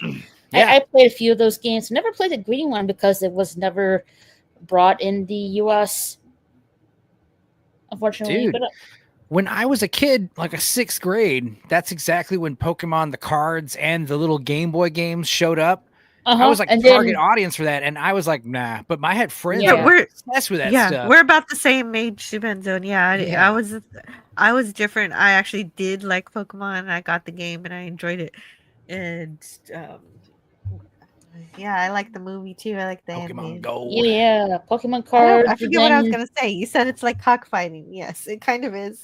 Oh, Pokemon Snap for 64. That was the first time where I was like, Pokemon are cool. Like I was like, this is a cool game. Yeah. But I was that was fun. That was fun. Oh, photography game. It's Pokemon are fun because they're like mini kaiju. They're like little mini kaiju. Yeah. Yeah. And then I got me and my siblings got like a lot of Pokemon cards, and then after that I moved over to the Yu-Gi-Oh cards right after that. Yeah, I definitely remember like practicing drawing a few Pokemon because my brother had like a big like a poster with all of them on there, like what the original 50 or whatever there were. 150. I already 151. Know, wow. Like the original 100 Pokemon, and then the legendary Pokemon. Entei, the one I can't remember the name. The one in Pokemon 2000, and then the 3 birds. I can't remember their names. Yeah, those legendary Pokemon, but that's pretty much it that I know of. But also, that's all you need. There's too many now. There's like 5,000. Way too many. That was cool about Detective Pikachu. Is like if you're not into Pokemon and this stuff is annoying to you, watch that movie. It's like it might get you into it because that got me kind of into it. I was like, wow, this stuff's cool. Mars Monkey Max says, I remember when Pokemon came out, and I was like, what the hell is this crap? Dude, I was the same way at the same age with like Korn and Limp Bizkit. All my friends and 13-year-old boyfriends, guy friends who were guys listening to that crap, and I was just like, no, this music's awful.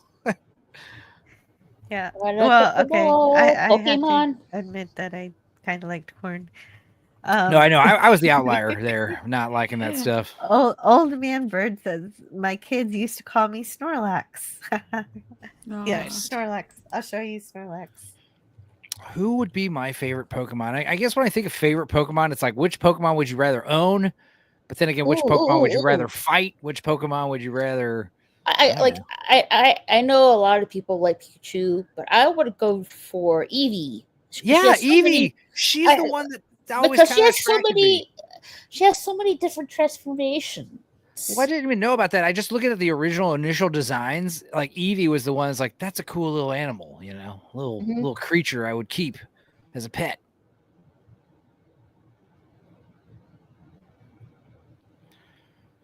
Snorlax.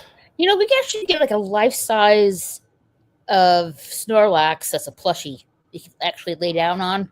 That's a bed, basically. Yeah, That's yeah. bigger than a bed. It's huge. That would fill a Yeah, whole room. get a custom bed in the shape of a Snorlax. There you go.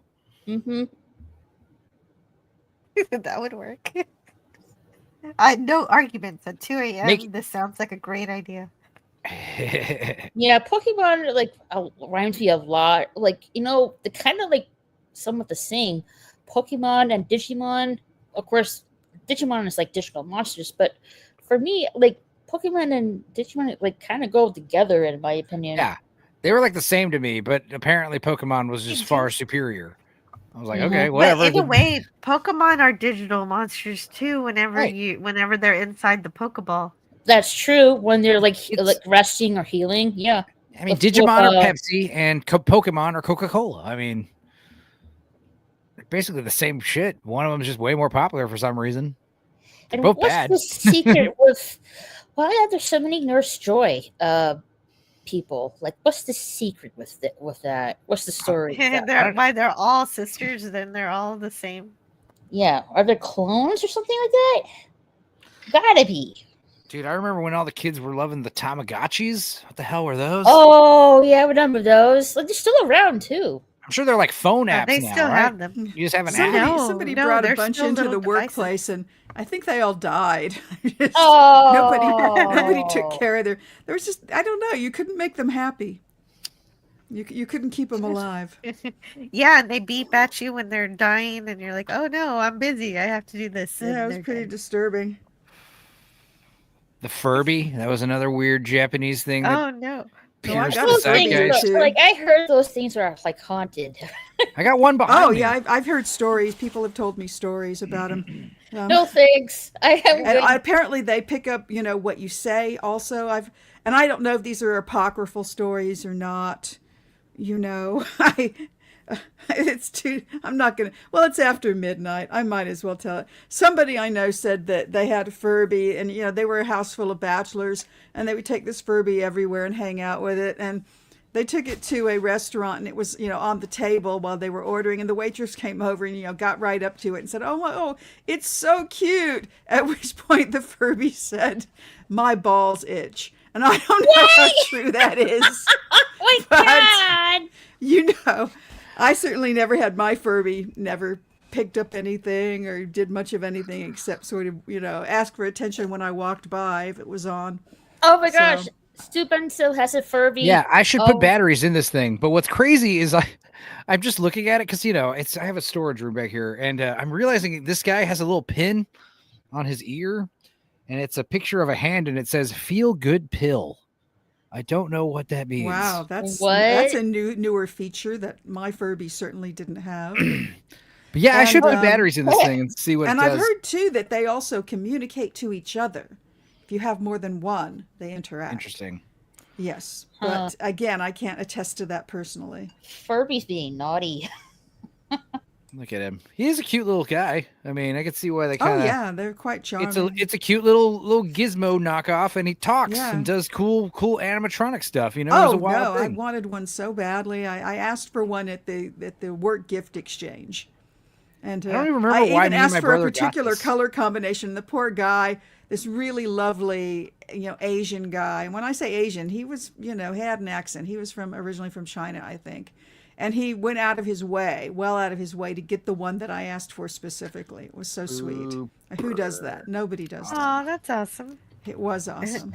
Cool. No, I could never get Furby to say what I wanted. It would play games and stuff. I don't remember what kind of games. But it and would never things. really learn to repeat like a parrot. That's not. Yeah, it should do that minimally. It should, I think. Should, but I couldn't figure it out. I guess I didn't know the secret.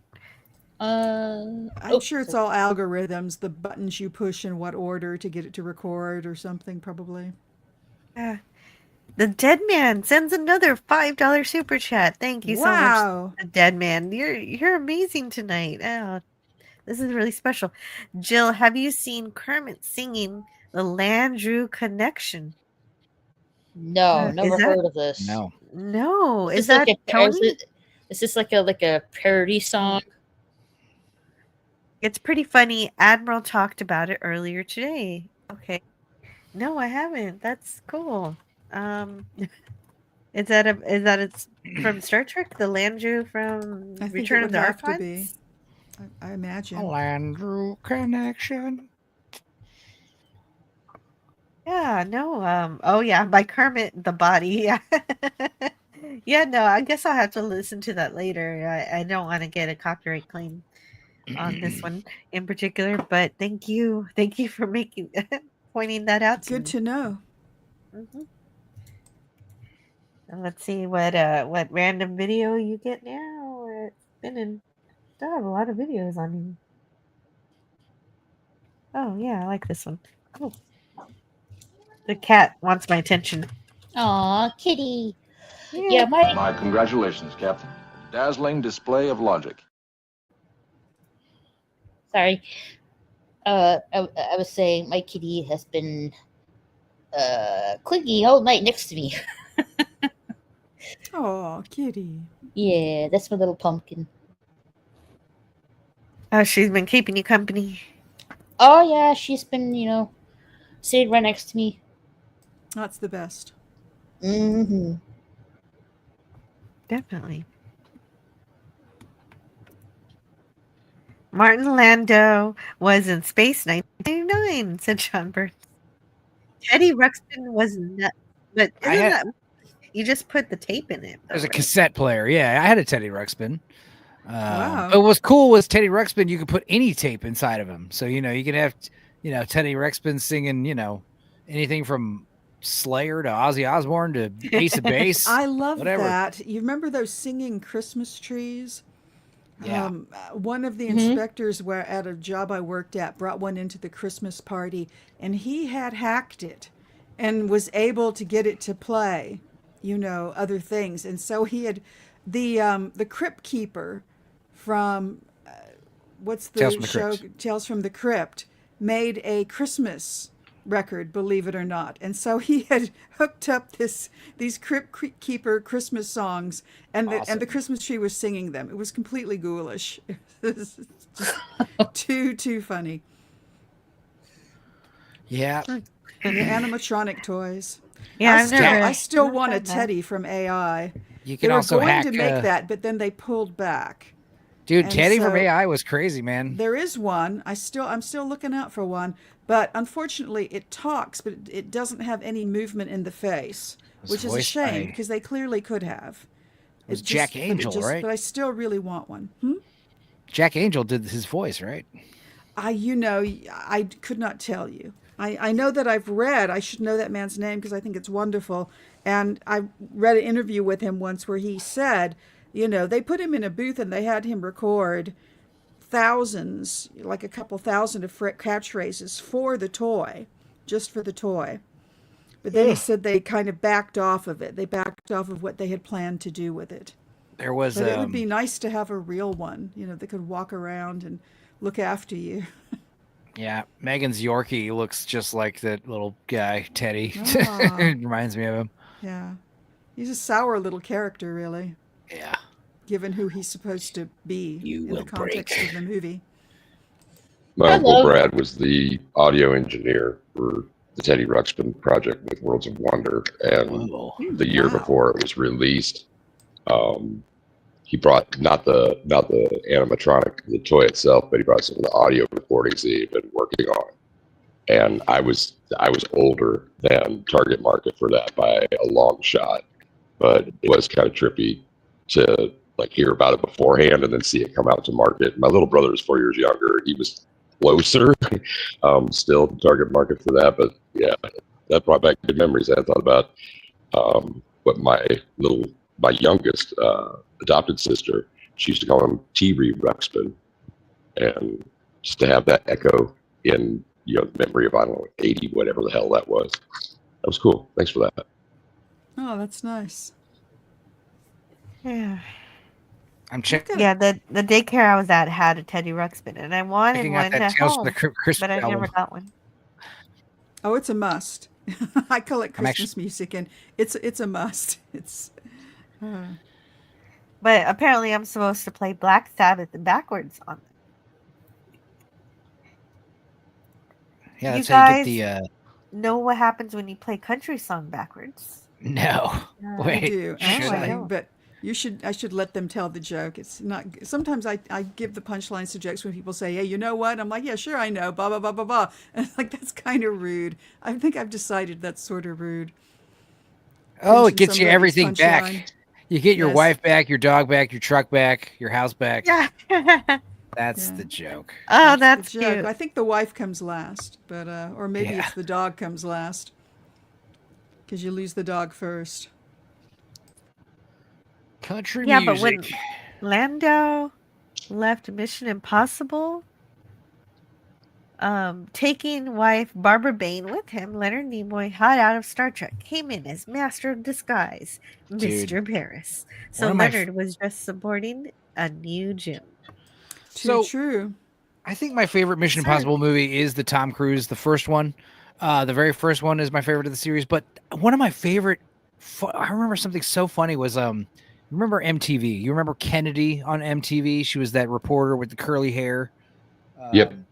She was at the Mission Impossible red carpet, and Martin Landau was there. And she knows Martin Landau, and she's like, "Oh my God, Martin Landau, you're great." And then eventually she's like, "So what are you doing here at the Mission Impossible premiere?" And he's just like, "I was on the show."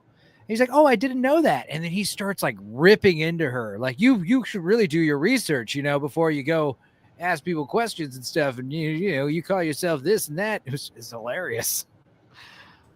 Ouch. She was very, it was very awkward. You could tell she was all embarrassed and weirded out and traumatized. She's like, "Martin Landau, I was on the show." It's like, "Oh, I didn't know there was a show." She just like, she didn't even know there was a show. That's what's so funny. Oh And he, yeah, lost it when on you her. interview someone, yeah, you should know a few things. Yeah, well, I mean, it was more like, "Hey, I'm just at the red carpet for this movie, and there's this guy now. I was a famous old actor. What are you doing here?" But yeah, no, you should know something about the movie you're doing. It's based on your Didn't that show. happen during the fires? There would be reporters going up to celebrities and talking to them and not knowing who they were. That was happening. One in The recent particular. fires? Yeah, in Los Yeah. Angeles. It was Steve Gutenberg, and somebody was interviewing Steve Gutenberg because his block was on fire, and he was helping to try to coordinate as like a block captain or something. People leaving, and they interviewed him for quite a while, and clearly did not know who he was. That's and they great. said, "Well, could we have your name, sir?" And he's like, "I'm Steve Gutenberg," and they're like, "Well, nice to meet you, Mr. Gutenberg." It was That's awesome. kind of sad.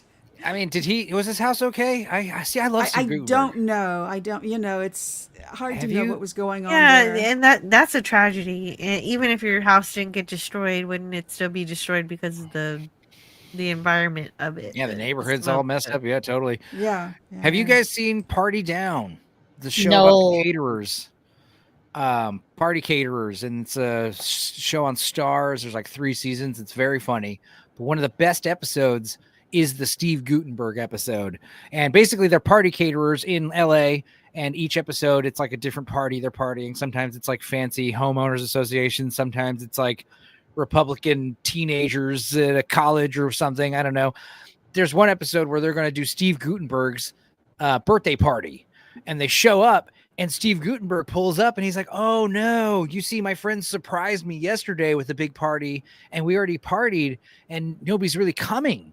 And he's like, "Oh, well, we got like a 24-hour notice that you got to cancel this." It's like, "Oh, darn. Well, what happens to all the food?" He's like, "We throw it all away." And he's like, "Dude, that doesn't sound right. Tell you what, you guys invite somebody over. It's still my birthday. We're going to have a party with me and the party caterers." And it was like such a great episode because, like, in every episode, like, these people are working. It's the first episode where, like, the crew are like, get to relax, and they're hanging out with Steve Gutenberg. Anyway, there's like a great moment where, like, she's one of the ladies who works at the party catering. He's like a wine connoisseur. He's giving her wine. He's like, "What do you think about this wine?" He's like, "It tastes like sticks and rope." He's like, "Excellent. Great." Very funny episode. And he seems like a very nice guy. He did seem very nice. And Yeah. speaking of nice, Nim is here. Hello. Welcome to you. And who is Justin Wilson? I don't know who that is. Justin Wilson. Caden Chef, the icon that I got. Oh, yeah. Yeah, there it is. I forgot his name again, obviously. It's because I expect his name to be way crazier, you know? You know, like Colonel Sanders, he had a crazy name. Harland? Oh, there we go. Yeah, but even, you know, just the Colonel. I expect this guy to have something similar, you know? I follow. That's Chef Garyanti, foe of Chef Boyardee. Oh, does that mean you have to punch me in the you have to punch me in the arm or whatever? Long distance. Gotcha. Ow. It'll take a little while. Some of Mars Monkey Max's favorite tapes owned in the 80s and 90s were the stretched ones. You got used to their little quirks and learned to enjoy them that way. I only ever had trouble with the tapes when my cassette player would eat them, and I have to like re-thread them back together. Yeah. Or overplaying the tape. That was the thing. You play the tape until it breaks. Especially like my dad had recorded. He was one of those guys where he got like a 30-day Showtime and Disney trial and just recorded as much crap off of his like video cassettes on slow play. So you had like, you know, 3 or 4 movies on like one tape. And I played those tapes like, you know, there was one where it was I still have it. This one still works, but it's like 2 hours of Looney Tunes, like Merry Melodies, Looney Tunes, Warner Brothers, Looney Tunes cartoons, and then the movie Willow, and then like 3 more hours of Looney Tunes. That sounds like an awesome tape. I would have enjoyed that. Yeah, I grew up watching that crap, dude. It was just like, oh my God. So like for me, Willow starts and begins with like very certain Looney Tunes cartoons. Yeah, that's a good way to do it. I can't watch any of the Cruise movies. I hate how they treated Peter Graves. What is this about? Mission Impossible, and Peter Graves, I guess, was that John Voight's character, where he ended up being the bad guy, or am I wrong? Or is Peter Graves? What did they do to him? Was Peter Graves? Peter Ethan Graves Hunt? was the lead. He was Ethan It Hunt. was the Tom Yeah, that's Cruise right. role Yeah, on the yeah. television show. He was the lead. I don't know, man. So- Tom Cruise, he's Pete Cruise in that first Mission Impossible, man. And it's so funny because the second one is awful. But yeah, red light, green light, that bubblegum explosive, and what else? Like all those cool gadgets and fun stuff, you know. And that's why I like Mission Impossible 1. Yeah. They have the big heist that's like in silence, you know. Nowadays, like every movie's got to be louder and bigger and more headache inducing. But the Mission Impossible. That's the weird thing is that there is a nowadays. He's still making these movies. No, these movies have gotten worse and crazier. But like the Mission Impossible 1 heist is like in dead silence. And I remember that theater, you could hear like a pin drop, dude. Like the whole theater was like on the edge of their seats. And it's just a guy like, you know, sneaking down a rope on a ceiling. You know, it's nothing. It's all about it's like that movie Sorcerer, where you got these 2 trucks that have to drive through the jungle really slowly because they've got like explosive, volatile dynamite. And it's like, you know, they're going like 2 miles an hour. And like your like fists are like clenched, you know, it's so nerve-wracking. Sometimes less is more, you know. Yeah. I think Thomas More is more kind of guy, though. Yeah. No, and yeah, I know that this next one's supposed to be the last one, or so it's being touted. So they say. Why they would kill that golden goose? Yeah. But I've seen a little clip for it, and there's a just insane stunt that Tom is clearly getting ready to do on his own. I'm like, oh God, no, Tom, no. What? Did he already Come broke on, no. Did he already broke his ankle for one of the stunts for Mission He did Impossible? that for one of the other movies. Yeah, Yeah, he's always clearly he is held committed. his breath.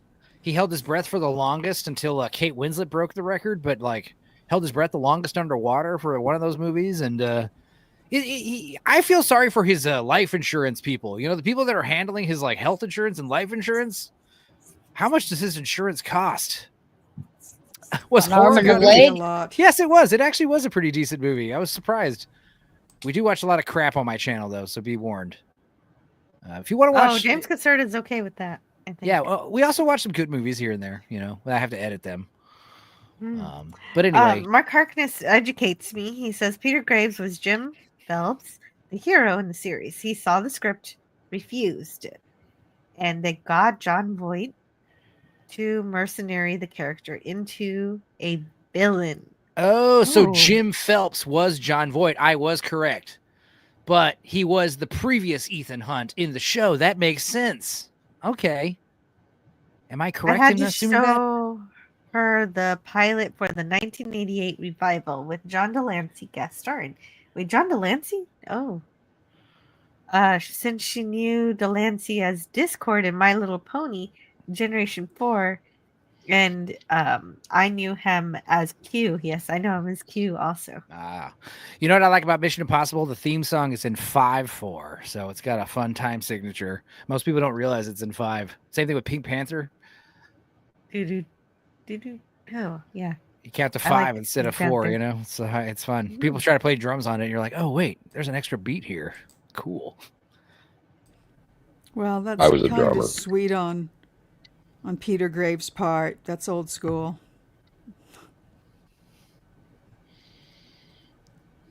What is sweet about Peter Graves? Being upset because they've turned your characters into a villain. Yeah, I would be upset too. kinda That is sweet.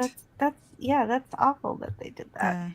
Well, Raul you know, Julia sort of says typical.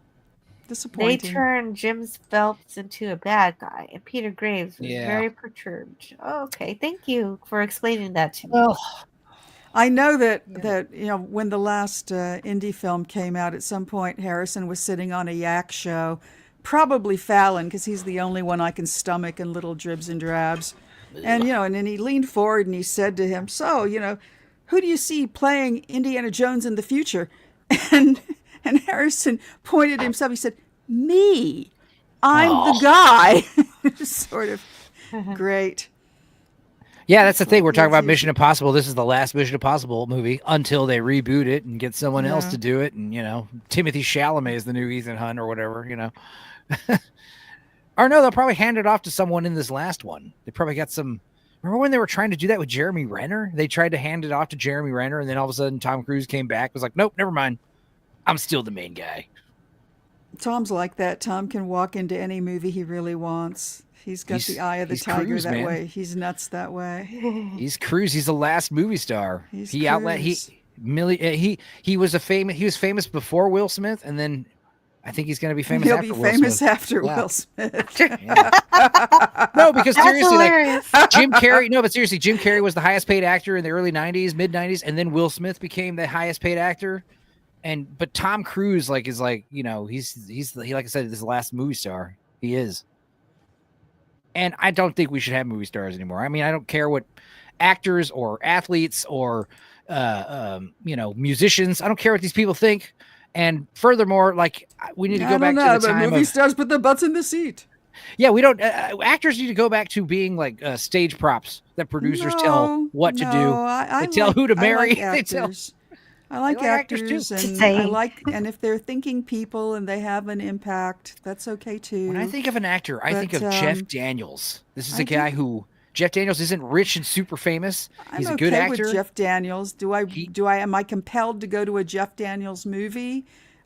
When he was younger, you know, I think I saw a movie or two that I knew he was in. But no, is there anybody who I have to like go see because it's them? I don't know. I think I'm mostly just these days going for the entirety of the film. Right. Which You is know, for as the a way it should be. project, but including all of the actors, and the, you know, the filmmaker and the writer and all of it, and the theme and topic and blah blah blah. But is there? I don't know. I've kind of got it bad for Gosling these days. I mean, there was a time where I had a massive crush on Gary Oldman, and I just dutifully went to the video store and started renting every movie he'd ever been in. Well, what's great about Gary Oldman is that whatever movie he's in, you know, he's going to have a new accent. He's going to have a brand new accent in this movie. He's never used the same accent twice. Yeah, he's good. Ryan Gosling, man. I mean, here's the thing. I was a big Nicholas Winding Refn fan. I loved that Valhalla Rising movie, and he also did the Pusher movies, and the movie Drive was coming out. Man, there's a lot I haven't seen. I've only So seen Drive, a handful of Drive his. was the Ryan Gosling one, and I remember I convinced my two lady friends to go with me because it's like, oh, it's this new Ryan Gosling movie, and they were all about it. But I was like, this is the new Nicholas Winding Refn movie, and I was so shocked and happy to find out Cliff Martinez did the music because he's like my favorite composer. So I was like pumped, And then that opening scene happens with the heist, and it's like really awesome, and everyone's sold. But then, yeah, there's the part where like the elevator scene, it's so violent, and Ryan Gosling's basically a psychopath in that movie. And I remember the two girls were looking at me like, "What the hell did you drag us to? This isn't the Ryan Gosling we love." You had it coming. You shouldn't drag girls to see psychopath movies unless you know they're really into it. They loved it. No, they didn't love it because they gave you the eyeball. They gave you the stink eye. They didn't realize it was going to be an action, violent, super cool movie. They thought it was going to be. But one of the things about Ryan Gosling was him and that lady, Carey Mulligan. Like they're supposed to have a bunch of dialogue, like flirting with each other, and instead they just kind of stare at each other in silence. And it's so much better. Like the chemistry is just like, it's like leaping off the screen. Like everyone in the audience is like, dude. Pass. I'm not going to go see some ultra violent movie. No, where the anti-hero is a psychopath. No. I wouldn't say it's terribly violent. No, thank you. He's not a psychopath no, thank as much you. as he But has good to know. What was it called again? So I can Drive. So I can avoid it. Drive? Or dry? Drive. See, and I just assumed that was like, a riff on The Driver. He's kind of Driver. I mean, it's not a super violent movie. There's like 2 or 3 pretty violent scenes in it, If he's the person doing the murdering, I don't think I want to see that. No, he doesn't. Oh, he doesn't want to see Ryan Gosling murder. Yeah, and I did like The Driver, and I really loved Baby Driver. I mean, honestly, how many more times do you need to remake that film? I would say Baby Driver was inspired by Drive. No, it was inspired by The Driver. Right, but Drive definitely came out before Baby Driver, and I know Baby Driver definitely took a page out of it. Give it a shot. Give it a shot. But it's you pretty also, good. It's a good movie. But you also mentioned Gary Oldman, so I'm gonna play a couple of these. Oh yeah. The ones that love us never really leave us. Wait! I did my waiting! 12 years of it! In Azkaban! So lovely. I love, what was it, Good Gary stuff. Oldman in True Romance? That's like very transformative role of his. And obviously Fifth Element. Oh yeah, Fifth Element, definitely. But also, I ran the random number thing and to pick this video also for the Dead Man super sticker. Actually, I don't even know what the super sticker is yet. I need to check the chat. And also, I'm Is this getting another sneaky. super sticker? Good grief. Super sticker. Wow. Yeah, it's another super sticker.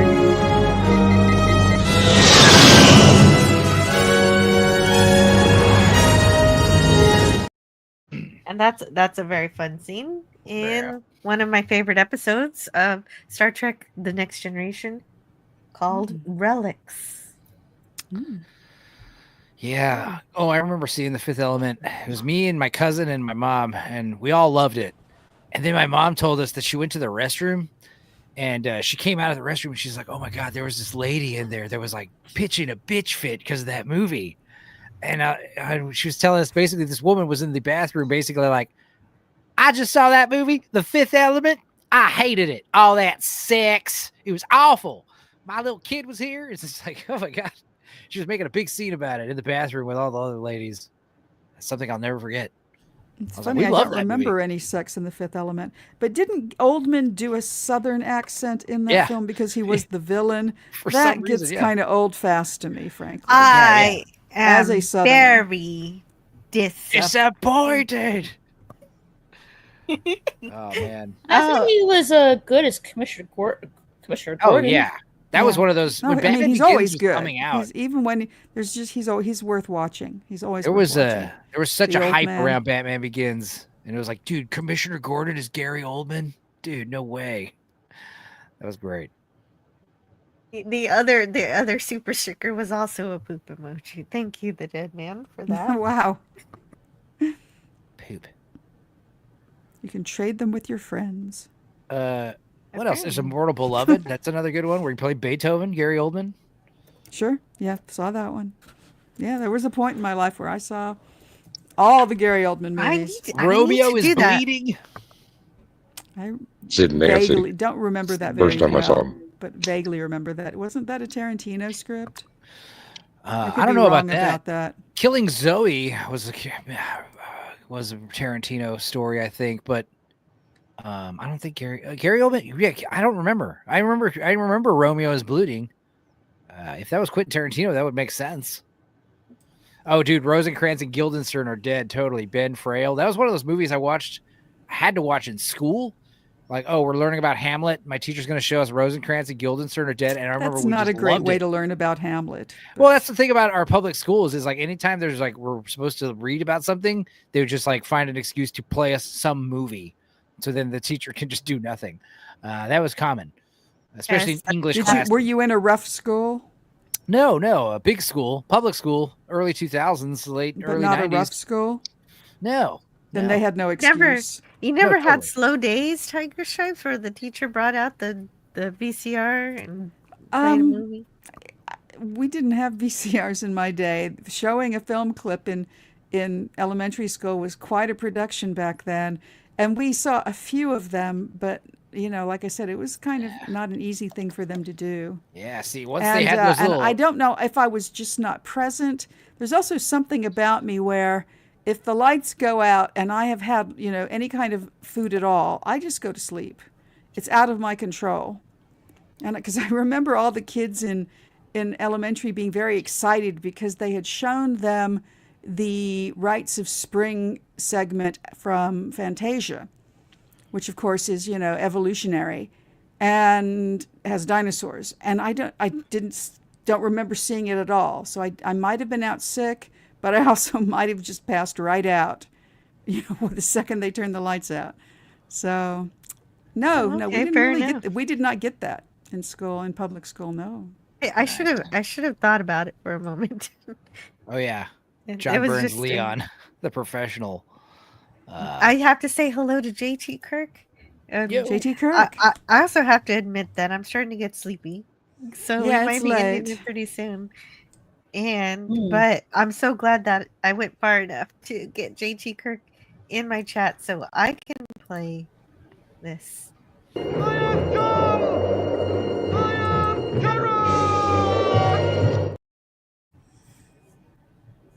What is he saying? I have come. Oh. I am Kirok. It's the Star Trek episode where Kirk forgets who he is and he becomes Kirok. And he falls in love with Miramani, and it's kind of like a primitive culture and everything, but they're being manipulated by aliens, and it's fun. It's a good episode.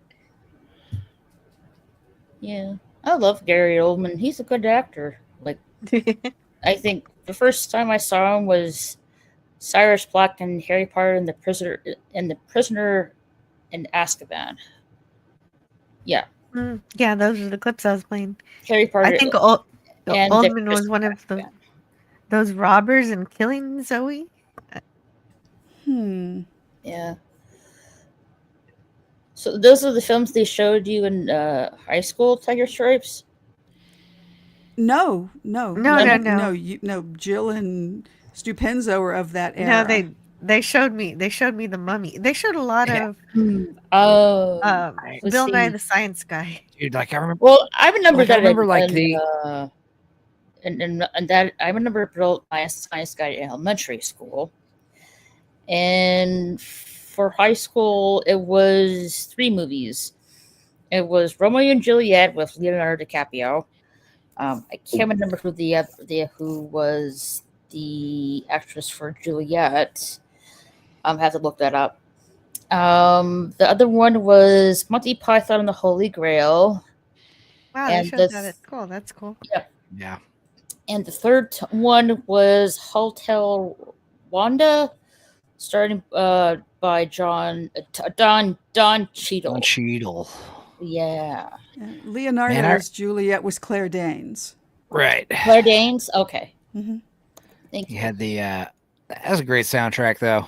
But yeah, I remember like we were reading about Frankenstein, for instance, and then my teacher would just be like, all right, we're gonna watch the Frankenstein movie. But it was the one where like it was like the made for TV one where Randy Quaid is the monster. We're like, what is this? Like, like it was the one that was available at the school library or whatever. Wow. Like, oh God. If you're gonna just slack off and just find an excuse to make us watch a movie, make us watch a good movie, please. Where the Red Fern Grows, that was something we had to watch in school.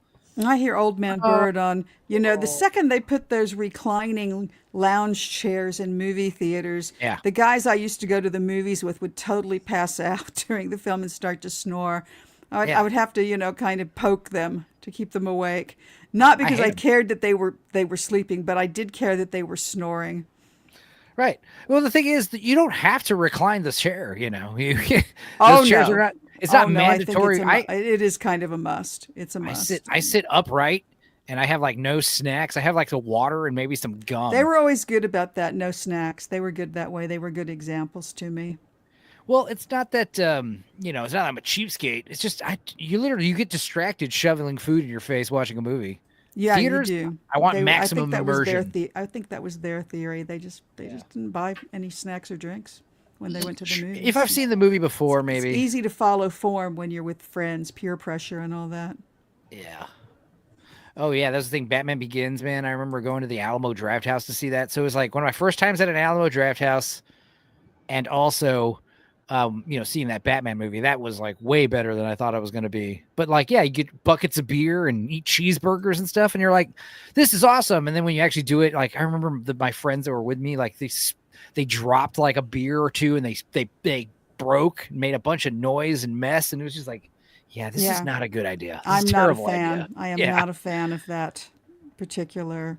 Yeah, no. Oh, and it's really Batman Begins too. So I'm like eating this food. I'm like, what did they just say? What was that last scene? Because but the camera cuts like every 1 second, every 2 seconds. It's so rapid fire, and you're like, wait, what was that last part about? What did they say? I'm too busy like hearing wrapper crinkling from my giant sandwich I'm eating. It's like, pass me one of those beers, and by the time you get the beer, you like miss something important. You're like, oh, that movie does not. There's not a lot of fat on Batman Begins. No movie should be interrupted like that. Not my cup of tea. Although I understand that for a while they were showing all of the Lord of the Rings films, and they just had an ongoing feast all day long. They would give you, 2 meals per movie. So you're like, we're going to have 6 meals and some snacks. And I'm like, I'd be happy to spend my money. And it's cool because you've seen the movies before, so you're like, let's do that. Yeah. Totally, that sounds awesome. Sounds like a blast. We're doing the Hobbit 11sies meals or whatever, 11 meals a day. Or whatever. Yes, John Burns. I did see Hotel Rwanda in high school, starting Don Cheadle. A little bit too graphic for my taste, but it was an okay movie. Did he pull an award, an Oscar that year for that? I don't know. I can look up and see. I think he was a nom at least. Guys. Oh, and James Caserta says it's the Paradise Syndrome, and the aliens were not manipulating. Well, okay, I meant the aliens did put an obelisk on the planet to make sure that they wouldn't be harmed by the asteroids that or whatever. They were, maybe they didn't manipulate them, but they were definitely interfering with their lives a little bit. Can I read you? Way. Can I read you guys the Lord of the Rings extended edition menu from Alamo Drafthouse? Yeah, please do. It's funny. It'd be better if you could share it with us. To take a look at and while you read it. But there are no pictures, unfortunately. But it says this is funny. It says rated PG-13, 682 minutes, 2001. So it says the menu. Here we go. Number 1, the Ring of Power, bacon wrapped scallop, hollandaise, micro onions, sage oil, blood with a blood orange mimosa. That's the beverage. All right. Number 2, first breakfast, poached egg, tater nest, pork sausage, seared tomato. The drink is a Stella Anselmi. It's a prosecco. It's a prosecco. Number 3, second breakfast, berry granola parfait, Mad Hava honey, and then the drink is a C2 cider, some kind of cider. Number 4, 11sies, pickled cucumber, tomato salad, salted pork, lembas bread, whatever that is, and then you get to drink Epic Tart and Juicy, whatever that is.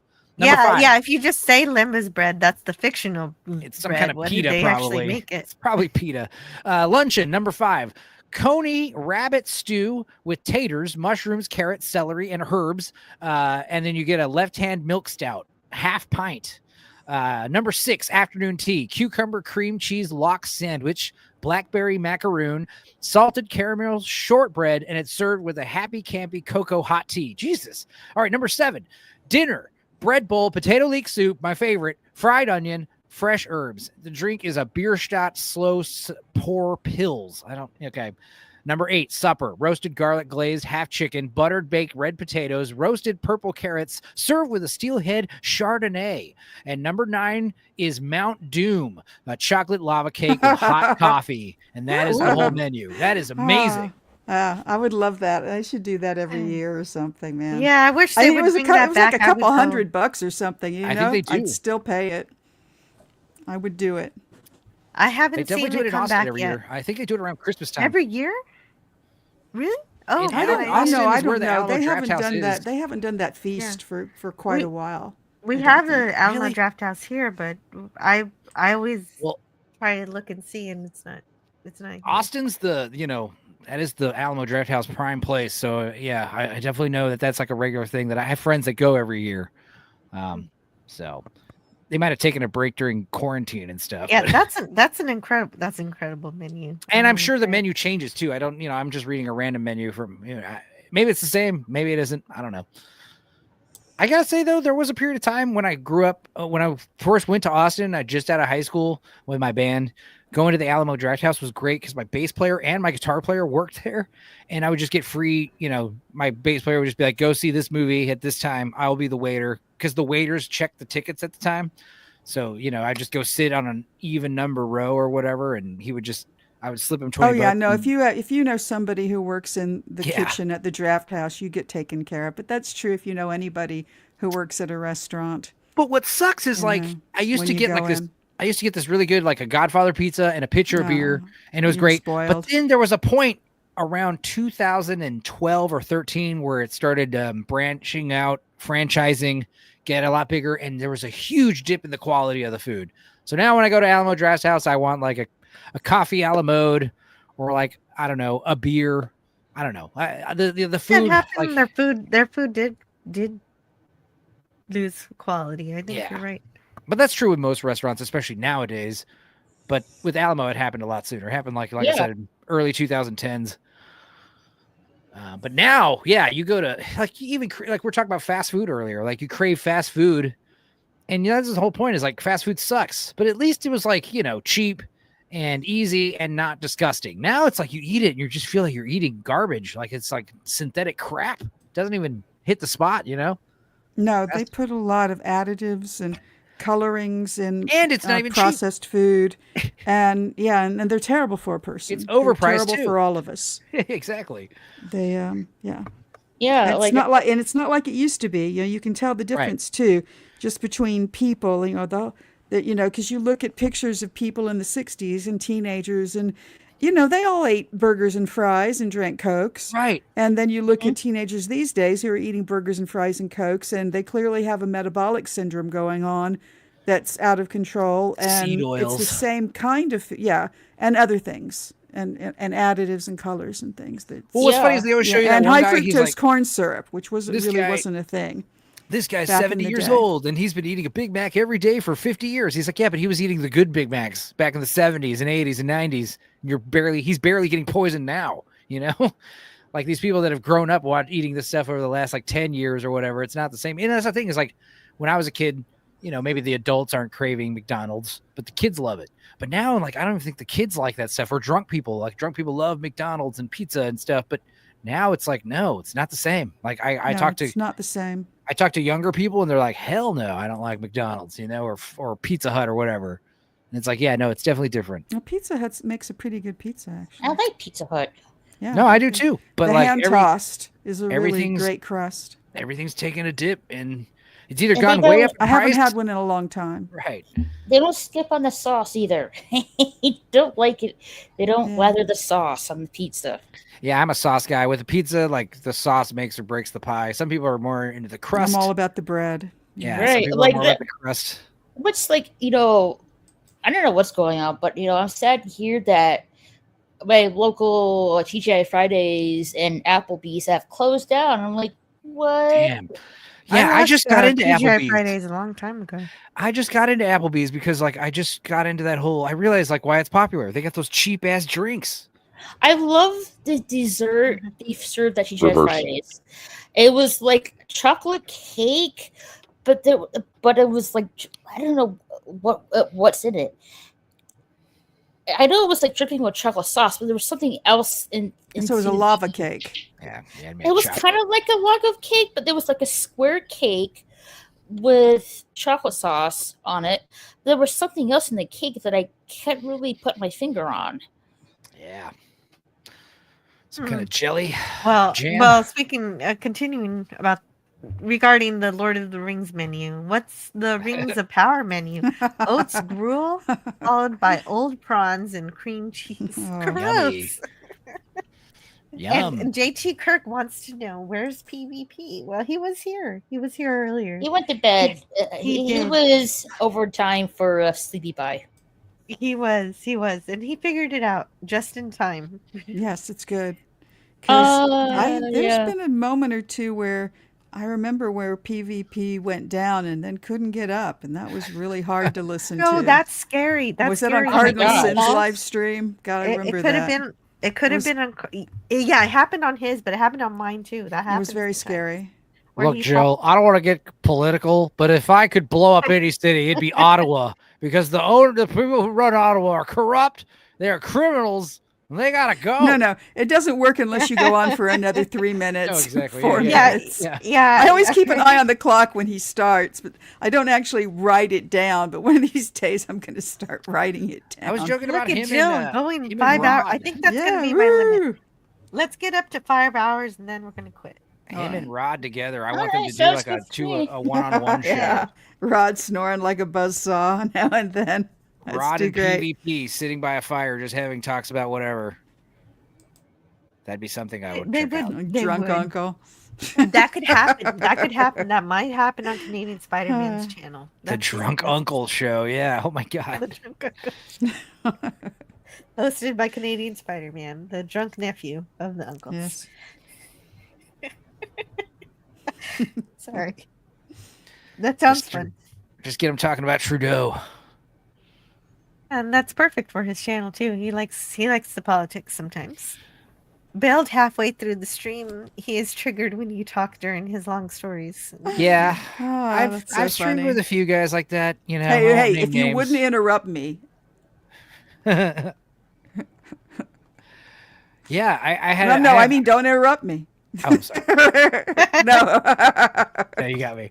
But I have a few friends that are like, you know, they talk and talk and talk, and then when someone tries to interject, they'll be like, Yeah. "Please, you're interrupting," and it's like, "Yeah, but you're railroading, Yes. you're lawnmowering." Yeah.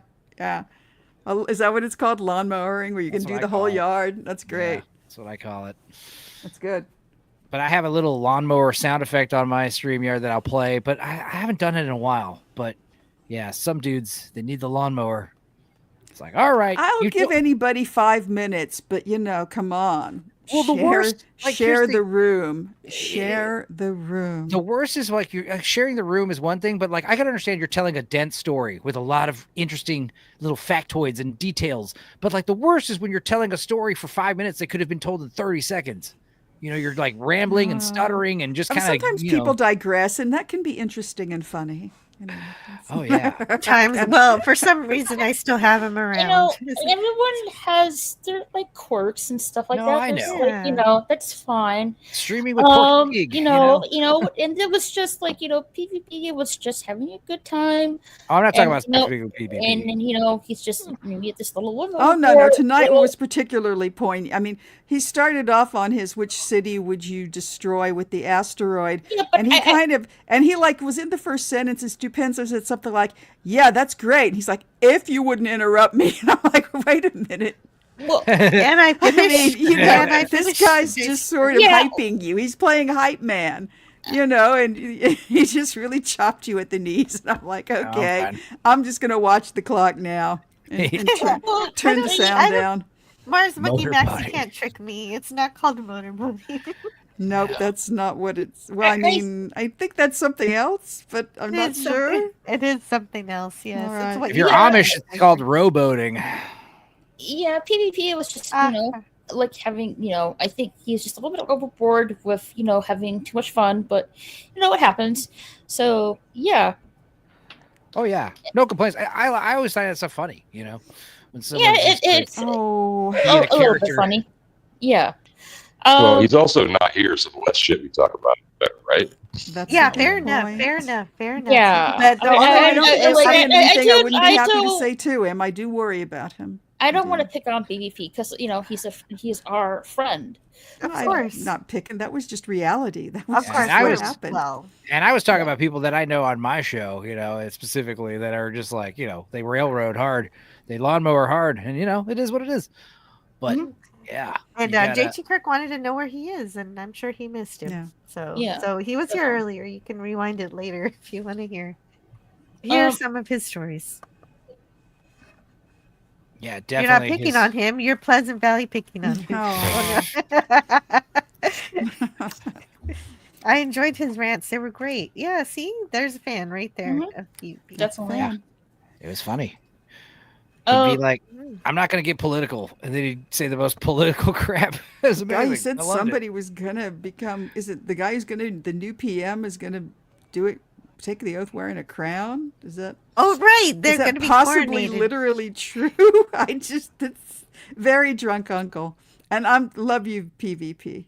Please be well. I don't even want to fact check him. I hope Please it's be true. well. Yeah, I don't want to ever fact check that. I just want to believe it's true. He knows DJP. Scotty R37 discusses with him twice a month, says Old Man Bird. I'm sure. No, I'm sure they know Canadian politics much better than I do. I find it all unfathomable. Yeah, I'm out here in Texas, land of the free. I can't relate. Yeah, 5 minutes. You can rant for 5 minutes. Old Man Bird. I live in Dallas, Texas. If you really have to. Yeah, I'm out near Houston. Dallas. Yes, We Dallas, have to have a Texas. Texas party one of these days. We really do. Yeah. Jill, we're coming over to your house. A Texas party. Oh, yeah, that's Yeah. true. Well, there are You quite can a put few us of us all in the Texas. backyard. In the backyard. Yeah, and I think oh, no, I want Tony's you going to guys be to in be Texas soon comfortable. too. Hmm? I think Tony's going to be in Texas soon too. I think he said. Oh, I heard about that. Come Is down. he hooking I'm not up sure. with Is that happening Doomcock or soon? something? Data Zord. Does Doomcock live in Texas? I didn't know that. Yeah, Yes. Doomcock lives in Austin. And, yeah, he's in Austin. Yep. Wow. Yeah. I did not know that. Mm-hmm. It is true. JT Kirk says, all my solve for X's. I live in Texas. That's great. That's one for you, Jill. It is. That's cute. Very cute. Gary lives in San Antonio. Oh, really? I didn't. Gary Ambrosia? No, Gary Ambrosia is a Californian. Gary Nerdrotic. Yeah. It's a different Oh, Gary. Nerdrotic. Yeah, that's what. Oh yeah, Margaret he connected. moved there from Southern California. Yeah, that's right. Yeah. That's Everyone's right. moved Yeah. to Texas. Yeah. Can't blame him if they live in California. Well, he got out right when the getting was good too. Yeah, I forgot about Before that guy. before the boom started. Yeah, he was in San Francisco, where he famously once owned a comic shop. And it's funny because when he's talking, and if you're on his stream, and I haven't been on it for a long time because those Me guys drive me neither. nuts sometimes. It just gets Me a little too. anyway, a little too much of a sausage fest. But there'll always be people in the chat who'll just kind of randomly drop in. Did you know Gary owned a comic shop? Just because he refers to it so often. Oh, he has great stories about it. Great stories. Cool. Yep. Mars Monkey Max says that's because we're better than everyone else. What does that mean? I think What are that's you talking about? Kurok. I don't know. Are we? I mean, of course we are. We do everything better. Oh, okay. Mars Monkey Max. Oh, is in Texas too. Texas, Now I sure. get it. Hopefully, Texas will consider taking some of us from the UK. Come on in. There's plenty of room. And they're Everything's overbuilding Austin so bigger. much. There's no end of places to live. So Yeah. as long that's as it. you can, Yeah, as I say, everything's bigger in Texas. Literally.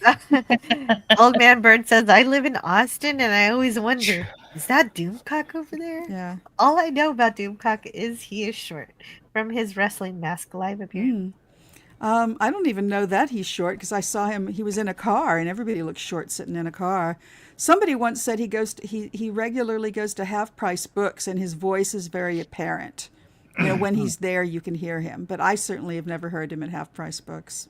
I mean, I don't go there that often, not as often as I used to hang up at a bookstore. It wouldn't surprise me if that's where he hangs out, because that is a common refrain. Yeah, I used to frequent the Half Price Books myself. Yeah. I haven't been there in quite a while. I usually go to my other store that has everything, has DVDs, games, and stuff like that. I usually go over there. I haven't really gone to Half Price Bookstore in quite a long time. Well, our Half Price Books do have everything.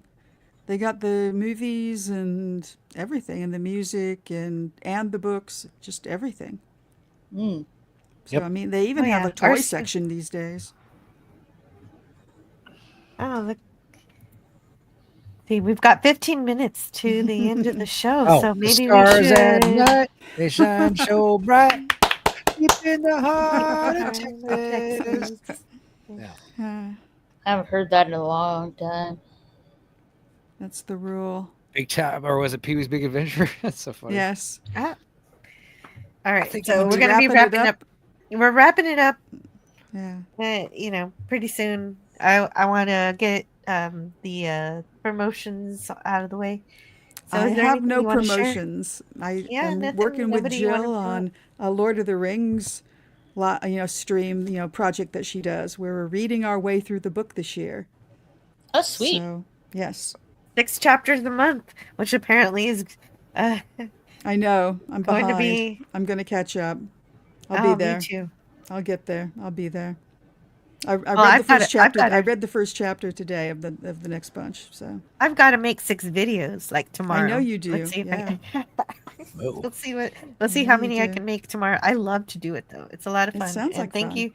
Thank you for helping make those possible. Love doing it. And Raquel SSG, what's going on with your channel? I know you said earlier you were taking a bit of a break. I am taking a bit of a break right now on my main channel and my gaming channel. But in the meantime, you can check out my past live streams, while I'm on my break right now. On my main channel, which is Raquel SSG 2211, I do hangouts, watch parties, sometimes reviews. You can check me out on there. And also, you can check on my gaming channel, Raquel SSG 2211 Gaming. And I play a bit, I play a lot of GTA 5 online. Also play Fall Guys, which is fun to play. I do need to finish Gotham Knights and Hogwarts Legacy, which I am getting to the end with Hogwarts. Not Hogwarts, Gotham Knights. I'm getting to the end of it. But I have so much to go on with still to finish that with Hogwarts Legacy. So I'm not going to be done with that game anytime soon. So yeah, just having a bit of a break right now, but I will be back hopefully soon. That's great news.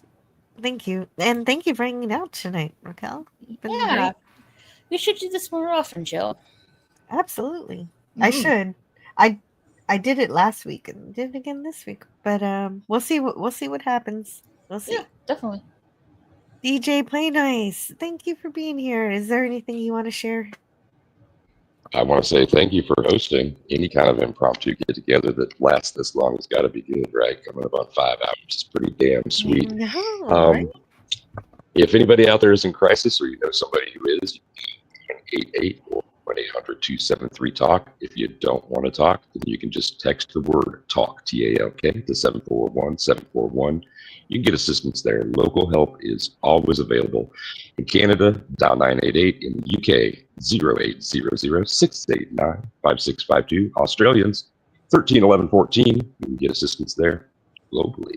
So until I see everybody else again, be safe, have fun, take care of your crew, and rock. I'm out. Thanks. Thank you for always sharing that. That is good, helpful information. Mm-hmm. And Stupenzo, you were here the whole time. It was Yo. great to hang out with you, as well as Raquel was too. I know, and he's Fun still full of stuff. energy. He Incredible. is. I Yeah. know. I was thinking, Well, should I I go end to this bed at, because like- Stupenzo would carry my stream for me, but I need to go to bed. I sleep from like 8 a.m. to like 4 p.m. That's kind of my schedule lately. I'll probably do some work for the next couple of hours. But anyway, yeah, I don't know. Check out my channel. I got some movies we've watched. Yeah, we did watch horror last week. It was a pretty hardcore movie. So to balance it out this week, I think we've got the full-length commentary for the 1987 science fiction rom-com starring John Malkovich as an android learning to fall in love. It's called Making Mr. Right. And it actually wasn't terrible. It was pretty good. It was cheesy. And yeah, tomorrow in about 20 hours from now, we'll be streaming on my channel doing Tales from the Dork Side. I think Tony's going to join us. Jill, you can join us if you're up. We're going to be just watching weird stuff and goofing off. Someone recently said it's like a Circle of Jerks, Zax's show on acid. And I was like, dude, that's amazing. Thank you. That's a huge compliment. So Oh, all right. check it out. Yeah, I'll see if I'm still awake, and I'll check it out. Yeah, we do the Gooch and Gang after party on my channel. So check that out. It's real fun. Anything in particular you're going to watch tomorrow? Weird stuff? Yeah, I know we might do a pool party where we watch another one of these weird Supergirl fanfic drowning fetish videos. There's a whole series of them, and we've been kind of chipping away at them slowly. Yeah. They're quite a sight to behold. And then there's also a bunch of funny reels I got set up. I've been sending myself weird, I don't know. We're going to do some reels this time. We normally don't do that. Also, I think we're going to watch a Pizza Hut and a Wendy's training video from 1988. Oh, nice. Oh, yeah, that one sounds like fun. That's cool. So, yeah. So weird stuff. We watch a lot of weird stuff. It's never a dull moment. So check it out. Nice. And but of course, thanks for having me, Jill. Absolutely. And so we have 10 more minutes. And so I also want to thank everybody here in the chat. Yeah. We've got a Vulcan salute there. Thank you. The Dead Man. Thank you for all the super stickers. Ka-ching. Right. Oh, I do got to say, I did save myself. I'm going to listen to it later. Maybe I'll listen to it now, but I did save the Tales from the Crypt Christmas album. It's on YouTube. I'll probably give that a listen soon. It's a must. Yeah, I heard a bit of the first song, and I'm like, I'm sold. Yeah. And if you can imagine a 15 singing Christmas tracks. tree singing that, an animatronic Christmas tree singing them. Honestly, I don't want a singing Christmas tree to sing anything else now at this point. Yeah, well, was it really like a toy? Yes. Or yes, there is an animatronic Christmas tree. It's like it's a little, top to toe, under 3 feet, but more than 2 feet. Sizable thing with a mouth and eyes that move, and little branches. That's fun. That's fun. Oh, it's quite disturbing. I want to thank everybody on its own. who sent me presents today. Thank you so much, the Dead Man, for a super sticker, for the super chat, for another super sticker, and another super chat. That was awesome. I appreciate that. And all those poop emojis. Yeah, all the poop emojis everywhere. I gotta clean it up, but I'm very happy to do so. John Burns sent a lot. John Burns sent, let's see how many. 1, 2, 3, 4. Wow. Yeah, wow. Thank you so much, John Burns. That's awesome. John Burns. Then also thanks to not a band account and Old Man Bird for the $20. Woo! Yeah. And DJ Play Nice, $2. Don't talk politics. Thank you. I appreciated that. That one was for me as much as it was for you. And Wes Cagle, also, he sent a few. Also, thank you so much, Wes Cagle. Awful nice. Mm-hmm. And another one from Old Man Bird. So -1. Who else? I think that might be it. Thank you so much. That's an incredible night for me. The Orphan Zane sent a super sticker. Oh, Let's see that's what it a is. new person, Just right? now. Yeah, Awfully just now. nice. Super nice, right here at the end of the show. But even though it's the end of the show, I'm still going to play a video for you. So let me spin this wheel to see which video is randomly selected by my wheel of morality. Oh, this one. Let's try it again. Maybe I don't want that one. And it'll also help me figure out which ones I want to play as super chat videos. It's a good way to inventory what I've got going on here.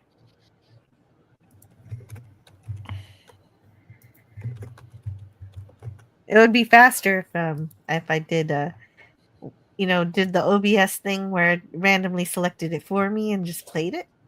That would be cool. But I've got to figure out how to do that. And in the meantime, I'm doing it this way.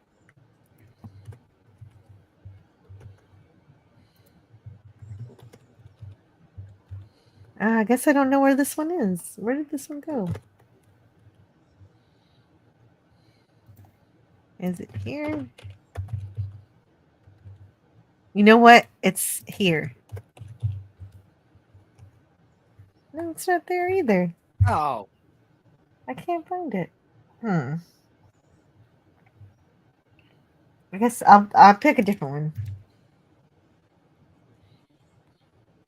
Since that one was too difficult to discover.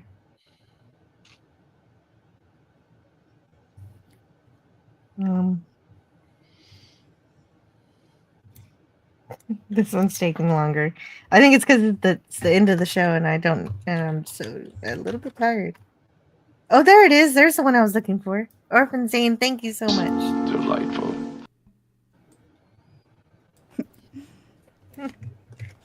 And Scotty, I can't change the laws of physics. Here we are. Thank you so much. Yeah. And what was that super sticker? Because of course, StreamYard won't show me what it is. So I have to look in the chat to see.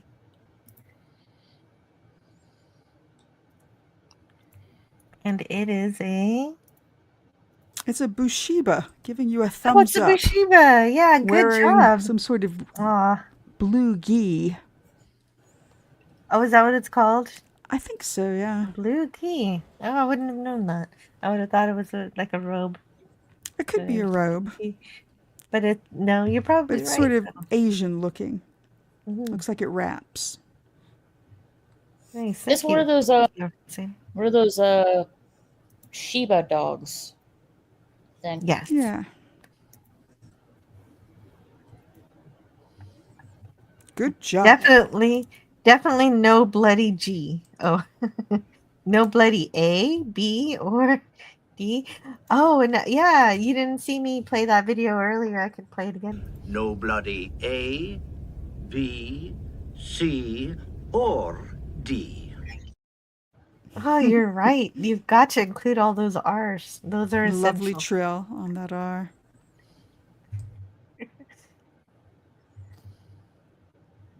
Yes, I did. I played it earlier, but if JT Kirk mentions it, I can play it again. What about the F? G, H, I, J. Scotty forgot he said that in Star Trek 4. That's one of the dogos that supports government efficiency. Very good. If they do it Star Trek Online style, maybe? Okay. Cleaner is going to be mega awful, but will it be funny awful? That's a question. Orphan Zane was hours on Tony's stream, too. Nice. Panel members, it's an older game, about 10 plus years, but please check out This War of Mine, a game about living in a siege city. And thank you for all the recommendations tonight, John Burns. Yeah. $5. Yeah. Are you in there, Fluffy? And thank you so much for everyone who is here. Mark Harkness, Mars Monkey Max, JT Kirk, James Caserta, and everyone else who is here. I don't know if I'll be able to scroll all the way up. Old Man Bird, John Burns. Let's see how far I can get up. We also had Mark Harkness. And it would be better if I wrote down names like Ben Frail, who has to rewatch 4K Lord of the Rings trilogy because his mother got an enormous HD TV hand me down from one of her rich friends. Nice. That is pretty cool. That HD, it's like night and day. When you watch something in that, you just like everything pops. You see things you never saw before. Yeah. And well, I got 2 more minutes, so let me see who else I can find. Oh, of course, DJ Knight. Definitely got to thank you. You've been here the whole time. You were here before the stream started. And I know Matt G was here earlier, so I can recall him. So Taylor Swift -1. Said hello.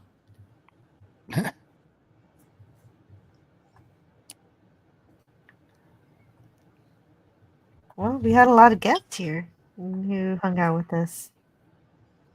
It was good.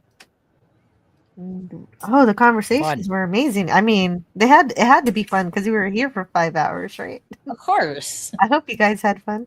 DVB was here. He's always super cool. I like DVB a lot.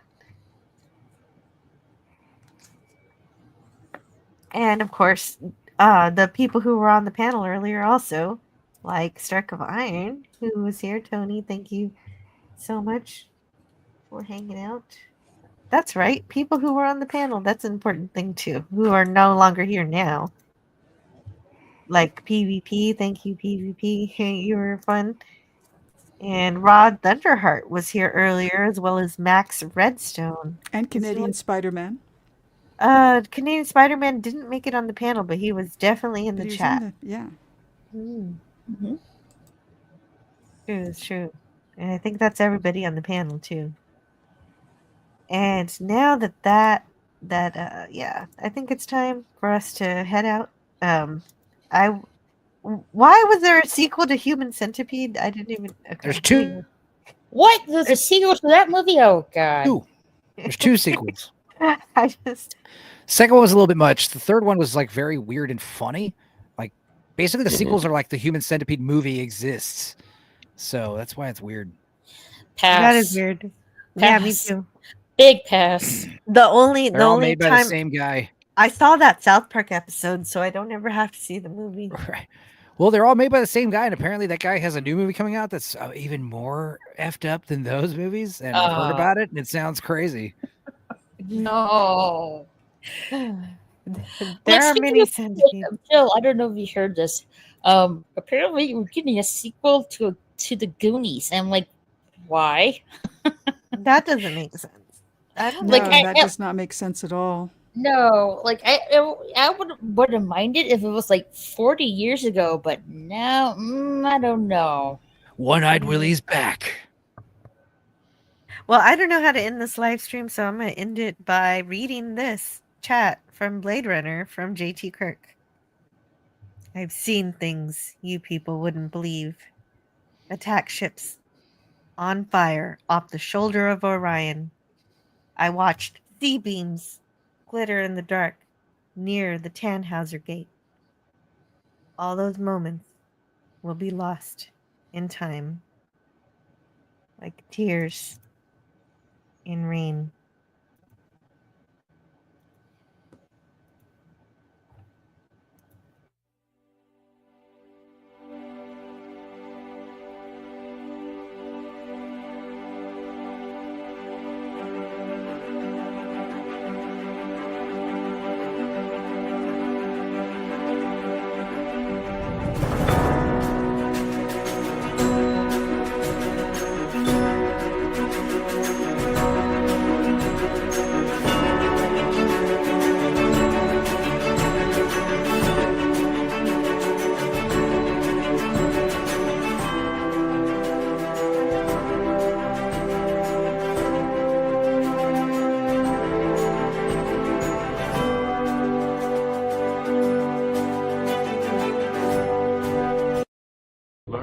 Just learn them.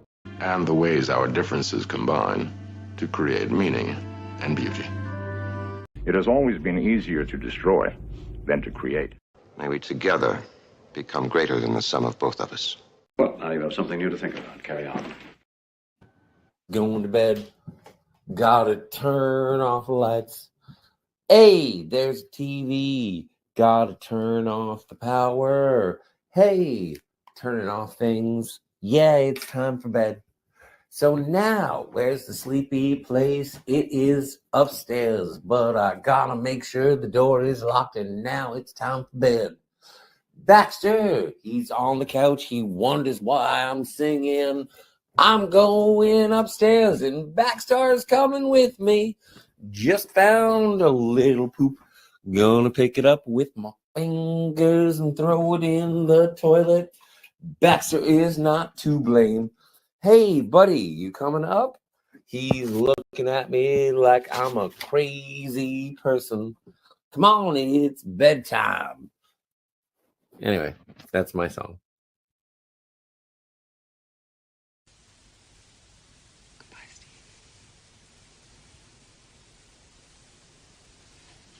Emma.